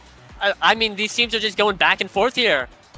Absolutely, Yoshi. I mean, I think Grimella might see the future. Like, the way his Doritos are kind of pre-placed like that, just waiting it out, it's absolutely wild. Lilybun dives in, almost gets taken off the map, and almost once again, Grimella did have to burn flip for that, though, and a nice Ami turret coming down from Assertive, and combined with Nampasu, Lilybun trying to run away, has to use the Supernova, unfortunately. Oh, 4 teleports in there, but has to eject, put it away, has to respect Snake, just waiting. Snake, unfortunately, was a little bit mind control. Oh, and just this imbalance of damage in between the teams. Nampasu having to run away while Shapeshifting just plops the Celestial Intervention on the floor, and Snake back up to full health. Nampasu does hold onto the core flip though, and doesn't use it to save the barrier. But now full defense on the side of Anteater, just trying to wait until they can cool down, and Shapeshifting this time with the right click here coming out, and Snake just getting through with the dash punch. No evade available for Lilybun, and Geo just takes the momentum back just like that. Yeah, and again, we're in the first 2 sets, and like today I'm gonna be Vice in a 1v1 with a Juliet. She's approaching me with the core. What are my options? We're gonna have to check in the back, just not a whole lot. But again, another big point. Giant Anteater has a lot of momentum there. No heals on the side of Gratification, and they're going to be getting a big KO. This might become to a 0.5 here. I mean, yeah, Shapeshifting has a lot of Creation Awakenings. He doesn't have a lot of cooldown Awakenings, though. So once he uses that Celestial Intervention, it's looking like he's going to be out in the tank. Nampasu getting attacked by Snake. Does dodge the last hit of the Flame Flurry, though. And great hop in from Assertive. Core flips it in. And what a play here from Anteaters. I mean, they clutch up when it matters. Yeah, that's 2 or 3 big booms for me. That was a very nice play. Just dropping the flip on the goalie. Not expecting it. That dash range, like, you're not seeing the Imi from that far away. The indicator shows up at your feet, but you've got like 3 people on top of you trying to get the very big play. And so coming in here, we see first barrier go down for Gratification Overdrive. Giant Anteater has an opportunity, but with the ball on their side, things can get pretty scary pretty quickly. Yeah, I mean, great usage of the Atlas Black Hole from Assertive, puts Grimella low, but it immediately just teleports, gets the health back, and Nampasu does win the orb. Snake, though, has no dash punch, opts to back up instead, and Lilybun looks for an offensive teleport, doesn't get it, but a great attack from Assertive, tries to reach Shapeshifting's clear, but Shapeshifting also respected that and cleared to the corner, so wonderful. The turret comes down, Lilybun getting it into the turret, but Shapeshifting somehow gets it in between the turret blast, and now Lilybun and Assertive on defensive mode, controlling the midfield here as Nampasu looking to set up, Expanse coming out, makes Nampasu have to run, but not like that. Unfortunate situation for Giant Anteater, the Snake takes control, Assertive just cyber swipes in, and now offensive. Oh, with Lilybun's hot shot, Assertive's core flip is going to seal the deal. Boom. Tied up. Own goal.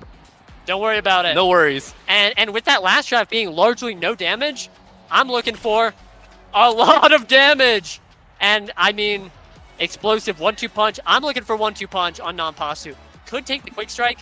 Obviously just great deny, but quick strike on Brawler is just beautiful. You're doing enough damage to people, a lot of normal hits on your kit, like not necessarily Kazan, but just broadly, that the quick strike's going to be very nice. Opts for the big fish instead, meaning Grimella taking that quick strike does not have a whole lot of normal hits to get that energy up, but I think we'll be striking up a whole lot and getting that energy either way. Assertive taking the 1-2 punch could be a big deal. That's the damage, and bulk up on Lilybun also that's the damage we're looking for, and we're set 3. Giant Anteater able to win one of the first 2 sets means that they have a nice thing going. We're guaranteed another set, and again, there's so much damage to pick up, so they can get out of control very quickly. That is a massive set win for them, and a very nice draft. Yeah, I mean, really good clear there from Lilybun. Gets it parallel to Snake's dash, actually. And Grimella just piling on the pressure with the Dorito, seeing the future. I'm telling you, it always comes in such value. A sort of great win, strike or win against Snake, but Snake just punches it through. Lilybun is there this time, though. Now possibly low, but capable. Gets the first barrier, has to run away, though, swapping places with Lilybun as Lilybun comes on to take the Dorito. Once again, Assertive has a cyber swipe out of there, but that means Snake has core flip. Grimella has core flip, and a great strike shot here. Snake trying to buy some time. Oh, what an instant dash punch, and that gets it through Lilybun's Supernova. What a lead. Yeah, crazy. Just saying, like, we're not even in overtime. I'm just gonna rip it. You know, dash flip, caught Lilybun off guard, not able to get the ult out in time.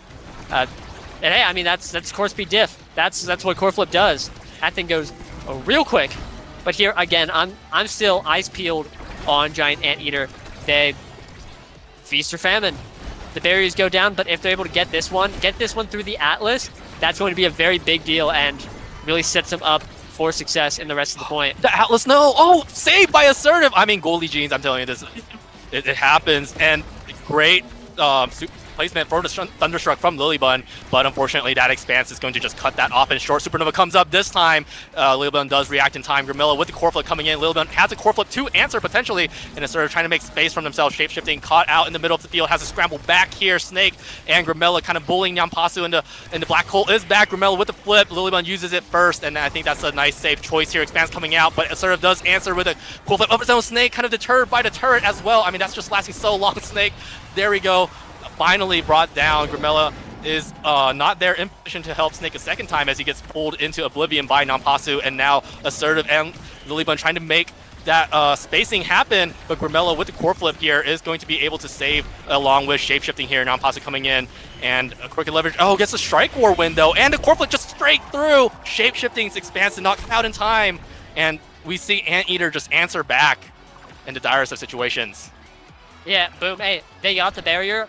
Goal immediately after, and it's kind of the Atlas MO, the melee goalie MO. Like we're showing up, we're keeping the barriers. We're not. Once you're on the open net, you're so slow. How are you supposed to get through? How are you supposed to cover the other side? It's so tough, and so if every second barrier that Giant Anteater gets is a big deal. They have to crack the Atlas, but once they do, they're playing a different game. Absolutely. Snake dashed into Nyampasu, unfortunately. Needed the punch to get the full crack, but this is a core flip Snake. He's going to core flip right there. Nyampasu goes out. Grimella not quite there in time. The Thunderstruck comes into sword angle, but Snake is there to contest and win, and 2-1 lead for Go. They're coming back, and every time we think Anteater gets some momentum going, Go just steals it right back. Yeah, claps back. I really like how that offense was generated. Grimella sending it into that bumper right there, and Snake just in position, able to win that 2v1 strike war. I guess I don't like it because that's a hard strike war to win, but hey, that's Snake, John S tier here, able to show up and get it done. So if it works, it works, and sometimes that's all you gotta rely on. That being said, things are looking a little dire for Giant Anteater here. They have to win 2 more points if they want to bring back this set. Looking pretty tough, but again, we're guaranteed another draft. They're guaranteed to get something not guaranteed, but they're going to get something pretty good. And so it's kind of an awkward space when you're in this position as the damage team. It's like, we want to win. Duh. Obviously, we want to win. But we don't really mind losing. Like, we're playing the long game. We're playing for that set 5 victory. So, and right now, they're playing a great defense. Shades of last game. Sorry. But barrier is going to be going down. And this is looking like Gratification Overdrive is just going to be putting it in right there. Yoshi cursed them. I don't know I'm if you sorry. saw immediately when he said great. Yeah, I had my hands under the table and I like crystal ball some Eye of New. And, you know, Yeah. That's a lawsuit, Yoshi. Like, AIMs can sue you for that. But yeah, we're going to draft. We see Monumentalist on the table. Yeah, that's tough. That's really tough because I'm not seeing a whole lot of damage. I'm seeing some survivability. I'm seeing what might be a Monu deny, but no, just taking the peek. Now Monu is going to be a big trouble. Grimella just got that much more significant in the midfield. Has the quick strikes too. It's just going to be having a ton of coverage. And now they have to find a way to play around him because otherwise we're just going to be seeing some big old creations come out. The missile prop on shape-shifting too. And I don't know. That was not a giant anteater draft. That is not what they wanted to see. And they're going to have to make do with what they have. They've got 2 sparks on Lily Bun. It's actually quite nice. That Spark of Focus hotshot. A lot of CDs coming out. And peak on Nampasu going to be really nice. But they're going to have to make some miracles happen if they want to overcome everything that Gratification just picked up. Yeah, I mean, that was shape-shifting's Celestial Intervention to ult just lasting a crazy long time with everything going on. Grimella's Dorito just menacing, just standing there.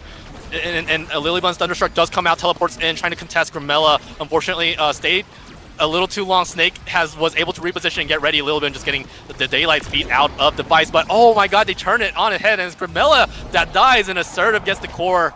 Just doesn't miss. Not in that one. Not in that one. That was some great plays coming out from Giant Anteater. Great corner pressure, big KO, and then Assertive, who I think really bossed up. We're seeing a different Assertive this set. Played phenomenally that point. Showed up and was covering that cross, able to put it in. That's every point matters. They need 2 more if they want to tie up this game. And again, like every barrier, every point, everything, if you believe it, is going to matter. And so not getting the second barrier yet, but is going to be looking for it. And if they can get it, if they can win this set, we are fully online. You know, that's a set 5 damage team. Absolutely. Assertive, unfortunately, does get the kill onto Snake. Unfortunately, does lower Nyampasu's health to near nothing. Nyampasu does have core flip though, and shapeshifting kind of taunting Nyampasu, just like, look, you can't stand in there.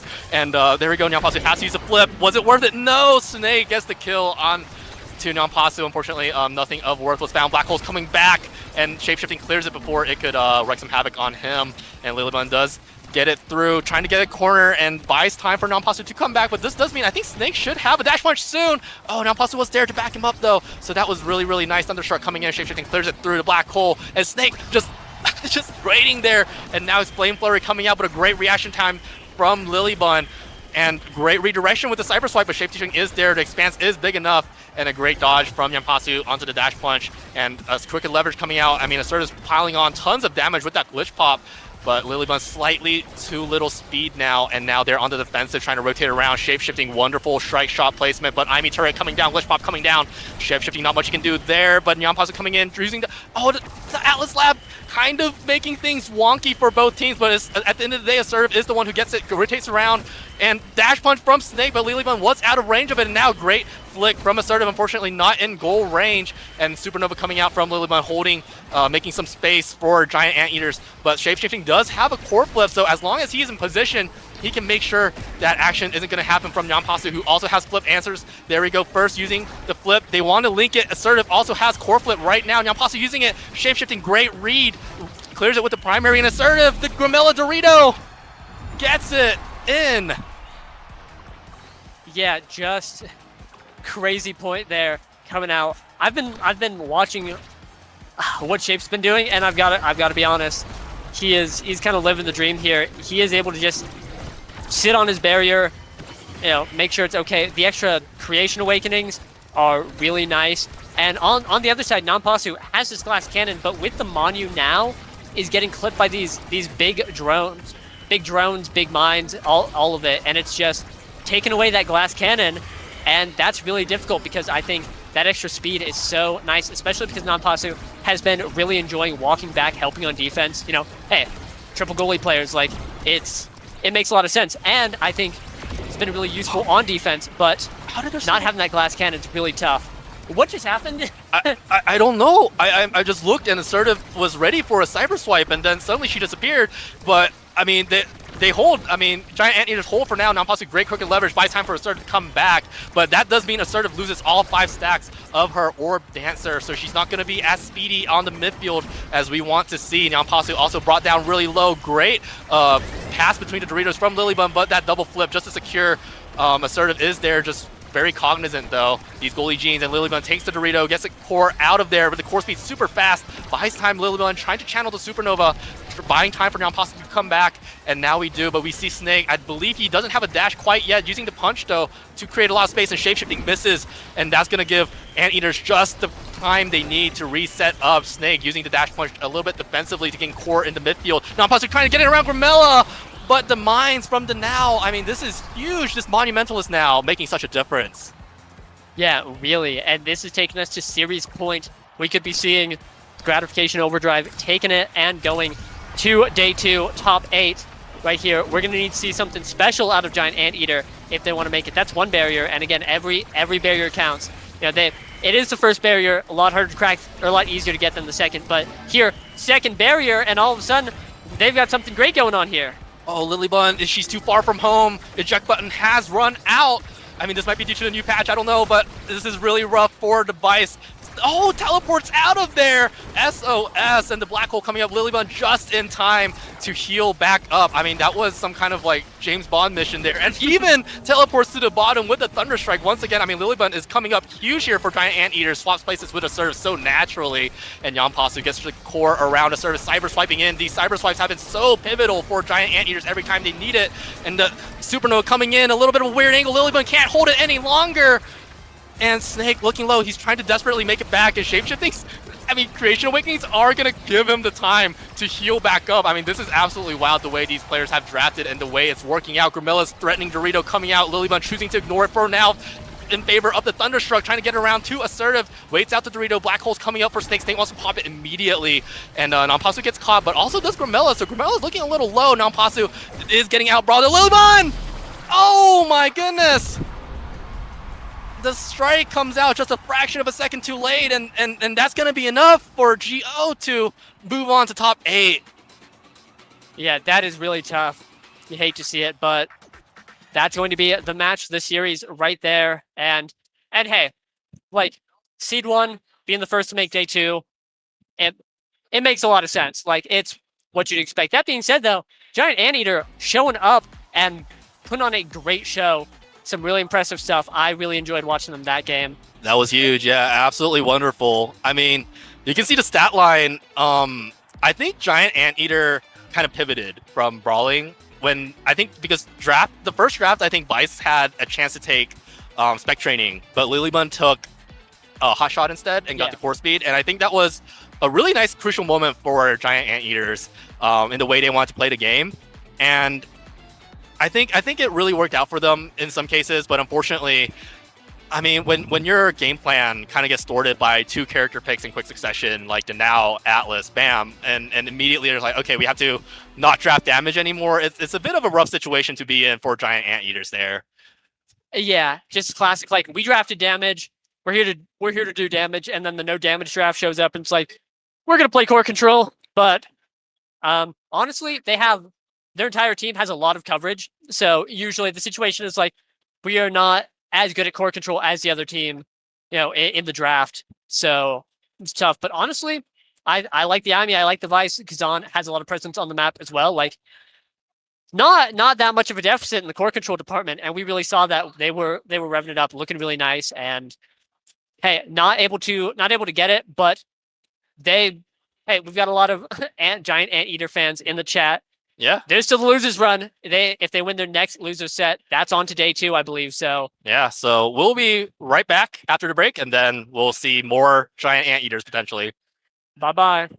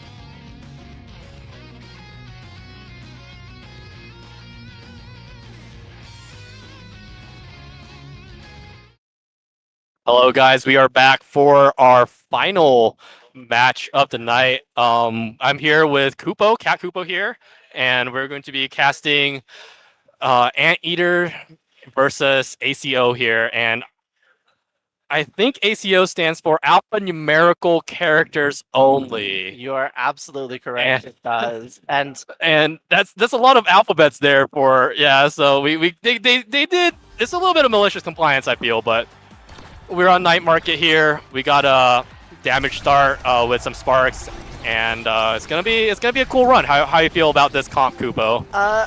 it's an interesting comp. I see the 6 sparks of focus, so I'm more concerned about that than either of the comps. But the Drakkar into the Estelle goalie feels pretty strong to me. It feels like it's tough for Estelle to like get enough hits in. But the other hand of it is that Megaverse on this Estelle can just use those long-range piercing shots and really poke away at the enemy barriers, but it doesn't matter here as Nanpasu with the dash punch puts it in right past them. An early lead here for Giant Anteaters.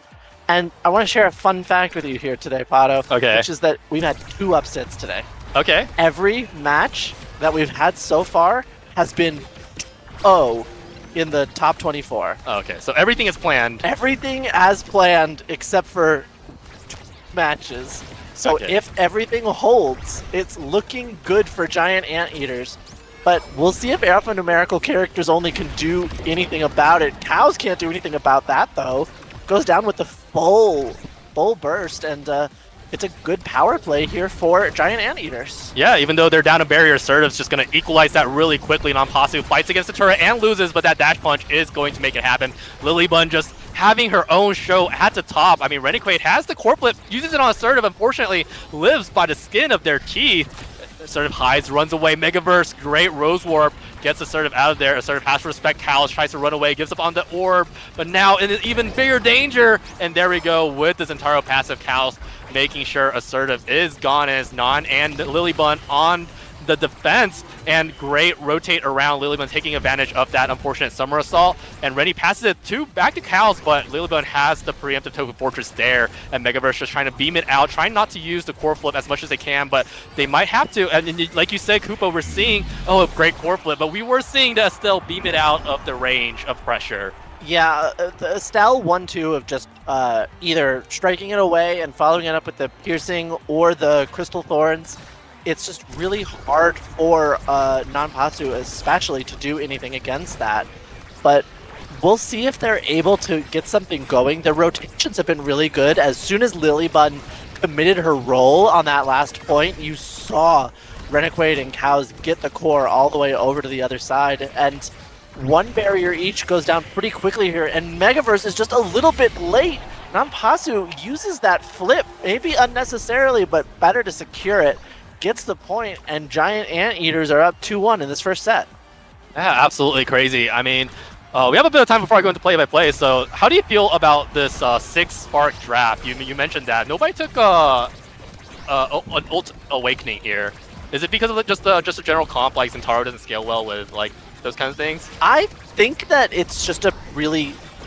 Well, cooldown is not going to be bad on anybody in this game, and if 3 people on your team are running around with that spark, it means that if you win this first set and you see that coveted spark of leadership, you can really start to put a big threat in. And Nanpasu takes the first set right as I'm talking about it with that dash punch. I think it's Nanpasu going to be MVP here, and this, if it's spark of leadership here, then that's just going to be really tough to deal with.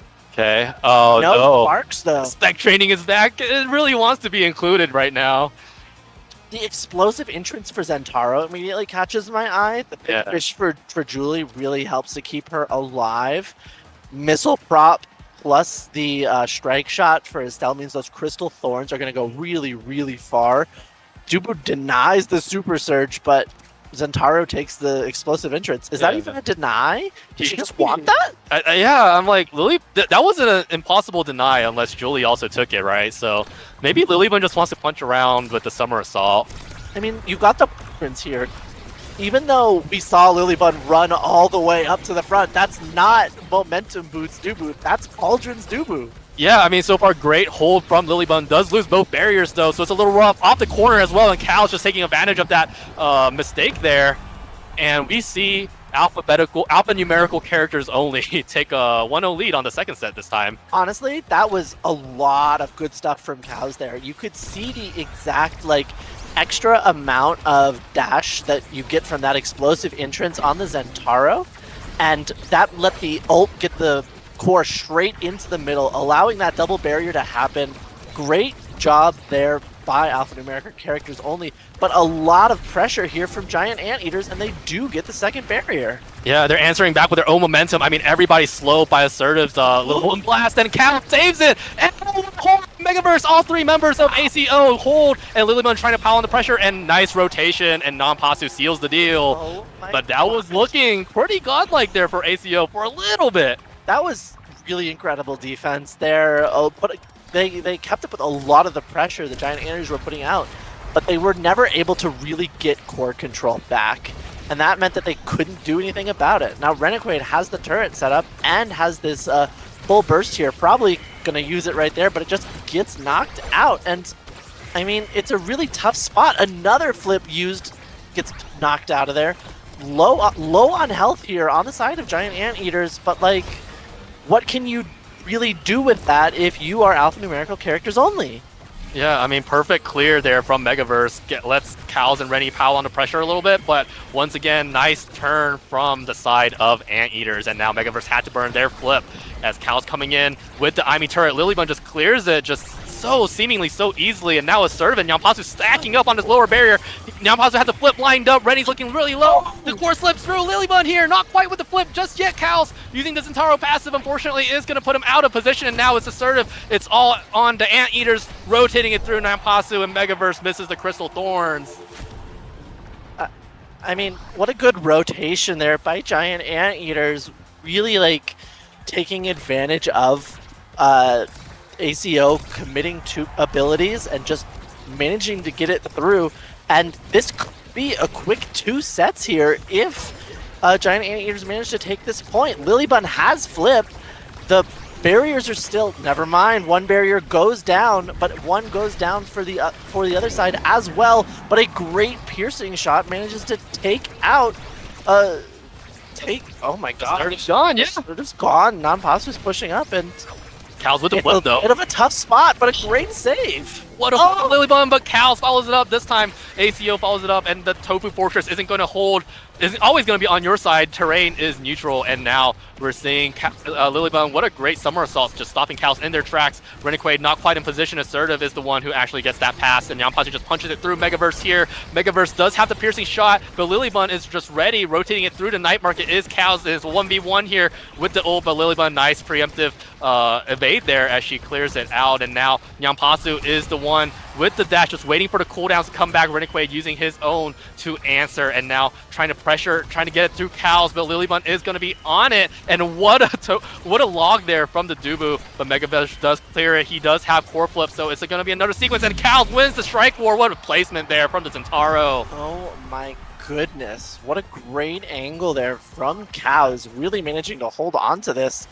And it's just, oh my goodness, it's a very close set, but we've seen such good defense here from both teams. I feel like the offensive pressure has almost been better from ACO, but Giant Anteaters have been able to hold on defense so well. Non-Pasu is doing so much work with this Juliet, actually. I'm watching her use the dash and the punch separately quite a lot. There's the flip, there's the punch. There's a kill, but no goal. But Lilybun's rowing forward to try and help get this in. Assertive gets it to Non-Pasu, and there's the dash without the punch. I mean, securing the second set. Assertive just put on a show there for the crowd. I mean, and Non-Pasu's the MVP, but I mean, Assertive that last point, right? Just shotgun it through until Non-Pasu can get the goal. And now Anteaters are rewarded with what, Kupo? Because I am I mean, there's one spark. So, I mean, that's really good for Julie. It's going to be solid. Deadeye is not particularly useful here for most people. Prime Twin is a lot of abilities on the side of ACO all of a sudden. I mean, is Lilybun going to kill now with heavy impact? Lily is pretty strong. If Lily rolls into you, and hits the core also, you're gonna be in danger, I think is the lesson of this draft. We'll see if it happens this set, though. Yeah, for sure. I mean, right now it's Cal's. Oh my god, I'm rolling in from downtown. Cal's super aware, though. Oh, What a great Yeah. glitch pop from Rennequaid. making sure the barrier goes down, and actually it's ACO on the offensive, Assertive trying to shotgun it through, but they're there, Assertive just rotating around. Nyanpasu finally gets the break in the momentum of ACO. Rennequaid does have flip though, and Nyanpasu wants to beat it out of him. Rennequaid is going to be cognizant that, hey Nyan, you did use Dash Punch though, so nice rotate out. Nyanpasu just making sure Rennequaid has to burn his flip or something, and that's a bad core flip there. Nyanpasu wins the Strike War, and Rennequaid dies for his transgressions. Lilybun just took before fortressing back. This is the Julia with the core flip. Oh, unfortunate reaction. Wanted to hold it, but also wanted to use it at the same time. Assertive just hiding, but she is super dangerous, especially with that Xeno Cloak coming in and rotating through is Lilybun. Nyanpasu has the dash. Great answer from Megaverse, who has the core flip. Cal's just dashing in from downtown as well, but a great hold from Lilybun. Cool as a cucumber. Assertive shotgun through. They just want to feed Nyanpasu. Nice dash and nice curve, but Megaverse on it, but not with the Rose Warp. Oh my goodness. What a close point there. All the barriers ended up going down. That early kill that Nyanpasu and Assertive got onto Rennequaid, I believe, it actually, the last hit them into Lilybun's hot dog there, and that is what ended up getting the kill. Really good momentum that Giant Anteaters grabbed from that, and Nyanpasu and Assertive are up here with the core again. Yeah, Cal's wanted to slice and dice it past Lilybun. I mean, Lilybun's just kind of fattening up Cal's, just ready for the roll. And Nyanpasu is going to be actually, though, Juliet that confirms the kill here. Didn't even need the Summer Assault. Great shotgun from Assertive. Megaverse has to answer with the core flip. And Lilybun, Rennequaid almost gets the second barrier using the core flip. Unfortunately, Assertive gets out alive and the core slips through. So, unfortunate situation from ACO. Does buy time for Cal to come back, though. Assertive just snatches the Night Market Gate from the jaws of the Aimi. And now this is a core flip Jakar with a shotgun. I mean, getting beat down by Rennie, though, sure. And Cal wants to get the kill, wants to beat, and there we go. A little bit greedy there from Assertive. Cal's is going to secure that kill. No great glitch pop from Rennequaid. Cal's cognizant of it, saves his slice and dice, but Nyanpasu is holding, Lilybun is holding, and they almost have flip. They just need one more ability. There we go. Lilybun has the core flip now, and Nyanpasu also has flip, and all of a sudden we see the Anteater members have double core flip in their arsenal as they look to pile on the abilities. Great attack from Cal's, but Lilybun answers with the flip once again, and great flip from Nyanpasu as well, as we see Anteaters try to get a power play going on here. And the core's going to go fast. It's overtime, and we see Rennequaid holding on bravely as we're back. Cal's is back. Really great timing from Megaverse there. Did not let the shotgun from Assertive get that barrier, but Nyanpasu is able to get it in there, get the last barrier. And the health bar from Nyanpasu is really, really dangerous. Rennequaid, the turret, to really just take that last bit, but Lilybun's able to rotate forward. His team of 3 goalies is fine with the Julie goalie, and again, Assertive just shotguns it past Megaverse, just a little late with that burst, and it's suddenly match point for Giant Anteaters. Yeah, I mean, these points have felt really close, Kupo, I gotta say, but at the end of the day, the ones left standing is the Giant Anteaters here. Yeah, it's really tough, because look how fast this Julie is moving. Look how much pressure there is. Another blip comes out. Lily does end up giving up the barrier, but the ball goes into the particle accelerator, and the Julie dash punch puts them in position to take possibly the last barrier of the game. Lilybun, though, maybe not in the right spot. Rennequaid's... Oh, but he holds! Oh, he holds! Oh my gosh, what a hold. Here's the flip, though, for Nyanpasu. Cal's has flip. Houston took so much damage from Lilybun. Just beat out, and Nyanpasu, whoa, what an angle off the Night Market Popsicle! Did Nyanpasu hit that? Was that planned? I don't know. I mean, what a way to start off the first game of the series here for Giant Anteaters. That's gotta feel good. What a way to end the first game of the series, you mean? Yeah. Like, that's gotta, and that was the game point, you know, that's a wonderful feel. It was quite close, but it's just not going in the favor of ACO right now. And that's sort of what we've been seeing all day. I've seen a lot of really close games and a lot of 2-0s for the higher seed. Yeah, it's definitely some kind of black magic that the higher seeds are pulling out. It's good seeding, I think. It's good seeding. Yeah, you're right. I mean, but you know, they gotta be collected. They gotta, if you're ACO, right, you gotta make sure that that's not gonna affect your mental. You gotta lock back in. They had really good moments, like you said. They had really good moments, and they gotta really work out just that final stretch. They're so close. They Yeah. really can do it. They just weren't able to push through. Again, this team of giant anteaters is essentially 3 goalies playing, and their defense looks like it. Yes, Every yes. single So good. point.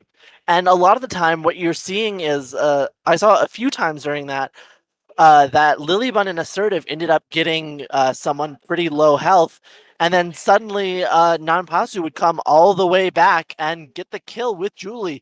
Yeah. Punish them with the Julie ultimate, get the dash punch, and just manage to finish it off, get the power play, and they really put the pressure on. Yeah, I mean, the teamwork here from the Giant Anteaters has really confirmed their 3-0 victory. And now we're moving on into, I believe this is their map. They chose Atlas Lab here. Who chose that lab? I think Anteaters chose that lab. Oh boy. Yeah, so they won on their opponent's choice. And now they're going to move on to, Atlas Lab. And that's never really what you want to see. No, you don't. But here we are. We actually see spec training again. It really wants to be chosen.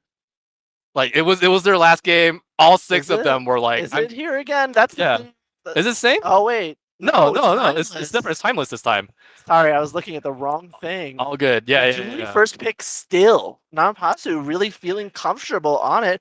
And frankly, Why not? It looked good. It looked really simple. It just hit stun the goalie. That's what Julie does. Yeah. Hit stun the goalie, hit stun the goalie, hit stun the goalie. Yeah. I mean, if you remember last game from GO against Anteaters, that's what Snake did. He just come in, hit stun, like feed me, Grimella, said Snake as he just stood in front of the goalie and then punched it in. If you're playing Juliet and your midfielder can get it to you, then why not simply do it? And this time the midfielder is Luna, it looks like. This is kind of crazy. We might finally see spec training get picked up. I think we're going to see spec training. I mean, it's almost certainly spec training for Luna and Julie here. I could see Timeless Amy and Timeless Atlas, but you might also want the spec training Atlas just for the extra healing for all of the damage here. Yeah, this Luna might be really scary. I mean, Cows is picking up that Zentaro again, and again, why not? Cows look really good on that Zentaro. Yeah, Cows look great. Yeah, I mean, got it through Lilybun quite a few times. They didn't look bad last No, it game. really didn't. They just lost somehow. They just lost. Yeah, you wake up. They were just losing the points. Yeah. And it wasn't like they weren't taking the barriers. And sometimes that's how the games go. It's a very even match, but one team is more consistently better. And that's what it is. That's the difference. It's not getting the barriers. It's getting the goal at the end.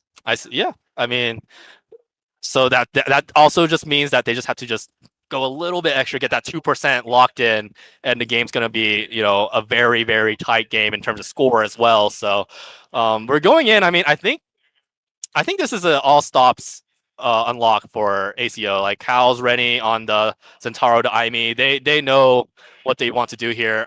So I think this was a pretty good draft, but I mean, assertive on this Luna is going to be really scary. The fan brace here from Cows is interesting.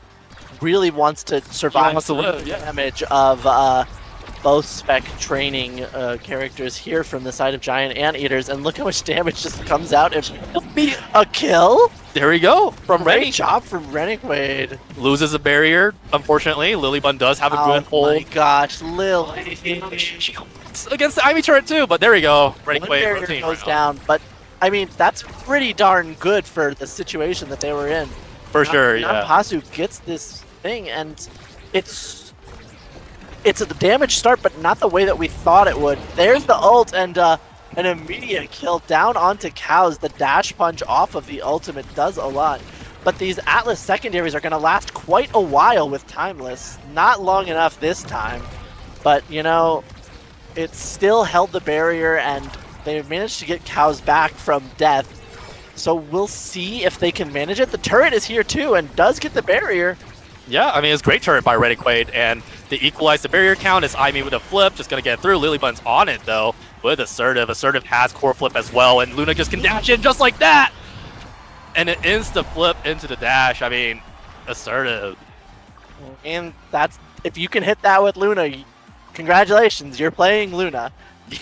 You're really doing it. And I mean, that's the potential of this character. Yeah, I mean, this like the top 10 reasons why you play Luna. That's got to be like number 1 or 2 right there.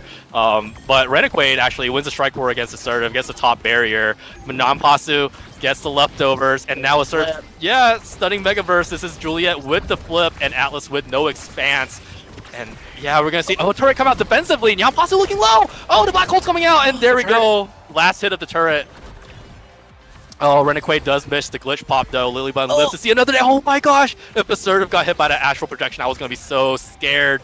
But again, this is a close match, guys. This is a close match, despite what the seed tells you, despite what the scores tell you. And Megaverse just waiting it out, playing it calmly. Unfortunately, he does lose a barrier. Cal's looking a little low. Assertive also looking low. Cal's just heals himself back up with the Bam Brace, and they're playing a little game of cat and mouse here. Cal's does retreat back to pile on more pressure with Renegade, though, instead of trying to take down Assertive. Using the Zentaro passive, he has Flip now, using with the Imi turret, but Lilybun is just on top of it. And that kill onto Renegade might be huge, because this is Duba with the flip rolling in. I think if that roll hit, she was going to use flip and just get it in. Assertive leaks it in. Missile coming down. There we go, the flip. And oh my goodness, Nampasu just making sure to expand and fully extend. And what teamwork, right? This is so good. What an incredible kill there from Assertive. Hitting the ult down, hitting with the secondary and the primary while they're in the ult circle. Absolutely nothing to do when you're hit stunned like that. And the power play was everything. And there's another quick dash to get the second barrier. And there's so much pressure here from the side of Giant Anteaters. How do you deal with this? Yeah, I mean, Nampasu dash punch. Yeah, you just, all right, you just lose there, unfortunately. You mentioned, I think, that this is Giant Anteater's map pick, and they look comfy. They look quite comfy. Whoever picked it, they look quite comfy. Yeah, absolutely. And the way they just layer damage on damage, and we're gonna see some drafts here. Anteater's rewarded with what are we seeing here, Kupo? I see the hot shot here on the Luna. Yeah, that's gonna make those missiles and the dash be really, really dangerous. 2 sparks here means you're not really looking at sparks anymore. Unstoppable, making it all the way to the end of this draft and nobody picks. Wow. I'm not sure I agree with that, but a lot of good things here. And Lilybun really wants the Super Surge 2 move. Yeah, it wasn't a deny. It was I just want it. He just wants it, and you know what? I respect it a lot. Yeah. Dash there from Assertive, though, putting so much pressure down for Assertive to deal with. And a great ult from Megaverse manages to save the life of Cows after a really devastating blow. Yeah, I mean, it's really important for the Atlas goalies stay aware, because it's such a crucial skill. And Nampasu punching it past, but he might get taken out by Cows. Nope.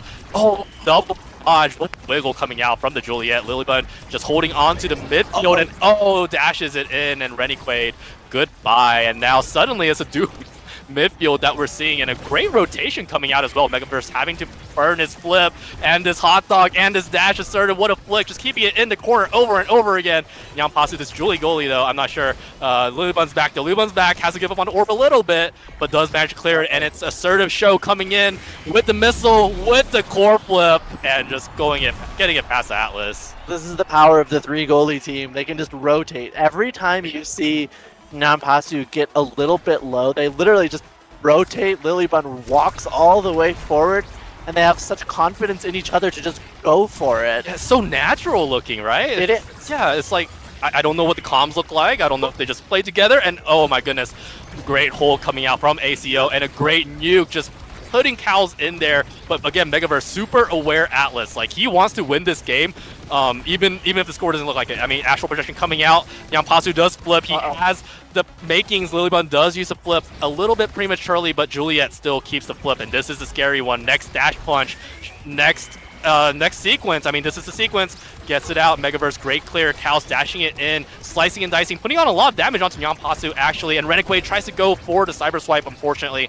A little too little damage. Megaverse has to core flip it through. The second barrier goes down, and once again, is looking really dire for ACO. The core goes into the little bit of a middle, and Cows is able to reach it. And once again, what looked like a double barrier attempt here from ACO ends in a single barrier, and just so much coming out. Lilybun finally dies. Nyampasu might also die. There we go, Renekwe. This is exactly what they wanted here. Megaverse walking up all the way with confidence, and there we go to Expanse. Finally, we see momentum coming back for ACO. Yeah, what a goal there from Megaverse, just putting it in with the secondary, very calm. And the double kill from Renekwe there was absolutely massive. Getting the first one onto Lilybun, and I can stop talking about that now because, again, Assertive has just taken Renekwe out.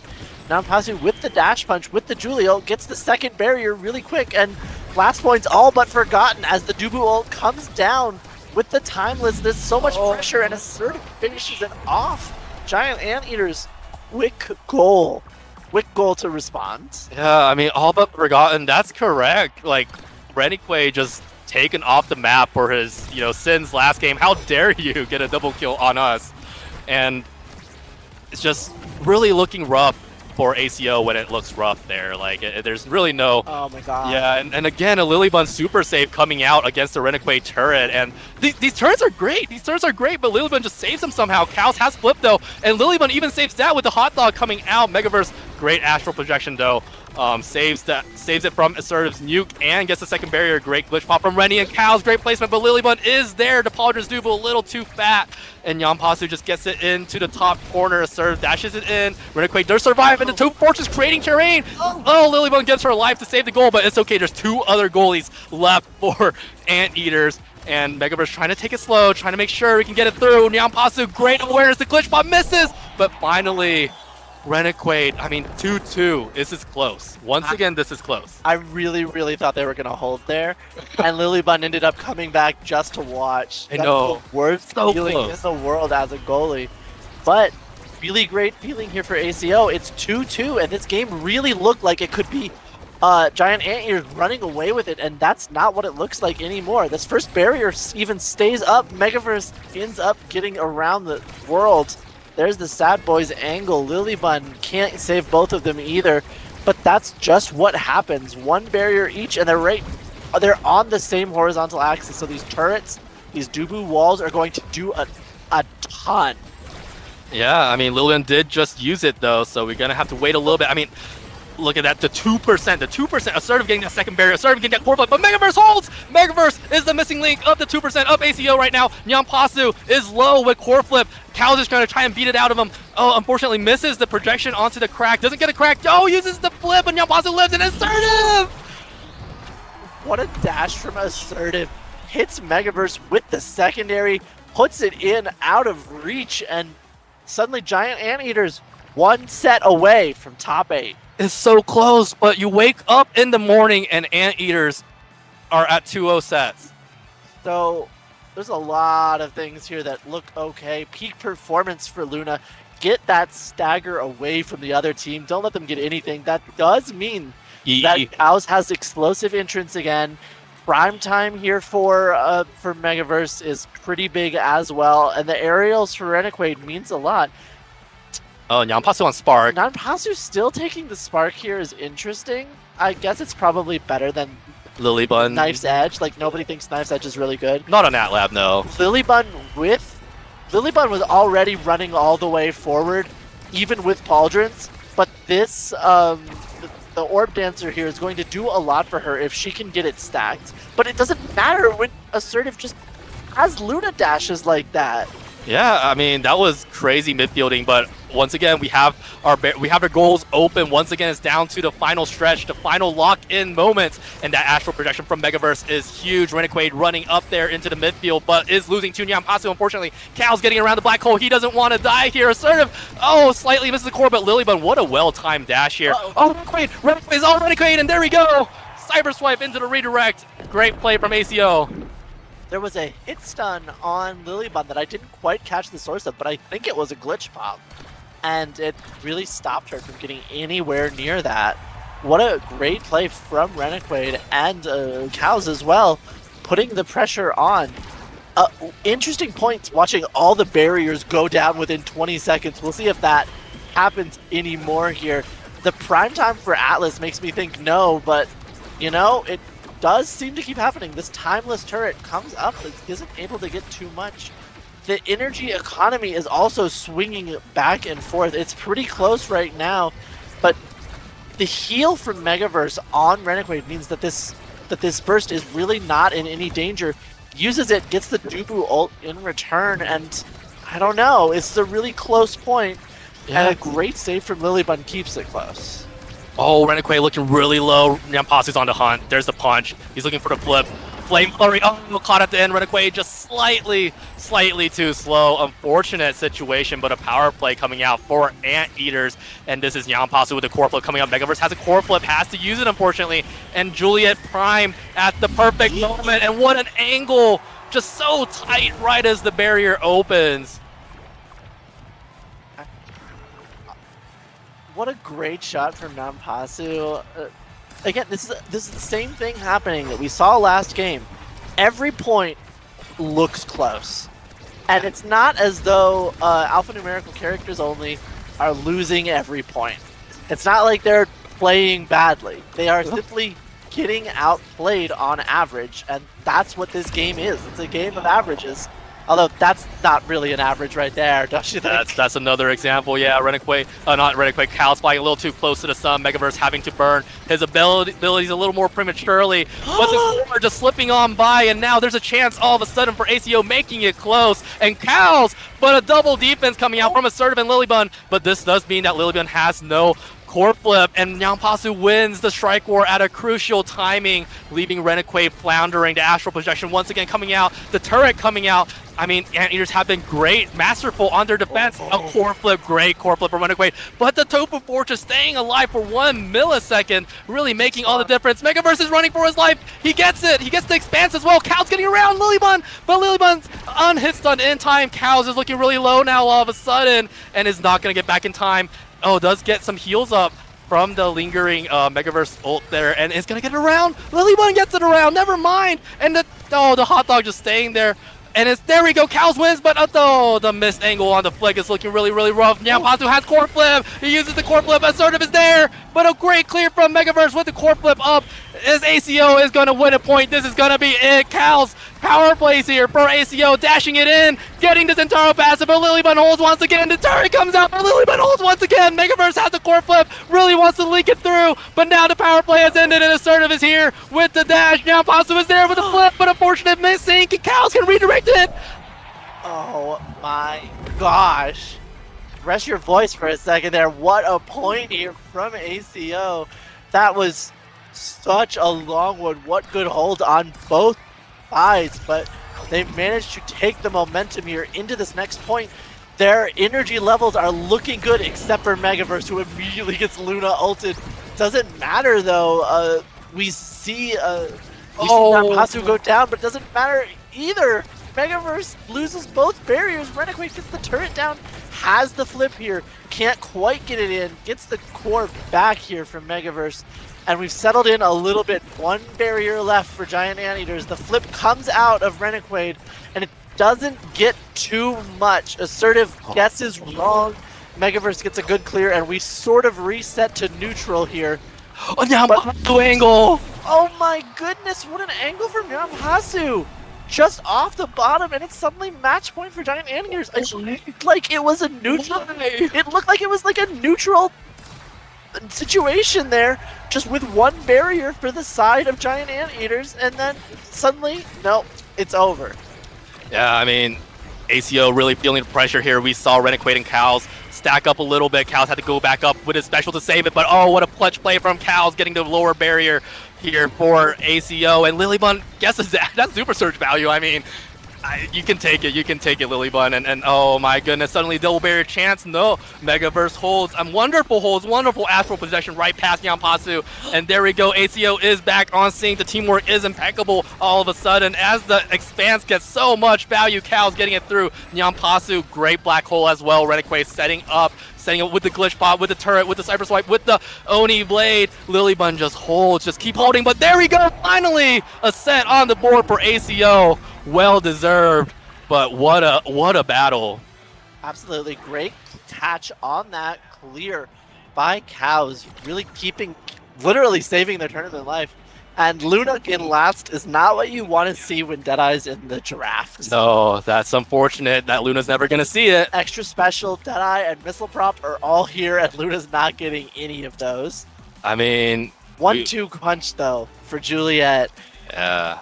Is that going to be a killer? And 1-2 punch for Juliet plus extra special for this Dubu looks really, really tough for ACO to deal with. Yeah, a quick strike on assertive as well. I mean, again, it's not like a super power play spike. I mean, Luna didn't get the best thing ever, right? But it's still quick strike.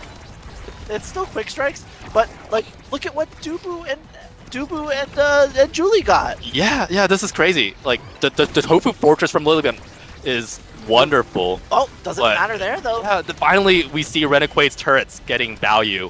Finally, but we see Nyampasu just answer back. Cal's coming in, assertive, looking really, really low, and quick strike is gonna mean that the energy coming for Luna's gonna be worse. And there we go. I mean, this is the angles that ACO wanted to happen. Cal's and Rennie piling on the damage, getting the kills, getting the goals. Yeah, I mean, if ACO are gonna come back, this is what it looks like. I didn't talk about it that much, but Megaverse does have primetime missile prop now. And the Deadeye from Renekwe means these turrets will be doing more damage. It's possible that they have a damage angle now just with that. What a flip off of the black hole from Cows. This turret looks really hard to do. They saved it, but they have no barriers left. Only one on the side of ACO as well. But there's so much pressure that can come out when you flash like that. Lilybun saves it at the corner. And then so does Nyampasu. Assertive here has to win. Surely. That's pretty tough. ACO up 2-0. They look like they could turn it around. Yeah. Could this be the first one that goes to 3? I don't know. It's working out for them. They're 2%. Finally, it's ACO that has the 2%, the final 2% in the stretch. And yeah, we could see at least a set 5 here. It's looking really well poised to be a set 5. Assertive, finally, I think this is like the first time I've seen her miss a dash, and it's really working out. Lilybun losing the barrier. I mean, Renekwe's turrets, are we going to see value? No, okay, that one is going to hold static. But oh my gosh, Megaverse just coming in from downtown with the Missile Pro, with the expanse just holding for days. Nyampasu looking low. That 1-2 is value. Renekwe's just going to go off though, and Assertive not missing the corner at all. But oh, that Missile Pro Atlas. Megaverse has the core flip. He has no reason to be scared. But the Stash Punch, yeah, just answer with the flip. Lilybun's going to dive in, but set 5. Lily's just too far away to get that save. Another great goal from Megaverse. We're going to set 5. Renekwe gets first pick here, and I don't know. See, I mean, there's a lot of good things here. Who's got the leadership here? Is that Julie? Yeah, Julie. Nyampasu has it. There is a spark of focus. She's going to take Big Fish instead. Not really worried about it. And Renekwe holding for a long time there before eventually taking the Stagger Swagger. I like that. They really did start to turn around on this damage. And it really seems like that's their win con here. Siege Machine means that this is long. Primaries from Atlas and this Strike Shot are just going to be so long. Like, oh my God. That went all the way to the barriers. Yeah. That's absolutely crazy. I mean, Nyampasu is going to kick a barrier here. Unfortunately, the turret's not going to save him there. But I mean, if ACO, this is their chance to come back. But unfortunately, the curse is coming back. They're the ones losing the barriers first. Unfortunate. Oh, what a great glitch pop! Oh no! Oh, great angle. Nyampasu coming in from the top. Assertive also there. Megaverse has a core flip. Nyampasu keeping that one angle. what an angle. Once again, from the top, coming to the bottom. Nyampasu doesn't miss these. No chance for anybody to save that one at all. But it means that the energy is pretty low here for the side of Giant Anteaters. One thing that I really want to keep an eye on here is how often Rennequaid puts down this turret and Lilybun is able to get the clear through 2 of the turret shots. Whoa, just Oh my God. no. Once again, an offense by ACO thwarted by a somersault into Tufu Fortress. Cows gets the lower barrier. That's great. Turret set up, but Lilybun once again just clearing it through. Oh, the kill onto Assertive from Megaverse. Finally, we see Assertive punished for dashing. Oh, Lilybun, what a great read from the dash. Megaverse unfortunately misses the astral projection, and Nyampasu loses, but dash punches it through. I mean, Julie Goalie, holy moly. Julie Goalie holds those. And Lilybun holds once again. Cows is there, but the Tufu Fortress, that extra special coming in clutch. Rennequaid misses the flick. Cow, Oh my God. holds the primary, but that gives Lilybun enough time for the log and a great glitch pop from Rennequaid to keep a core in control. But the black hole comes back. Megaverse once again has to burn his skills, and Rennequaid just buffeted away by Lilybun, who has that super surge value coming in. And this is great plays, but the triple goalie meta coming in from Anteater. Finally, we saw Lilybun lose against a Rennequaid turret. Lily beat the turret a lot this match, but she did not beat it there. Very clutch to bring this last set 1-1. ACO looking to survive. It's such a fast-paced game and a double barrier off of just one Luna missile. That's the power of Hotshot. Yeah, I mean, Assertive just poking from the bottom, just waiting for the dash come down. The core is linked. I mean, perfect dribbles. Megaverse does interrupt it with a strike shot. Assertive just going past, controlling the midfield. Great evade coming out from Nyampasu. He has dash punch there. Comes out with the expanse. Lilybun kind of caught out position. What was that roll? But, I mean, got there. Loses the barrier, though, but got there regardless. Cal's putting on a lot of damage. Assertive does have to use the evade. Assertive trying to put Megaverse out of position, at least make him use the core flip, but that wasn't going to happen. Oh, no. Unfortunate black hole angle miss coming out from Lilybun. Finally, we start seeing some mistakes from Anteaters. Nyampasu Flame Flurry coming out, links it to Assertive with the primary. Wonderful play. But, and Assertive holds Rennequaid's flip as well. Nyampasu doesn't have skills, I believe, for a dash punch. Megaverse trying to hold it. And a great kill from Cows. Coming out well primed by Megaverse as well. Assertive coming in from downtown. Unfortunately, not going to get it. Lilybun has to do a 2v1. And Rennequaid turret coming out. Lilybun holding, but Rennequaid is there in time. And we're seeing match point from ACO. Match point for ACO, huge. Like, we could see a map 3 for the first time all bracket, I think. There's so much pressure here.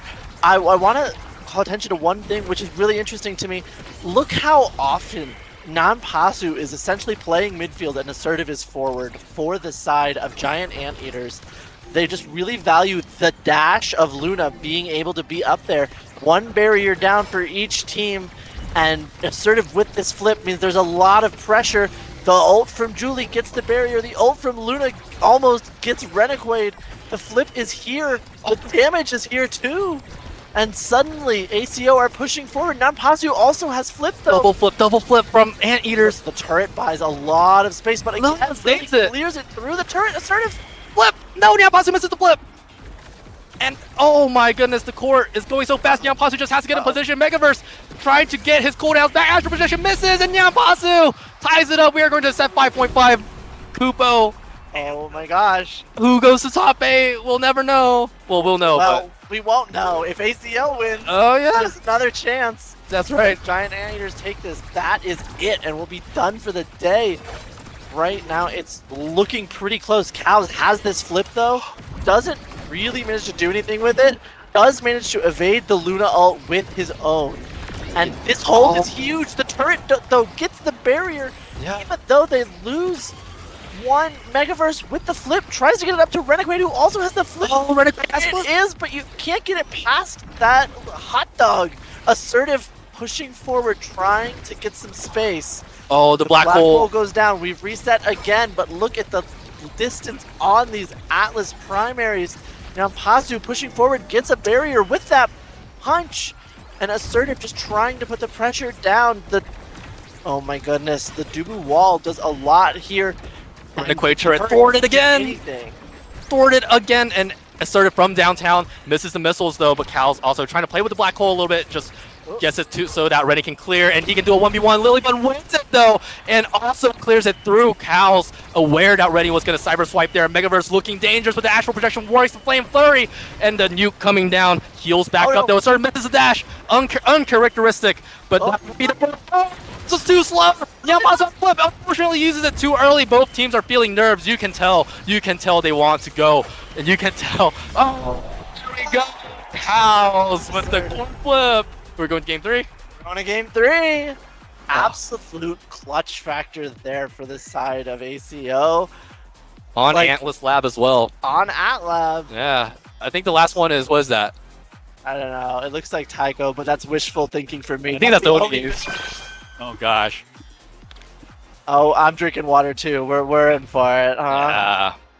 With the way that both these teams are playing defense, we're absolutely in for it. Yeah.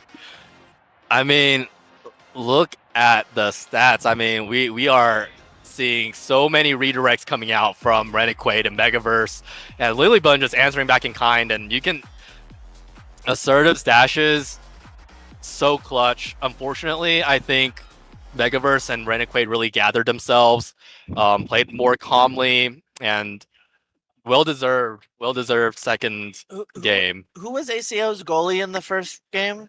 ACO? They switched it to Atlas in this one. Oh shoot, you're right. No, was it Atlas both times? Oh, now I'm confused. No, I think they switched to Atlas. My brain is so fried right now, Kupo. But I mean, regardless, Megaverse's Atlas was good. I felt like that was the big turning point there. Okay. There was a few really, really clutch heals. Thank you, Vega. Estelle game one. Game 1. Okay. And the ability of an Atlas to hold solo and the ability of an Estelle to hold solo are very different. Night and day. And I know that it's night and day, night market and AtLab, but Okay. it's still night and day. Okay. And those timeless secondaries were doing a lot early game on these circular the circular barriers. But those really long Atlas primaries just let Renegade and Cows play off of them late game, and oh my gosh. That was a game. I'm excited to see what this ends up looking like on Oni Village here. Yeah. I mean, again, props to Anteaters.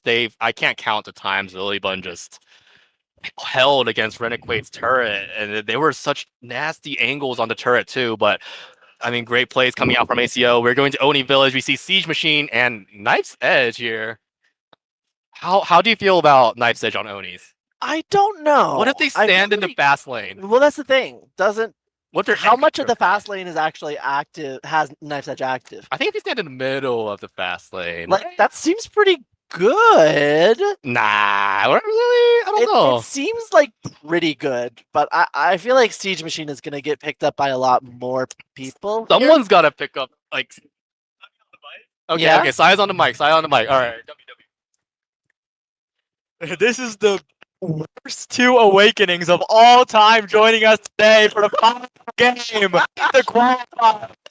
Losers tied. These are starving. The 2 worst of all time. Hey.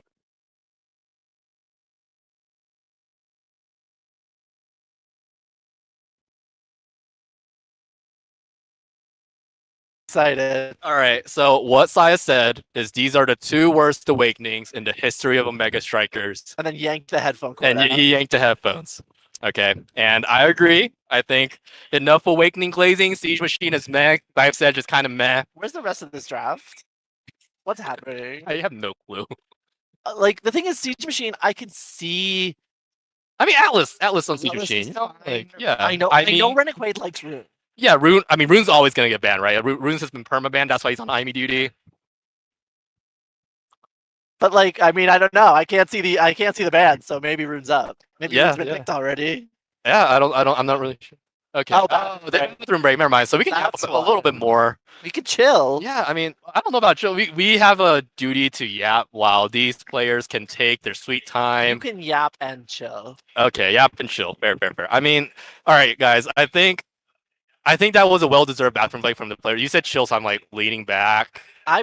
should have done that. So back. I still could. You could. It could be okay. It's actually a little bit uncomfortable because the Oh, because the headphones are really yanking out again. yeah. So okay, that was my attempt at chilling, but I mean, it's hard to be chill when you just seen two really close games. Like the score didn't say it, but again, it's really close. ACO show improved themselves, and I'm not sure who decided Oni Village. Let's see, Lilybun's team. So Anteaters were blue second. So third map was chosen by ACO. Yeah. I'm pretty sure. I have a record of getting these wrong, but I'm pretty sure the decider was chosen by ACO. I have no idea, and I won't pretend to. It's okay. Oh, we did have another upset. Oh. Furret beat Woe Chills. Furret beat Woe Chills, guys. All right. It's maybe it's a good day for and upsets. another game 3. Wow, another game 3. It's Wait, really another looking one up. actually. Oh, Losers round 2 looking pretty Handless good. Dogs. Okay, I'm not gonna lie. I have a blast for Handless Dogs, but we'll see how it goes. My team only scrimmed Pudash's Progyny. Is that before the Asianator with It's Wolfman? Asianator's team, Yeah. And they won most of our games. We won Are we one. both people who lost to Asianator's team? Yeah, because I lost to Asianator's team. Not today. You lost. Did you lose to Asianator's team? No, Okay. we lost to. You just scrimmed them. We lost them in the scrims for sure. Okay, but you lost to Furret in the actual tournament. We lost to Furret and losers. I don't even remember who we lost to. Okay. So we're not both victims of Asianator today. But Today. yeah, but collectively, I mean, who wasn't victims of Asianator at least once in their challenger queue? Starting VAA victim. Oh, sorry, VOA. VOA, victims of Asianator. Boa? Yeah, Boa. That sounds like a K-pop star. Like I can see that. Boa? Yeah, Boa. But I don't know. Maybe not. Let's see. Any other interesting things? Let's just look at the rest of the top 8 for a second. Yeah. So in our top 8 tomorrow, Gratification Overdrive versus Speed one. Toon Polar Cortex.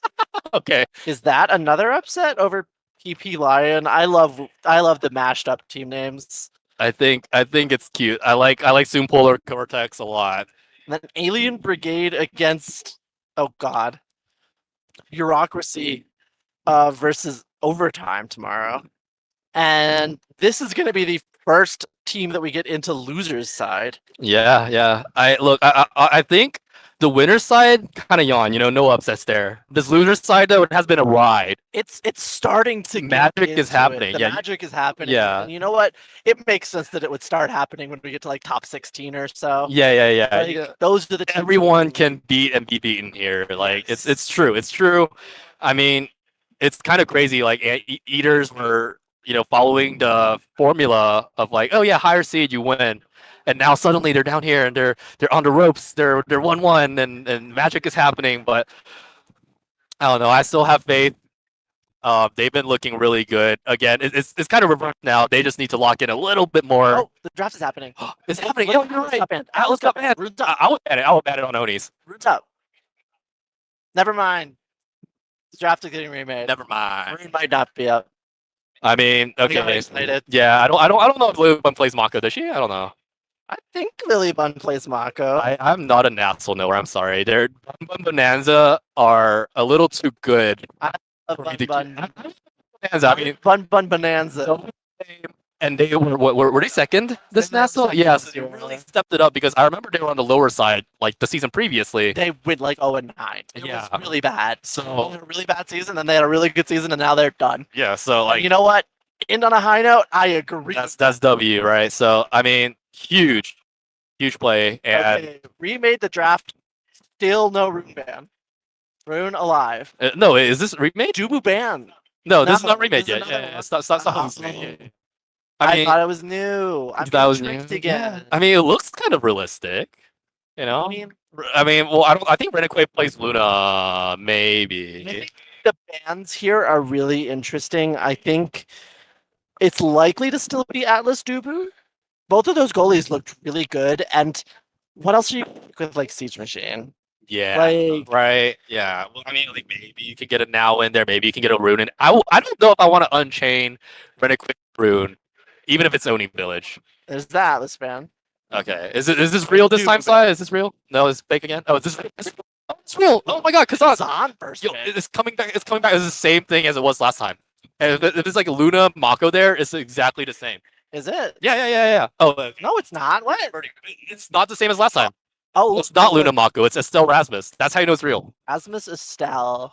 I mean, Rasmus Estelle is like the classic core control comp, and Oni Village is Yeah. the core control. Uh, Here we are. They can just force it in with the piercing shot and the I don't know what the right click is called on Rasmus, but he goes Pendulum swing. Yeah. It's not really a swing. I guess it's a swing from him. It's like It's a swing. It's just not the normal sort of pendulum swing. A pendulum swing is like yes. Yeah. this pendulum swing is Yeah, it should be a pendulum throw or something. But we see a Fini and I think that's assertive Strickar. oh, that's definitely Lily Finney. I'm so happy to see it. Hey, Bum Bum, As a- it's Bum Bum Bonanza I'm a members. huge Finney fan. Okay. Oh, that's true. Yeah, you're right. Nice, that's you. Oh, Kai picked to round it off though. That's Kai good. picked. Okay. No room. No We room. did not see the room. I mean, it's Oni Village. It's a little hard to pull out Rune. I thought maybe like a specialist like Reddit Quick could do it.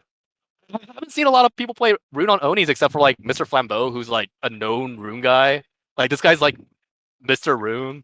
I used to play a lot with oh my god, I'm so sorry. I'm blanking on your name. We literally had coffee like 2 weeks ago. No, I'm so stupid. It's okay. We don't need to remember names of people. But you used to play it. Did you play it on Oni Village? Yeah, I did. I like the fact that you can set out the anomaly and just save the whole barrier for a little while. That's true. Especially on a timeless start, it really feels like it could stall out. But I mean, there's a reason they're not picking it. Yeah. I mean, we're in Oni Village. We're gonna see it. I mean, I think Kazan Rasmus, they're both like option 1 brawlers on Onis, right? So Core this- control. So this is like 4 Knife's Edge and 2 Siege Two Machine, Siege probably. Machine. I mean, is Estelle just taking Siege Machine just for a longer projectile? Maybe we might see it. Yeah, if Rennie really hates Knife's Edge, which I could see it do that. I could see it on Kai too, but I don't know. Spooky stuff. We'll see in a second. I And think. this will determine our first member of the top 8 on loser's side tomorrow. Yep. All right. Let's see Here it. we go. Da da dun dun dun dun. Oh my gosh. Nice edge. Nice edge. We get Siege Machine on the Drakkar for the longer shotgun. Makes sense. Lilybun has momentum boots here. Also makes sense. And it's Strike Shot for Megaverse, not the eject button Kai that you might be expecting. Yeah. I mean, I guess has to keep up. Kai didn't take. Yeah. That's actually. I thought he might take it for the longer projectile, but Cal so far doing a great job of keeping Lilybun on a little bit damage side because you can see the spinning movement speed scale like 650, especially with the speed gates. And Yampasu and Assertive trying to wail on Megaverse, who does lose control of the barrier there. So it's Oni. So whoever loses the barrier first, it's going to be really rough for them because now they have to defend this whole midfield, and Megaverse does get it. Oh, Yampasu gets there, but the Kai saves it with the barrage. Lilybun hold again, but Piercing shot it out, and now barrier count equalized both open nets, and Megaverse trying to do a little dance. Cows holds it past Assertive, winning the strike war time and time again, but Lilybun coming in, using the triple take. Cows coming in a little too slow just yet. Pendulum swing, Lilybun, nice step back. Very aware she's not gonna die yet. Assertive double goaling. What a great big finish here. But a great Giga answered from Megaverse. Yeah, great Giga from Megaverse and redirect from Cows. I want to keep an eye on Lilybun. She really likes to run forward. And sometimes she loses a barrier for it. Yeah. Sometimes she gets 2 barriers for it. And I feel like the success of this team is really going to hinge on what she's able to do when she runs forward here. But right now with the 3 core flips on the side of ACO. Oh my god, they just learned one! No. Oh, Lilybun had a little more time. She could have recasted that big finish, but If that big finish was a little bit farther forward, I think it would have been okay, but it was really tough with Cows having the flip in the middle of it. yeah. I mean, it's kind of like a do if you damned if you do, damned if you don't situation. Sometimes you just gotta pick. Yeah, and Cal's nice control coming in, pressuring Assertive. Gets Yampasu, does get the defense on the core flip though, and now energy advantage heavily in favor of the Anteaters. Megaverse has to use his core flip, gets 1 barrier. Lilybun contesting the pendulum swing, does win. I mean, this is magical. And oh, that almost went through Megaverse. Megaverse holds big finish, getting it through. Triple take coming in as well. from Lilybun! That's Siege Machine. That's Siege Machine. That's Siege the extra projectile. Siege Machine glazing will begin now. Oh my goodness. Huge plays. I think the other thing that I really want to take a look at this game is how the Knife's Edge ends up getting used. And also, there's one thing that I haven't seen really in effect too much since it changed in the most recent patches, which is the Finny triple take change. The speed of it got increased. Yeah. And I want to see how that matches up with the Kai barrage. I haven't really seen it that much, but I don't know how that holds up now. You know, that's true. I mean, you can see Nyanpasu kind of playing with that Knife's Edge there, really enjoying themselves on the edge. Unfortunately, the special on the Kazan does make the core go weird. Distance is cleared by Renegade, and now Assertive trying to shotgun, trying to keep control of the midfield. Great awareness from Lilybun, not going to lose to a piercing shot read from Renegade, and Assertive just trying to not cross Renegade's corners, so he doesn't get like flipped off the field. But now the flip is out, so Assertive can be a little more aggressive on the edge, dashing in with the Xeno Cloak. Megaverse does rotate it through though in a nice Giga, just making sure Nyanpasu's options are blocked. And the maddening descent, unfortunately the core not quite there. Another block of the pendulum swing from Lilybun. And Cows has to be a little more closer with the core. Assertive just a little too late, and Megaverse is going to get that. Oh, the big finish! They does save it though, and just slightly too short with Crystal Thorns. Ooh. And what a great barrage save and a great Giga once again from Megaverse. Does lose the barrier though, has a flip and has a wide midfield. I mean, Lilybun great misdirection and a triple take, but Cows does have a flip and he's just gonna knock it in. And I'm gonna say they could have gotten it if Renegade took Siege Machine. The Crystal Thorns would have. All I'm saying. That's he's gonna keep blazing Siege Machine this whole time. Siege Machine is a goated awakening. You've clearly seen this. So true. And you know what could make it better is aerials. Honestly, I wouldn't be surprised to see aerials. Kai might take it, right? Kai. Yeah. Doesn't happen. The extra special from Lily makes a lot of sense. Over Manu. I think getting the turret out a lot more. Sorry, not the turret. The big finish out a lot more is going to be good, especially when you already have Siege Machine. Okay. You've got the length of it, so you really can just put a lot of pressure forward. Heavy impact for the Estelle is interesting, and Nyanpasu gets the Might of the Colossus, which could turn out to be huge. Yeah. Really. I mean, they swapped the size awakenings, right? Cal's opted for the more direct bit, while Nyanpasu is kind of preparing for winter. And great Crystal Thorns reacted by Lilybun. No evade, but gets it through. Assertive is right there to answer as well. I mean, great pass backs and making space for Lilybun to get her strike cooldown back. Big finish coming out. Assertive is there to back up on it. These reaction times are good from Anteaters. But 1-1 barrier count still, and Renegade and Cows are looking really set up here on the top corner. They're not looking to give up control that easily, and Nyanpasu just taps it out with the Kazan. Open form mode though now. Gets the hook, gets it past Megaverse now, and this looks like a really dangerous position, especially with the big finish. Oh, what an angle from the big finish from Lilybun, but unfortunately did step a little too far, a little too close to the sun. No evade from Lilybun, and the core slips in. Cows. That's what I'm saying. This game is going to turn on what happens when Lilybun runs forward. Yeah. And that time didn't go well in the end for the side of Giant Anteaters. Yeah. This time runs forward and doesn't get a barrier but doesn't lose anything. It's a little tough. I don't know. I feel like the standard Estelle Rasmus does a lot. I think Kai does a lot.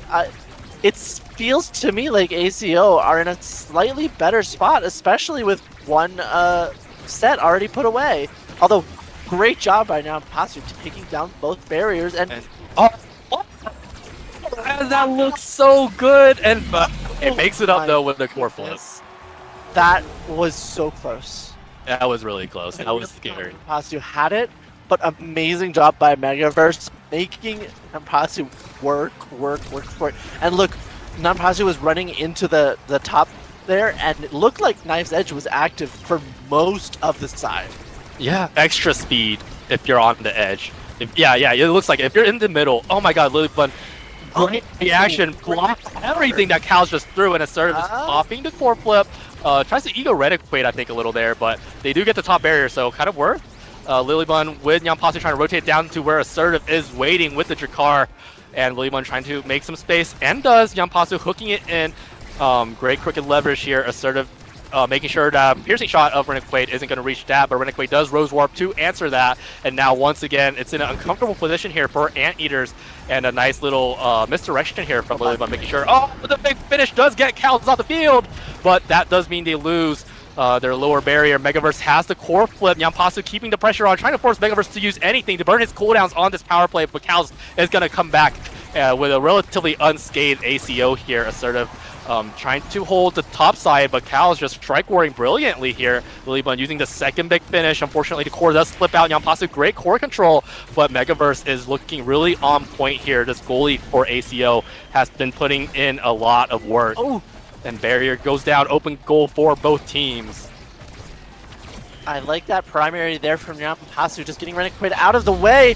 Nyampasu gets that pass from Assertive, just puts it in out of range. Well, not even out of range, just a little bit faster than Megaverse was able to get the primary up from Kai, and 2-1 here this set for Giant Anteaters. Yeah, that looked really good for ACO, but Anteaters really making the score come in. Megaverse just lost control of the core just for a bit, and that was enough. They've been walking up to the midfield once again. I mean, these midfielder genes cannot be stopped. Nyampasu looking low. Reniquate, I think he wants to get the flip, but Nyampasu is going to escape. But at the cost of the top barrier, that's okay, it's Oni's. Using the big finish, trying to wait it out. Self-passes using the big finish, and that's a brilliant move from Lilybun because that opens up Nyampasu with the core flip to hang on. But Reniquate does win the strike wars and gets it out, and now it's ACO piling on pressure. Great pendulum swing, and a great flip from Reniquate returns the Nyampasu angle. And 2-2 all tied up we see here on the second set. What a great angle. What a huge point this is coming up here. Now, Pasu's starting with the core flip. Cows is close as well. I want to keep an eye on those here. Could absolutely be the keys to this point. Lilybun managing to save both barriers there. That's crazy. And getting a lot of pressure here forward. But it's really tough here. Now, Pasu has the flip, but can't quite get it to her. But Assertive and Lilybun are just chill. Can't quite get the crooked leverage, but like they're not pressing all their buttons, they're just holding on. Reniquate is slowly getting more and more hurt. Lilybun manages to get Cows' flip out. Nyampasu still onto that one. Crooked leverage is good. The triple take is better. Oh, double flip here.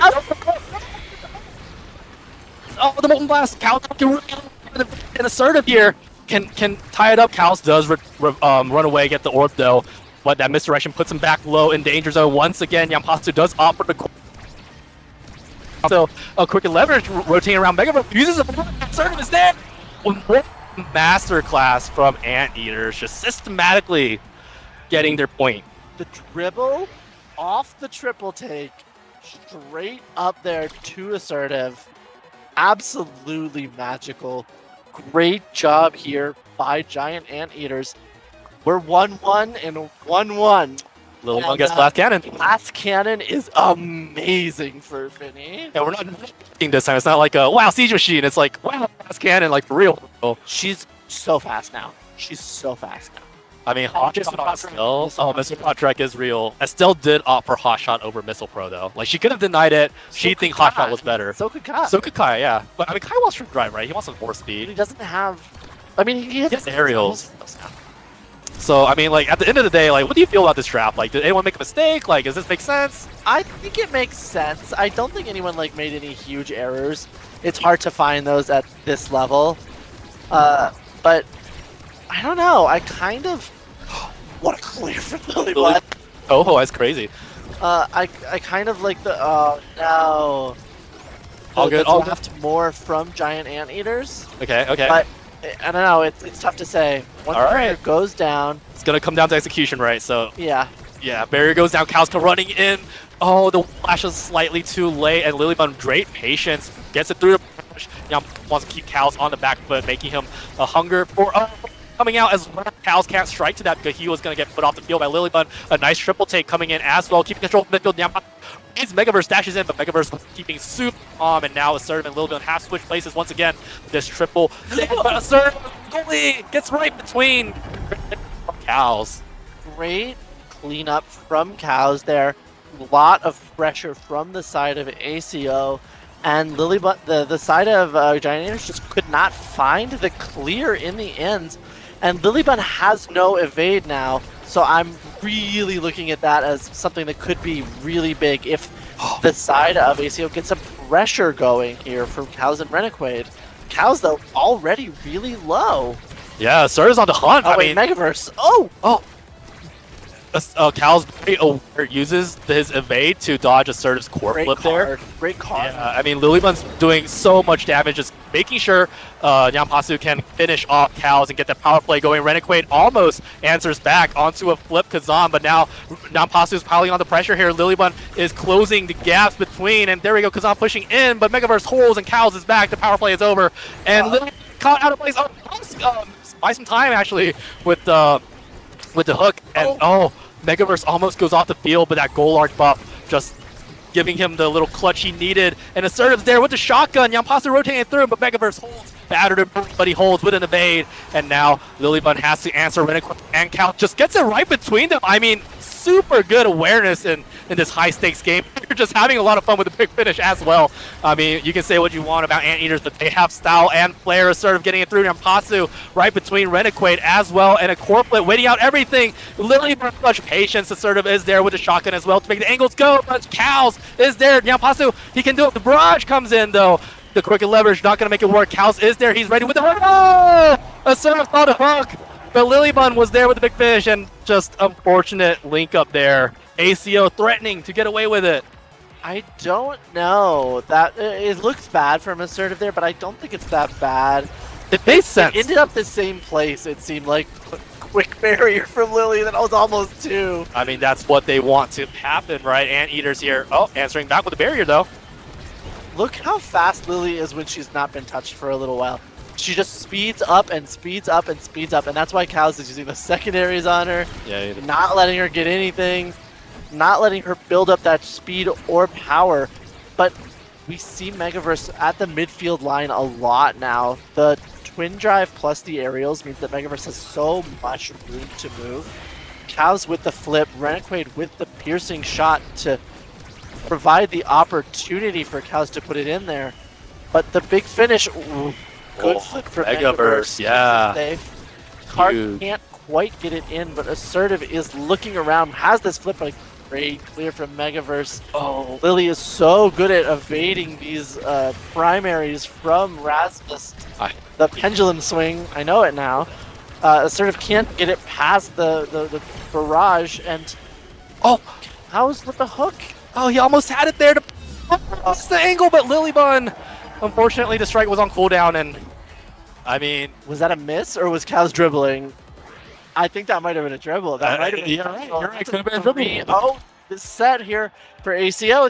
They have the momentum. It could be an upset at the losers bracket here, as we are seeing potentially Anteaters seed 8 not make it to top 8. Estelle first pick again. Prime time on Estelle is disgusting with Hot Shot. Hot Shot. Heavy impact. Heavy impact is pretty good for Estelle, I think. Yeah, answering back with 1-2 on Kazan. Lilibun finally sparking.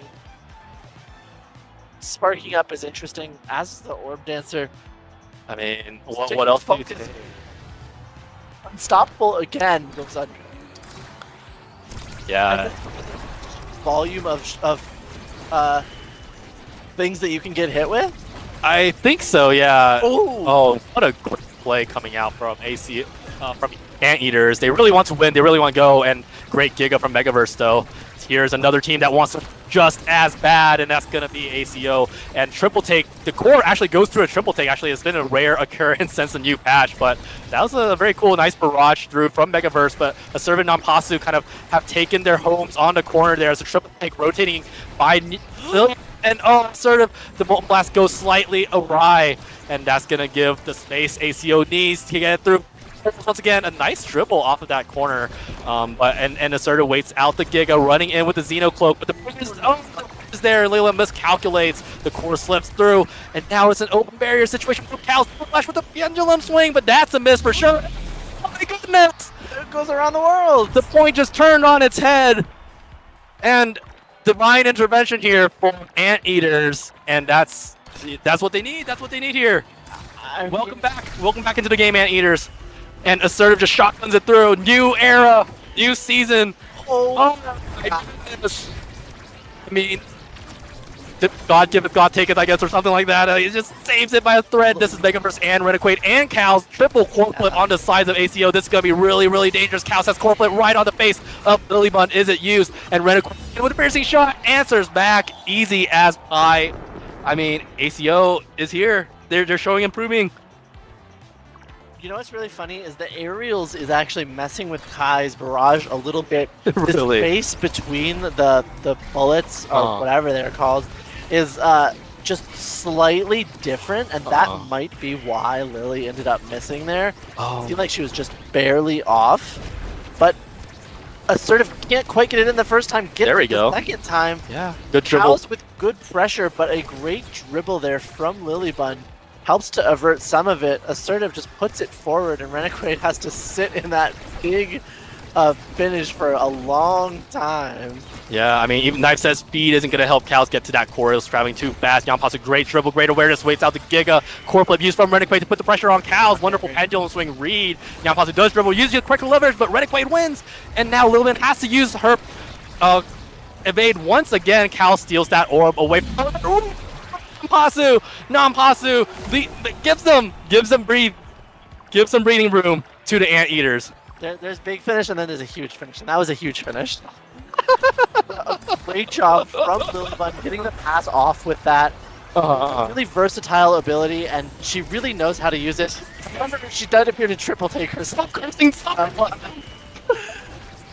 What are you doing, Gato? Oh my gosh, but okay. Just appreciate good Finny play. Yeah.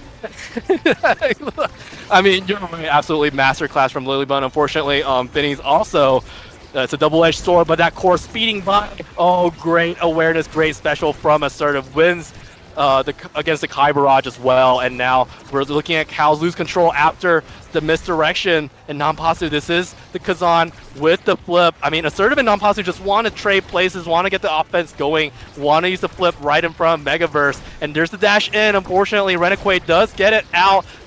Nice reaction on the Giga from Lilybun. There we go. Kazan finally placed a huge finish, and Nampasu gets the core flip, but unfortunate good hold from Renequade and Megaverse. Unfortunate for Anteaters, I guess, but Nampasu chasing Renequade, wants to beat some evades, wants to beat some energies out of him. Megaverse, what a great hold here with the barrage. Nice weight out on there too. The triple take redirects, but Megaverse reacts to it. Another finish. Can it be a huge one?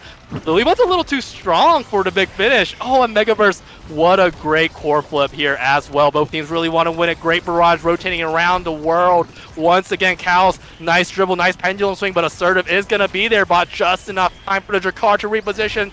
Lilybun, great trust, great demon angle, but Megaverse is there with a strike shot. A triple take, but the barrage is still there. And a shotgun, not quite. Oh, gets a great kill onto the Estelle, and this might be the power play that ends it for Anteaters. Lilybun core flips, gets it to Yamasu, and there we go. And that was almost a save from Megaverse. Megaverse is so good. Megaverse is so good. They were so close to saving that. But we're going to set 5. All the way. There's a spark of agility. There's Deadeye. I don't know what Lily wants between Spark, Deadeye, and Timeless here. There's 2 sparks. It is the agility spark. Yeah. It is the agility spark. That makes a lot of sense. Timeless will go unpicked, so Big Fish here makes a lot of sense. Quick Strike for Kai. Now, I mean... What does Ashy take? Does she deny Erasmus the size? Yes, she does! I mean, Impacts... Isn't Shotgun an Impact? Shotgun's also an Impact. Doesn't take Deadeye, though. Like, Deadeye? With Missile Pro. Missile Pro... even with the nerf? Oh. Interesting. We'll see. I mean, Rasmus is confined to one size, but Cal's does get the Deadeye, so... Ooh, lots of pressure immediately. I mean, building up a little bit and gets a little bit around, but assertive is there. That's why she's so That's fast. right. Oh my God, this is the strike shot. Nyampasu is there on point. The gates were just opening. I mean, Lilybun back to goalie duty once again. Great angle found. Reliquate is there with the Rose Warp. And oh my goodness, Nyampasu's core control is out of this world. Curse of strike shot. Curse of strike shot. Yes. Strike shot barely there, but Nyampasu's Kazan is looking so good. It's so online. Double size with might, by the way. So both barriers on the top side go down quite quickly here, and that I feel like that makes for more volatile ones, but Simon gets it so fast. The other barrier goes down in a little bit to save it for the side of Giant Anteaters, but Cows wins the strike war. Both barriers open within 20 seconds on Oni Village. This is a really fun Oni Village game. I'm gonna say it, and the great big finish coming out. Megaverse rotating up to the top. Super cognizant of serve as core flip though, hunting down, and Rennequaid had core flip too, and a nice triple take from Nova. Nyampasu saves it with a quick leverage as well, and then assertive, not quite there with the angle. Megaverse is able to save it. Megaverse at the core flip, and quick leverage coming out from Nyampasu. Rennequaid is looking really low. Nyampasu has core flip. He can get there. Big finish coming out. Nyampasu just needs to angle it for Lilybun. And it's going to come out, count core flips, and a great block from Nyampasu. Rennequaid still looking dangerously low. He's playing with fire, but that's exactly what they have to do to win. Trying to bait it. Oh! Gets the core flip kill onto Nyampasu, who stepped too close to the sun, and now it's a power play. Angle on the whiplash. Joe Lilybun gets a nice big finish off, blocking the pass Rose with the triple take, using everything. Oh! One shot! Or another shot! I mean, strike shot. Curse of strike shot. I didn't even know it. Megaverse didn't have a strike. A huge. I mean, it comes down to the wire. The 2%. Oh my God. It's the 2% to pull it out to win. Lilybun stepped out far, but assertive was there. Saves the double barrier attempt from ACO, and assertive gets the second barrier past Megaverse, and this is looking really dangerous. A triple take, keeping it in. Rennequaid is looking really low. He has an obey. Lilybun once again close to the sun, but gets the core before the piercing shot, and now around gets a kill. But now barriers are open. Megaverse and now it's a crooked leverage. All it took. You could see the emotion there. Oh my side. From the side of Giant Anteaters, Lily jumped up. Lily was like, yes. Lily fought for that one. Nyampasu, assertive. Everyone in that game fought. But that last set absolutely belonged to the side of Giant Anteaters. They did not let the other team get any momentum going. With the Finny, no less. And guys, one shot difference. Like, ACO had a 3-0 moment as well. Like, this was such a close game. I cannot stress it enough. This was a really fun Oni's game. Not a snoring. I'm an Oni hater. You're an Oni hater. This was a good game. This was a good game. That's right. I'm happy to cast it. And it's all because a strike shot and knife's edge at the start. No busted awakenings, just Siege Machine. My bad, not strike shot. But so much Siege Machine value this game. Huge, and what a game to end it up, guys. I mean, we're gonna see Anteaters join all the rest of the other 7 teams at top 8, and I think it's about time to leave. It's a pretty long night. It's been a long night. We cast a long series, and you cast a series right before that. I did. You need to rest your voice. You got to take some deep breaths, and then tomorrow we come back for the consolation bracket, because that's what really matters. I'm really excited to see how this top 8 goes tomorrow. It's looking really strong. I'm really happy to see so many teams that are not NAS teams. I'm really happy to see so many mixed teams here. Yeah. I really want to see what goes on tomorrow. I can't wait for it, and I know the people in the chat are just as excited, but it can't happen tonight. It has to happen tomorrow because people need sleep. That's right. We're gonna get sleep, and we're gonna come back recharged. And top 8, it's gonna be so fun, guys. I mean, have you looked at this thing? I mean, that was a game. So yeah, we'll be back tomorrow. You got any parting words here, Potter? I got 2. It's goodbye. It's goodbye. I would love to say goodbye as well. I completely dropped that. It's fine. Have a great day. Have a great night. We'll see you tomorrow.